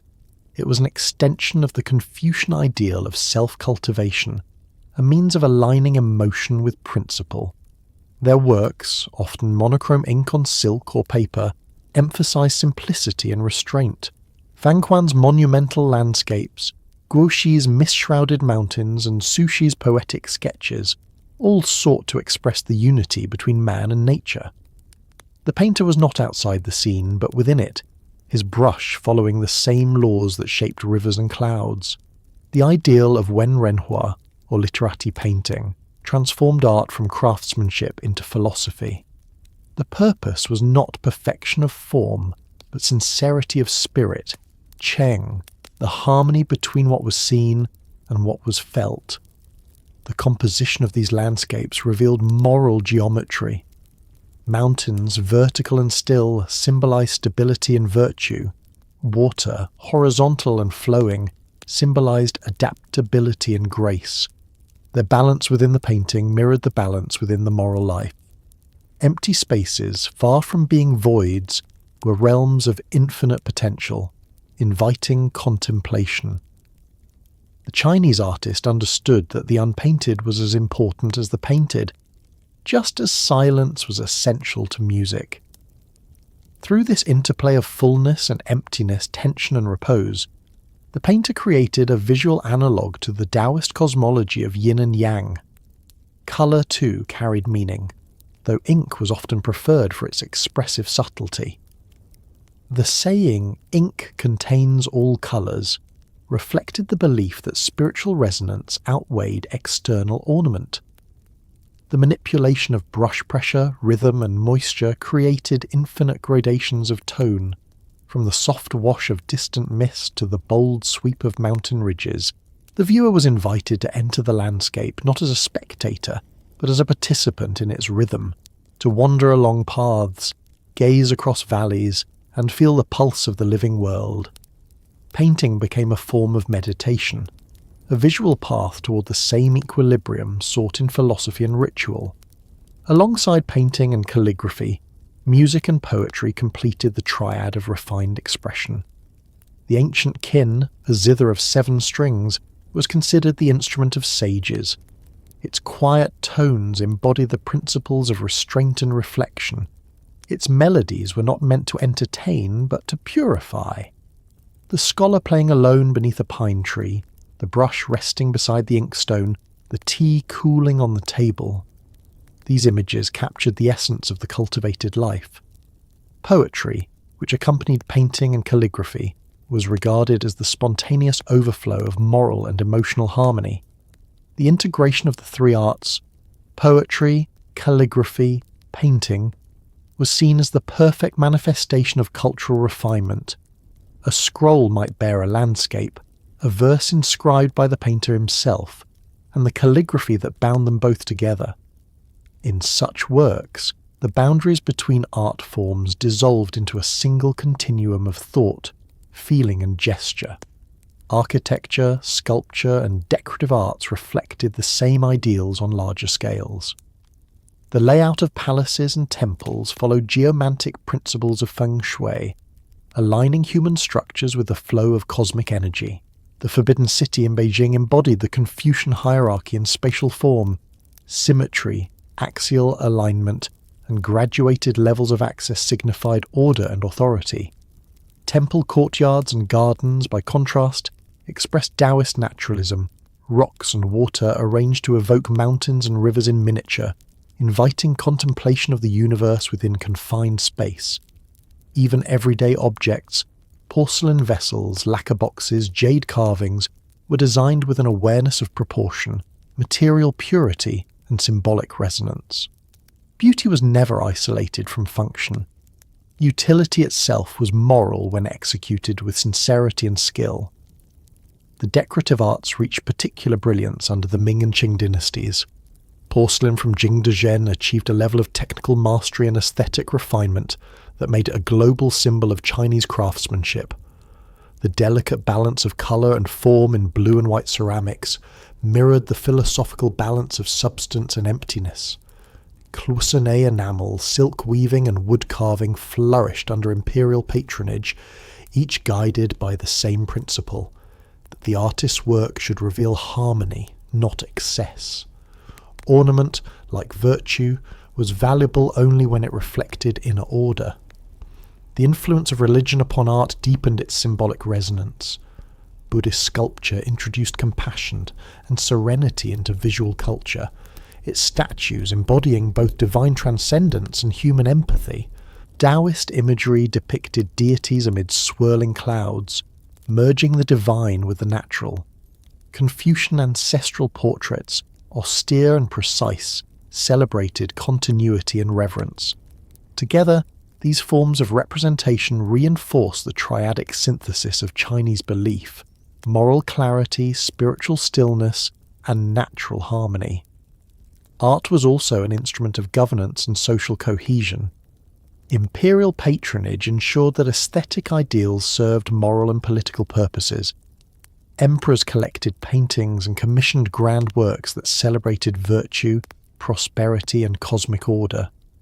Official art academies trained painters in techniques and themes suitable for state ritual and representation. Yet even as the court sought to control artistic production, private and literati traditions flourished in parallel, preserving the freedom of personal expression. The coexistence of official and private art reflected the same equilibrium that balanced empire and individual law and spontaneity. By the Qing period, Chinese art had reached both refinement and introspection.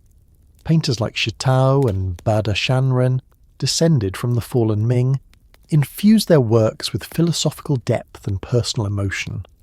Their bold brushwork and abstractions signalled a turning inward, a meditation on impermanence and identity in times of change. They exemplified the enduring belief that art was not escape but insight, a means of preserving integrity in a turbulent world. Across the centuries, the arts of China formed a continuous conversation between self and cosmos. The brush traced not merely lines on paper, but the pattern of the universe. To write, to paint, or to carve was to align one's movements with the rhythm of heaven and earth. Every stroke carried ethical weight. Every image was a gesture of reverence toward the order that sustained life.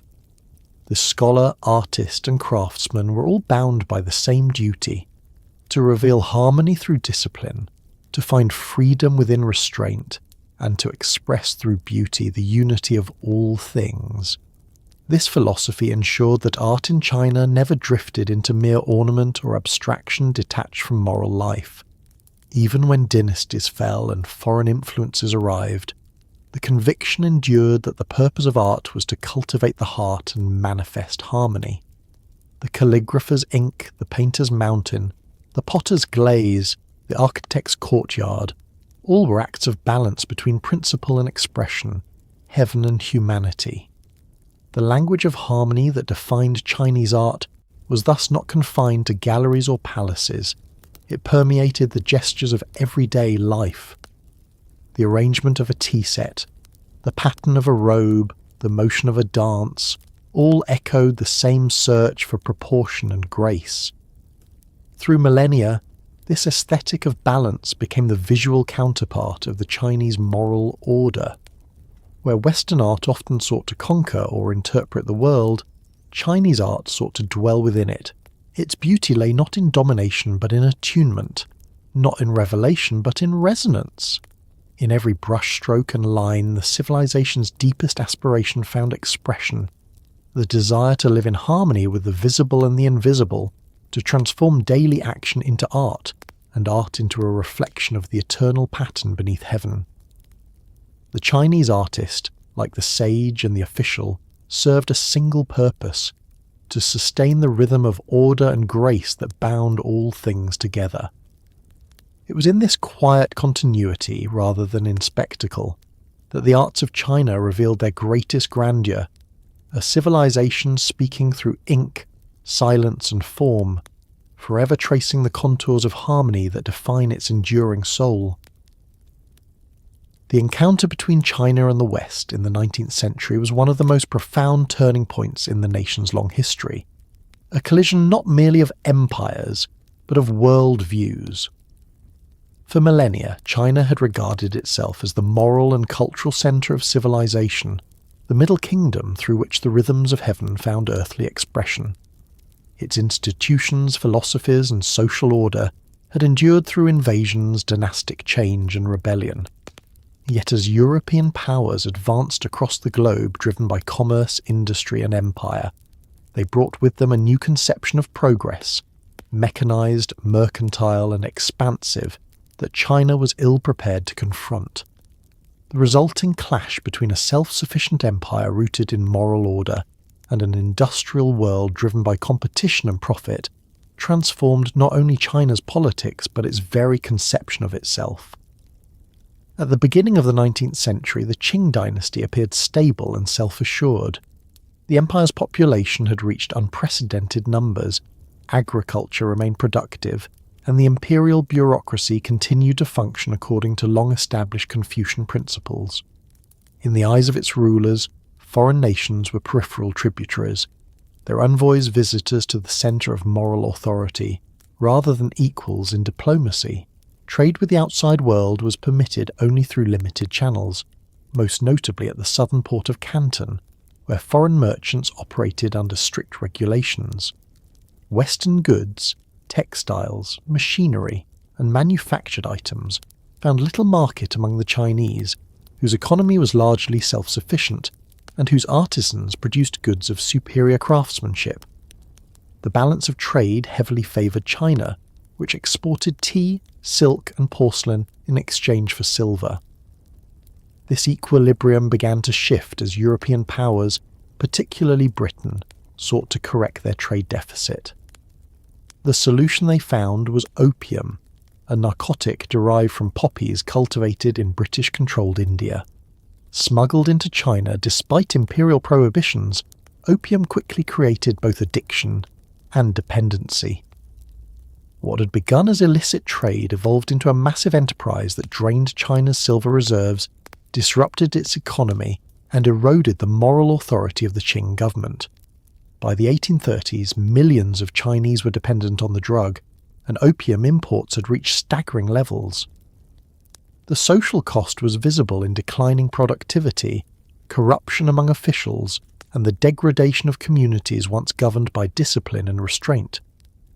In 1839, the imperial commissioner Lin Zexu, appointed by the Daoguang emperor, attempted to eradicate the opium trade with uncompromising determination.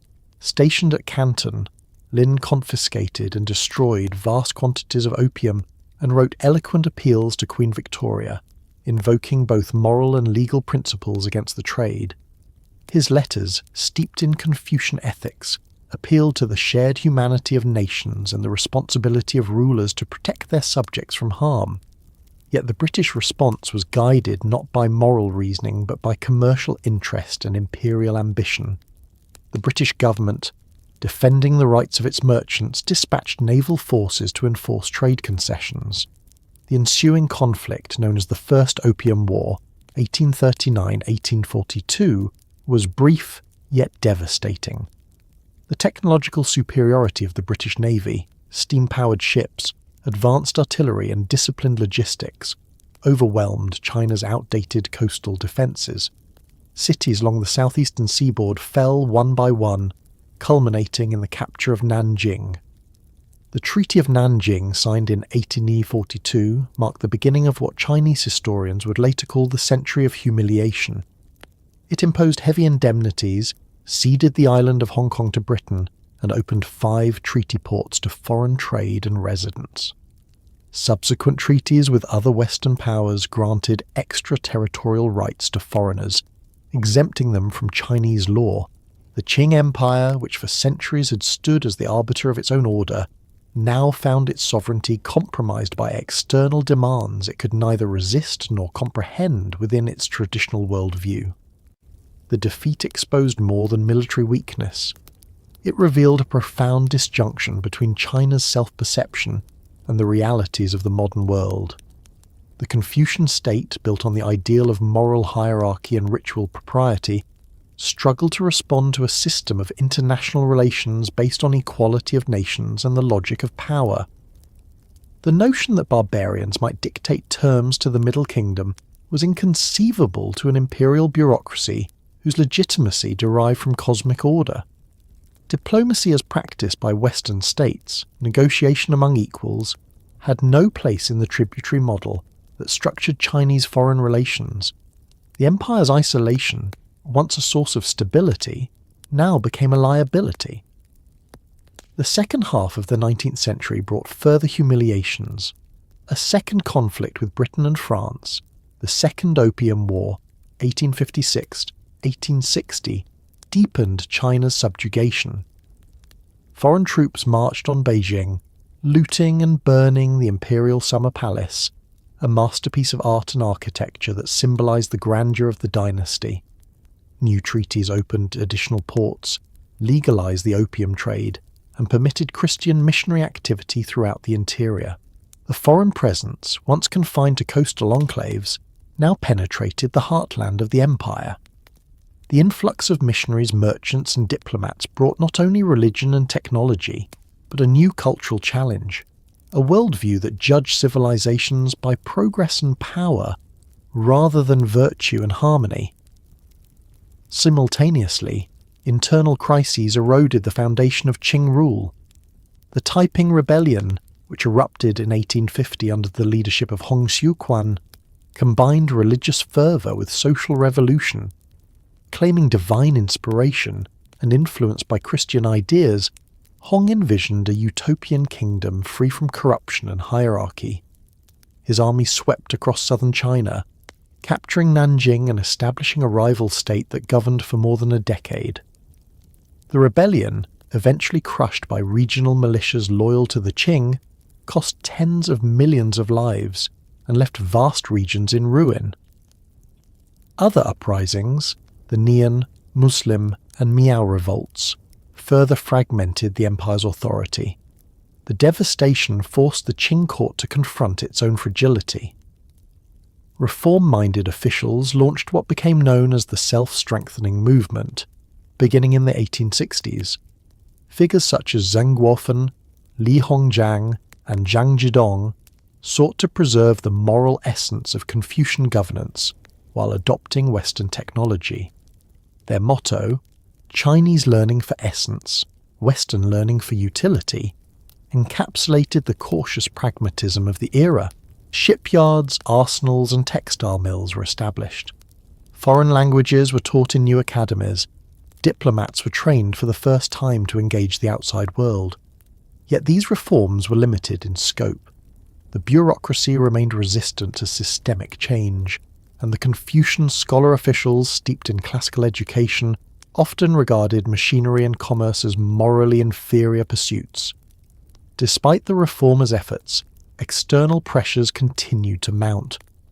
The French conquest of Vietnam, the British expansion in Burma, and the Russian encroachment in Central Asia eroded China's influence over its traditional tributary states.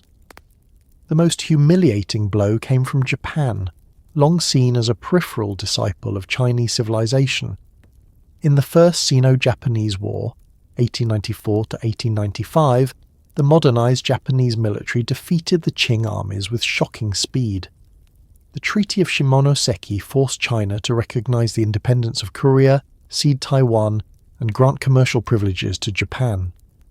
The defeat shattered the illusion of China's centrality and demonstrated that modernization required not partial adaptation, but comprehensive transformation. In the aftermath, intellectuals and reformers began to question the very foundations of traditional thought. The Confucian order, once the axis of moral legitimacy, now seemed incapable of protecting the nation. The reformers Kang Yue and Liang Qichao, inspired by Western constitutionalism, called for radical change, reorganization of government, modernization of education, and the establishment of a constitutional monarchy. Their movement culminated in the 100 Days Reform of 1898, an ambitious program that sought to transform administration, military, and society. Yet conservative factions within the court, led by the powerful Empress Dowager Cixi, crushed the reforms, fearing that they threatened the dynasty's survival. The reformers' failure exposed the paralysis of the imperial system, torn between the desire to modernize and the fear of losing moral authority. Foreign intrusion deepened as Western powers and Japan divided China into spheres of influence, controlling railways, mines, and ports through concessions. Missionary activity expanded, sometimes provoking local resentment as traditional communities felt threatened by foreign religion and privilege. This resentment exploded in 1900 with the Boxer Rebellion, a violent anti-foreign uprising in northern China. The Boxers, motivated by a blend of martial spirit and millenarian belief, attacked foreigners, missionaries, and Chinese converts. The Qing court, initially ambivalent, declared support for the movement as it escalated. An international coalition of 8 powers, Britain, France, Germany, Russia, Japan, the United States, Italy, and Austria-Hungary, responded with overwhelming force, capturing Beijing and imposing severe indemnities. The defeat further undermined Qing sovereignty and deepened the people's disillusionment. In the early years of the 20th century, the Qing rulers made one final attempt at reform. The examination system, the cornerstone of Confucian bureaucracy, was abolished in 1905. Replaced by modern schools teaching science, law, and foreign languages. Plans for a constitutional assembly and provincial parliaments were introduced, and a national army was organized on Western models. But these changes came too late. The dynasty's authority had already eroded, and the momentum of revolution could not be contained. The new educated elite, exposed to global ideas of nationalism and democracy, no longer saw loyalty to the dynasty as synonymous with loyalty to the nation. The revolution of 1911, which began in Wuchang and quickly spread across the provinces, marked the final collapse of imperial rule. Provincial assemblies declared independence, and the Qing court, recognizing the futility of resistance, negotiated abdication. In 1912, the last Emperor Puyi formally stepped down, bringing to an end over 2,000 years of dynastic monarchy. The Republic of China was proclaimed, led by Sun Yat-sen, whose ideals of nationalism, democracy, and livelihood sought to reconcile Chinese tradition with modern political thought. The fall of the empire did not mean the disappearance of its civilization. The encounter with the West had forced China to redefine itself, to question its assumptions about moral order and progress, and to reimagine its place in the world. The century of conflict and reform revealed both the strength and the fragility of a culture that had long equated virtue with stability. The old world, built upon the harmony of family, ritual and hierarchy, gave way to a new age of struggle and reawakening. Yet even in defeat, the continuity of Chinese thought endured. The belief that moral cultivation and social harmony formed the foundation of good governance remained deeply embedded in the national psyche. The encounter with the West thus transformed China not through destruction, but through confrontation with its own boundaries. The empire's fall was not a simple story of decline, but a profound metamorphosis, a passage from isolation to engagement, from tradition to modernity. The opium ships, the missionaries, the reformers, and the revolutionaries all played roles in this vast drama of change. Through the trials of the 19th century, China entered the modern world, its ancient civilization compelled to translate its timeless ideals into new forms of survival. The moral universe that had guided emperors and scholars for centuries did not vanish. It adapted, reinterpreted, and awaited renewal. The shock of the West had broken the shell of the empire, but within that rupture lay the seed of transformation, a civilization preparing to rediscover itself, not as the Middle Kingdom of the past, but as a nation seeking harmony amid the restless tides of the modern age. The collapse of the Qing dynasty in 1912 did not end the search for order in China. It merely transformed it. What had once been the world's oldest continuous imperial civilization entered the 20th century divided between memory and modernity, reverence for the past and the urgency of survival. The revolution that overthrew the Qing marked not simply the fall of a dynasty, but the disintegration of the moral architecture that had sustained Chinese life for over 2 millennia. In its place emerged an uncertain republic, fragmented and struggling to define what it meant to be a modern Chinese nation. The ideals of virtue, harmony, and filial order that had guided emperors and mandarins now collided with the restless energies of nationalism, industrialization, and ideological struggle. The centuries-old equilibrium between heaven, earth, and humanity gave way to a turbulent century of experiment, conflict, and reinvention. The figure who embodied this first stage of transformation was Sun Yat-sen, physician, revolutionary, and visionary. Born in Guangdong in 1866, educated in Hawaii and Hong Kong, Sun absorbed the ideas of constitutionalism, democracy, and science that were reshaping the global order. His dream was to rebuild China on 3 principles he called Sanminzhuyi: nationalism, democracy, and the people's livelihood.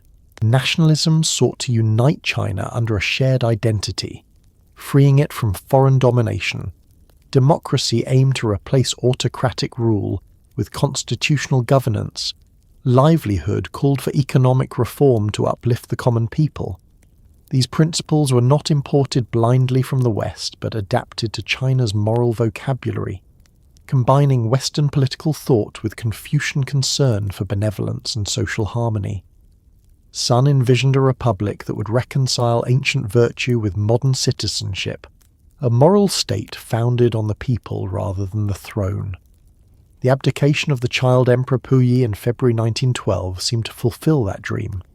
The Republic of China was proclaimed, and Sun Yat-sen was chosen as its provisional president. Yet the new order was fragile from the beginning. The revolution had overthrown imperial authority, but had not yet replaced it with stable institutions. The military remained divided among regional commanders. The bureaucracy, steeped in imperial traditions, was slow to adapt, and the population, vast and diverse, still identified more with local loyalties than national ideals. Within months, power slipped into the hands of Yuan Shikai, a seasoned general and politician who manoeuvred himself into the presidency. Yuan's attempt to restore monarchy under his own rule revealed how deeply China's political culture remained tied to the symbolism of the throne. His death in 1916 plunged the country into an era of fragmentation known as the Warlord period. For over a decade, China was divided among military cliques that ruled their provinces like private kingdoms. The central government in Beijing existed in name, but real authority lay with regional warlords who raised armies, levied taxes, and waged intermittent wars. The countryside suffered from devastation and lawlessness, while cities became laboratories of modernity. Railways, factories, and foreign concessions introduced new rhythms of life. Electric lights, telegraphs, and newspapers brought both innovation and dislocation. Amid this turmoil, intellectuals sought meaning. The old Confucian moral order, with its emphasis on hierarchy and ritual, seemed powerless to explain the chaos of the present. A generation of scholars and students began to call for a new foundation, one grounded not in antiquity, but in reason, science, and individual freedom. This intellectual ferment reached its climax in 1919 with the May 4th movement, sparked by protests against the Treaty of Versailles, which transferred German concessions in Shandong to Japan rather than returning them to China. The demonstrations, led by students in Beijing, quickly grew into a nationwide awakening. They denounced imperialism, warlordism, and the cultural conservatism that, in their eyes, had condemned China to stagnation. For the first time, Western philosophies, liberalism, socialism, feminism, and pragmatism, became tools of critique and aspiration. Thinkers like Chen Duxiu and Hu Xi called for a new culture that would replace Confucian ethics with science and democracy. Literature broke free from classical forms. Writers began using vernacular Chinese to express modern ideas and personal emotion. The movement was both a political protest and a cultural revolution, a collective act of self-examination in which China confronted its own identity. Yet even as intellectuals debated the soul of the nation, new political forces emerged. The failure of liberal reform to unify the country opened space for ideological movements that promised discipline and direction. From the ferment of May 4th came two dominant visions: nationalism, embodied in the Kuomintang Nationalist Party, led by Sun Yat-sen, and socialism, embodied in the newly founded Chinese Communist Party. Both claimed to represent the path to national salvation, though their methods and ideals differed. The nationalists sought to build a centralized modern state. The communists envisioned revolution from below. For a time, these movements cooperated under Sun's principle of united front, aided by the Soviet Union, which offered training and organization. After Sun Yat-sen's death in 1925, leadership of the Nationalist Party passed to Chiang Kai-shek, a military commander educated in Japan and trained by Soviet advisors. Chiang launched the Northern Expedition, 1926-1928, a campaign to reunify China by defeating the warlords. The movement, blending military action with nationalist propaganda, gradually restored nominal unity under the nationalist government based in Nanjing. Chiang's regime sought to modernize the economy, centralize authority, and promote civic virtue through Confucianized nationalism. The New Life movement, introduced in the 1930s, aimed to restore moral discipline by blending traditional values with modern patriotism. Yet his government remained plagued by corruption, inequality, and resistance from rural populations who saw little change in their daily struggles. Meanwhile, the Communist Party, initially suppressed after Chiang's purge of leftists in 1927, retreated to rural bases. Under the leadership of Mao Zedong, the Communists developed a strategy of mobilizing peasants rather than urban workers, turning the countryside into a revolutionary force. This shift represented a profound reimagining of Marxism in Chinese terms, merging the socialist idea of class struggle with the traditional moral narrative of righteous rebellion. Mao's theories of guerrilla warfare and political education transformed revolution into a process of moral as well as military transformation. The Communists presented themselves not merely as destroyers of the old order, but as builders of a new moral community founded on equality and collective purpose. During the 1930s, China faced renewed crisis from abroad. Japan's invasion of Manchuria in 1931 and the establishment of the puppet state of Manchukuo marked the beginning of a new phase of imperial encroachment. The League of Nations' failure to act demonstrated the weakness of the international order. Full-scale war erupted in 1937 when Japanese forces attacked China's eastern provinces, leading to one of the most brutal conflicts of the 20th century. Cities like Nanjing suffered atrocities that seared the national consciousness. Despite divisions, the nationalists and communists formed a temporary alliance against the invader. The war, which merged into the broader conflict of the Second World War, devastated China's economy and infrastructure, but also forged a new sense of national identity. Resistance became not only a struggle for survival, but a moral crusade for the restoration of dignity. When Japan surrendered in 1945, China stood among the victors, yet the cost of victory was exhaustion. The fragile alliance between nationalists and communists collapsed into civil war. Between 1946 and 1949, the two sides fought for control of the country, each claiming to embody the true future of China. The nationalists, despite international recognition, were weakened by corruption, inflation, and loss of public confidence. The communists, disciplined and ideologically unified, gained momentum by promising land reform and justice for the rural poor. In October 1949, Mao Zedong proclaimed the founding of the People's Republic of China from Tiananmen Gate in Beijing. The long cycle of dynastic rule and republican experiment had given way to a new revolutionary order. The fall of the nationalist government did not erase the ideals that had inspired the revolution of 1911. Instead, those ideals were reinterpreted through a new ideological lens. The communist revolution presented itself as the fulfillment of China's quest for modernity, merging Marxist theory with the ancient moral mission of harmonizing society. The language of class struggle replaced that of filial piety, but the goal remained moral regeneration, a society purified of corruption, hierarchy, and humiliation. The Confucian ideal of moral cultivation found an echo in the communist emphasis on ideological rectification. Both sought to reform the heart as much as the state. For the Chinese people, the first half of the 20th century was an age of ceaseless transformation.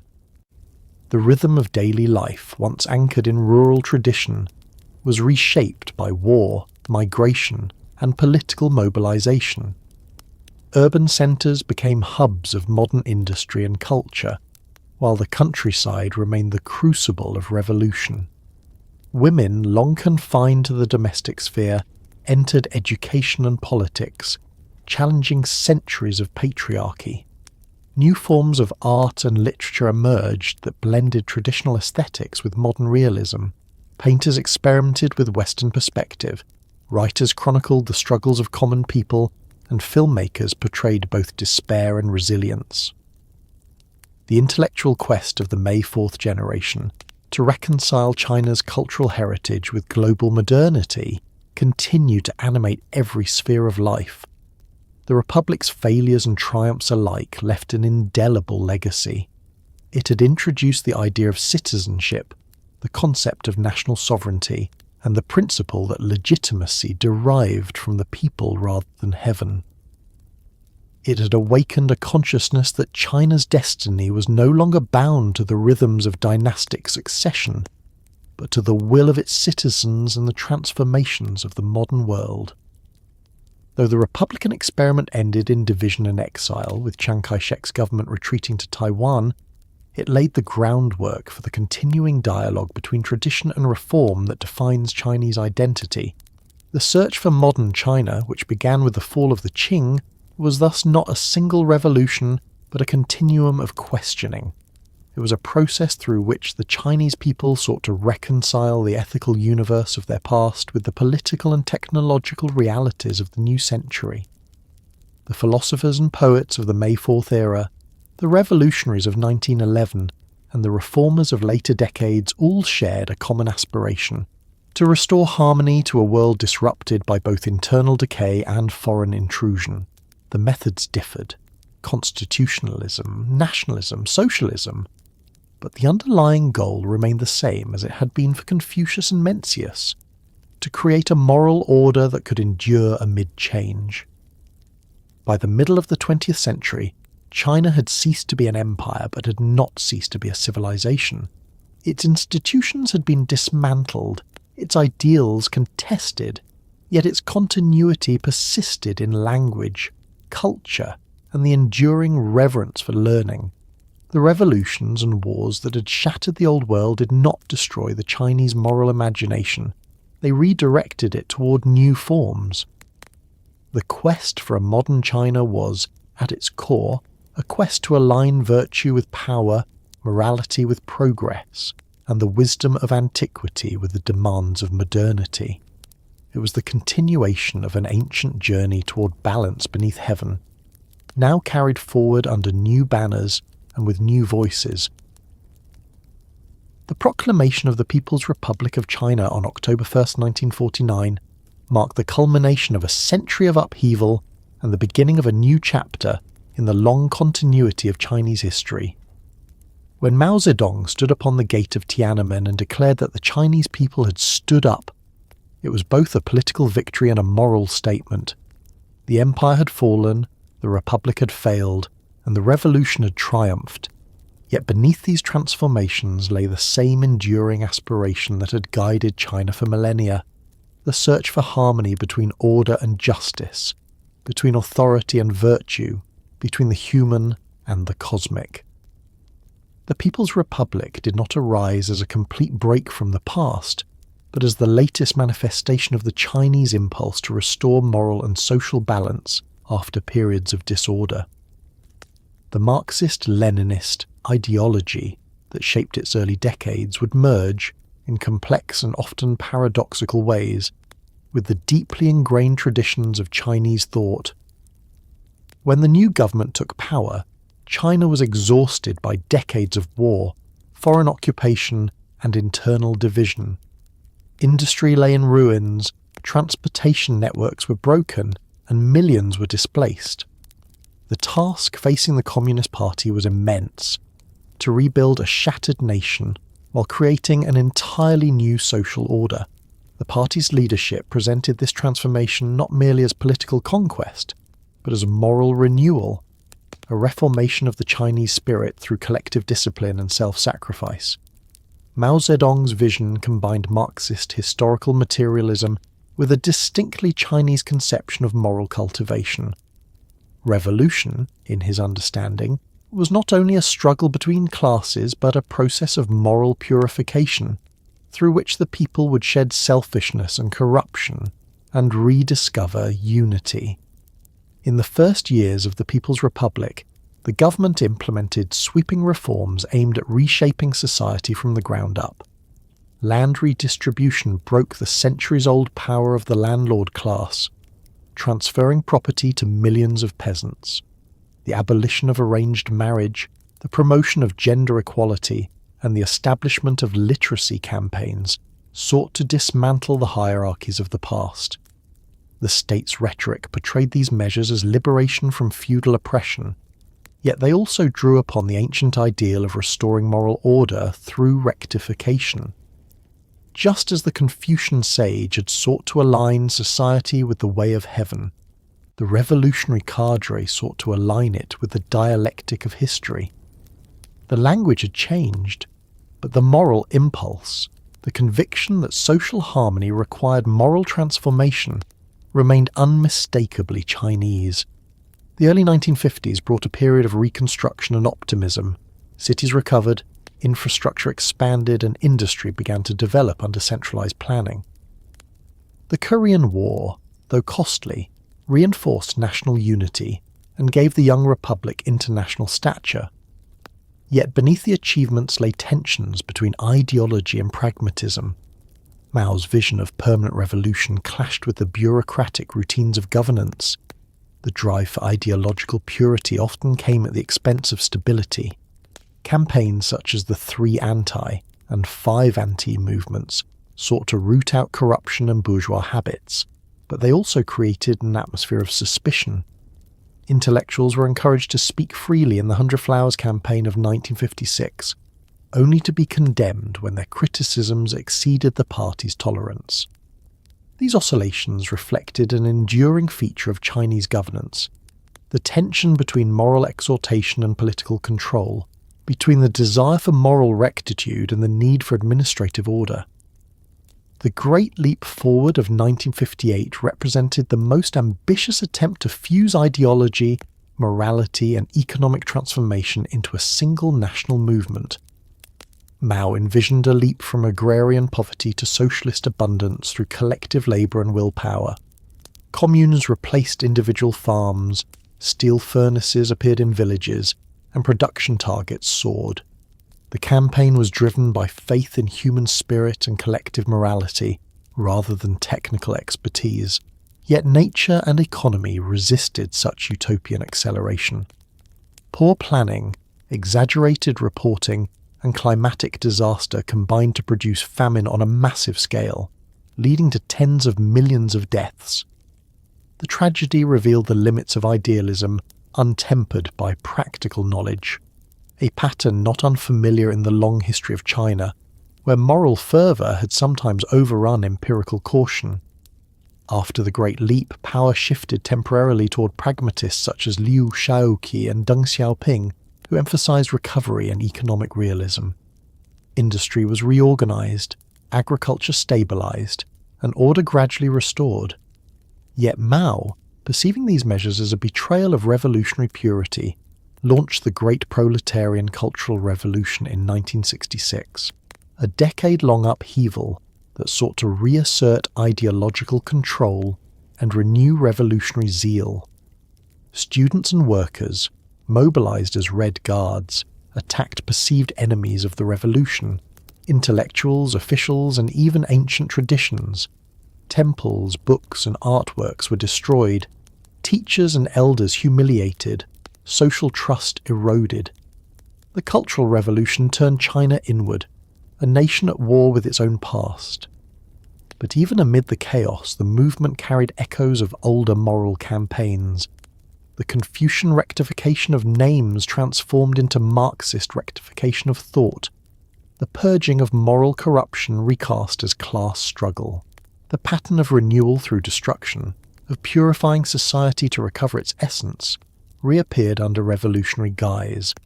By Mao's death in 1976, the nation was weary of ideological struggle. The passing of the revolutionary generation opened the way for a new era of reconstruction under Deng Xiaoping. His leadership marked the beginning of what came to be known as reform and opening up, a pragmatic reorientation that reintroduced market mechanisms, encouraged foreign investment, and sought to modernize industry, agriculture, science, and defense. Deng's guiding maxim, "It doesn't matter whether the cat is black or white as long as it catches mice," reflected a profound shift from ideological purity to practical effectiveness. The Confucian virtue of moderation, zhongyong, found new life in the language of economic reform. The goal remained national rejuvenation, but now through wealth and modernization rather than revolution. The transformation of China after 1978 was rapid and unprecedented. Coastal cities became centres of manufacturing and trade. Special economic zones like Shenzhen emerged from fishing villages into industrial metropolises. Millions migrated from countryside to city, and a new middle class began to form. For the first time in centuries, China's economy integrated fully into the global system. Yet the moral questions that had haunted earlier generations persisted. How to reconcile material progress with ethical integrity, prosperity with social justice, and modernization with cultural identity. The state promoted a blend of nationalism and cultural revival, portraying economic success as the fulfillment of historical destiny rather than its betrayal. Ancient symbols and philosophies, once condemned as relics of feudalism, returned as sources of legitimacy. Confucius, long denounced during the Cultural Revolution, re-emerged as an emblem of moral continuity. His teachings reframed as compatible with socialism and modern governance. The late 20th and early 21st centuries brought new challenges and achievements. Rapid growth lifted hundreds of millions out of poverty, but also created inequality and environmental strain. The Communist Party, while abandoning revolutionary rhetoric, maintained its claim to moral authority by invoking themes deeply rooted in the Chinese tradition: harmony, unity, and the moral duty of the state to secure the people's welfare. Concepts like the harmonious society, introduced under Hu Jintao, and the Chinese dream of rejuvenation, promoted under Xi Jinping, continued the long discourse of moral order beneath changing political vocabularies. In these narratives, the party presented itself not merely as a political organisation, but as the guardian of civilization, a role once reserved for the Son of Heaven. Throughout these transformations, Chinese civilization demonstrated a resilience that transcended ideology. The Communist Revolution, for all its radicalism, did not erase the moral and cultural structures that had shaped Chinese thought. The reverence for learning, the emphasis on family, the value of harmony, and the belief in moral governance endured beneath the shifting surface of political forms. In factories and offices, villages and universities, the rhythms of Chinese life continue to reflect a balance between continuity and change. The language of Marxism blended with the idioms of Confucian virtue. The ideals of collective welfare merged with ancient notions of cosmic order. The People's Republic, like the dynasties before it, faced the perennial challenge of governing a vast and diverse land. Its legitimacy, like that of the emperors, depended not only on force or prosperity, but on moral credibility. The narrative of national rejuvenation became the modern equivalent of the mandate of heaven, a claim that the state ruled in harmony with the will of the people and the principles of justice. When that harmony was disrupted by corruption, inequality, or environmental degradation, the moral anxiety that had haunted Chinese rulers for centuries resurfaced. The cycle of self-criticism and reform, of rectification and renewal continued, echoing the rhythms of history. As China entered the 21st century, it re-emerged as a global power, reclaiming the centrality it had long held in Asia. Yet this revival was not merely geopolitical, it was civilizational. The rediscovery of cultural heritage, the restoration of temples and ancient cities, the revival of Confucian academies, and the global spread of Chinese art and language reflected a deep awareness that modern identity required historical depth. In universities, scholars re-examined the classics. In philosophy, ancient concepts of balance and harmony informed debates about modern ethics and sustainability. The dialogue between past and present, between the wisdom of the sages and the demands of modern life, continued unabated. The story of the People's Republic is therefore not simply the chronicle of a political system, but the continuation of an ancient conversation about the meaning of order, justice, and humanity. Each era of reform and revolution, from Confucius to Mao to the present, has sought to answer the same question. How can society align human desire with moral principle, strength with virtue, and change with continuity? The forms are varied: imperial edict, republican constitution, socialist manifesto, but the aspiration has endured. China's modern history reveals that beneath the transformations of ideology and technology lies a civilization defined not by its institutions but by its capacity for adaptation. The dynastic cycles, the revolutions, the reforms, all reflect a single underlying rhythm of renewal. In every moment of crisis, China has turned inward to its moral foundations, reinterpreting them to meet new realities. The People's Republic, with all its contradictions, stands as the latest expression of that continuity. A state both ancient and modern, revolutionary and traditional, shaped by the belief that harmony, once restored, must always be renewed. In the quiet reflection of its people, in the persistence of its language, in the enduring reverence for ancestors and teachers, the essence of Chinese civilization remains. It lives not only in monuments or institutions, but in the moral imagination of a culture that sees time as a cycle of loss and recovery, decay and regeneration. The People's Republic, for all its novelty, thus belongs to the same unbroken story that began on the banks of the Yellow River thousands of years ago.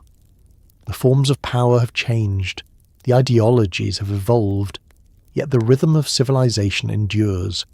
The continuous effort to harmonize humanity with heaven, to build a world of balance amid change, and to preserve through all transformation the moral thread that binds past and present beneath the vast and timeless sky of China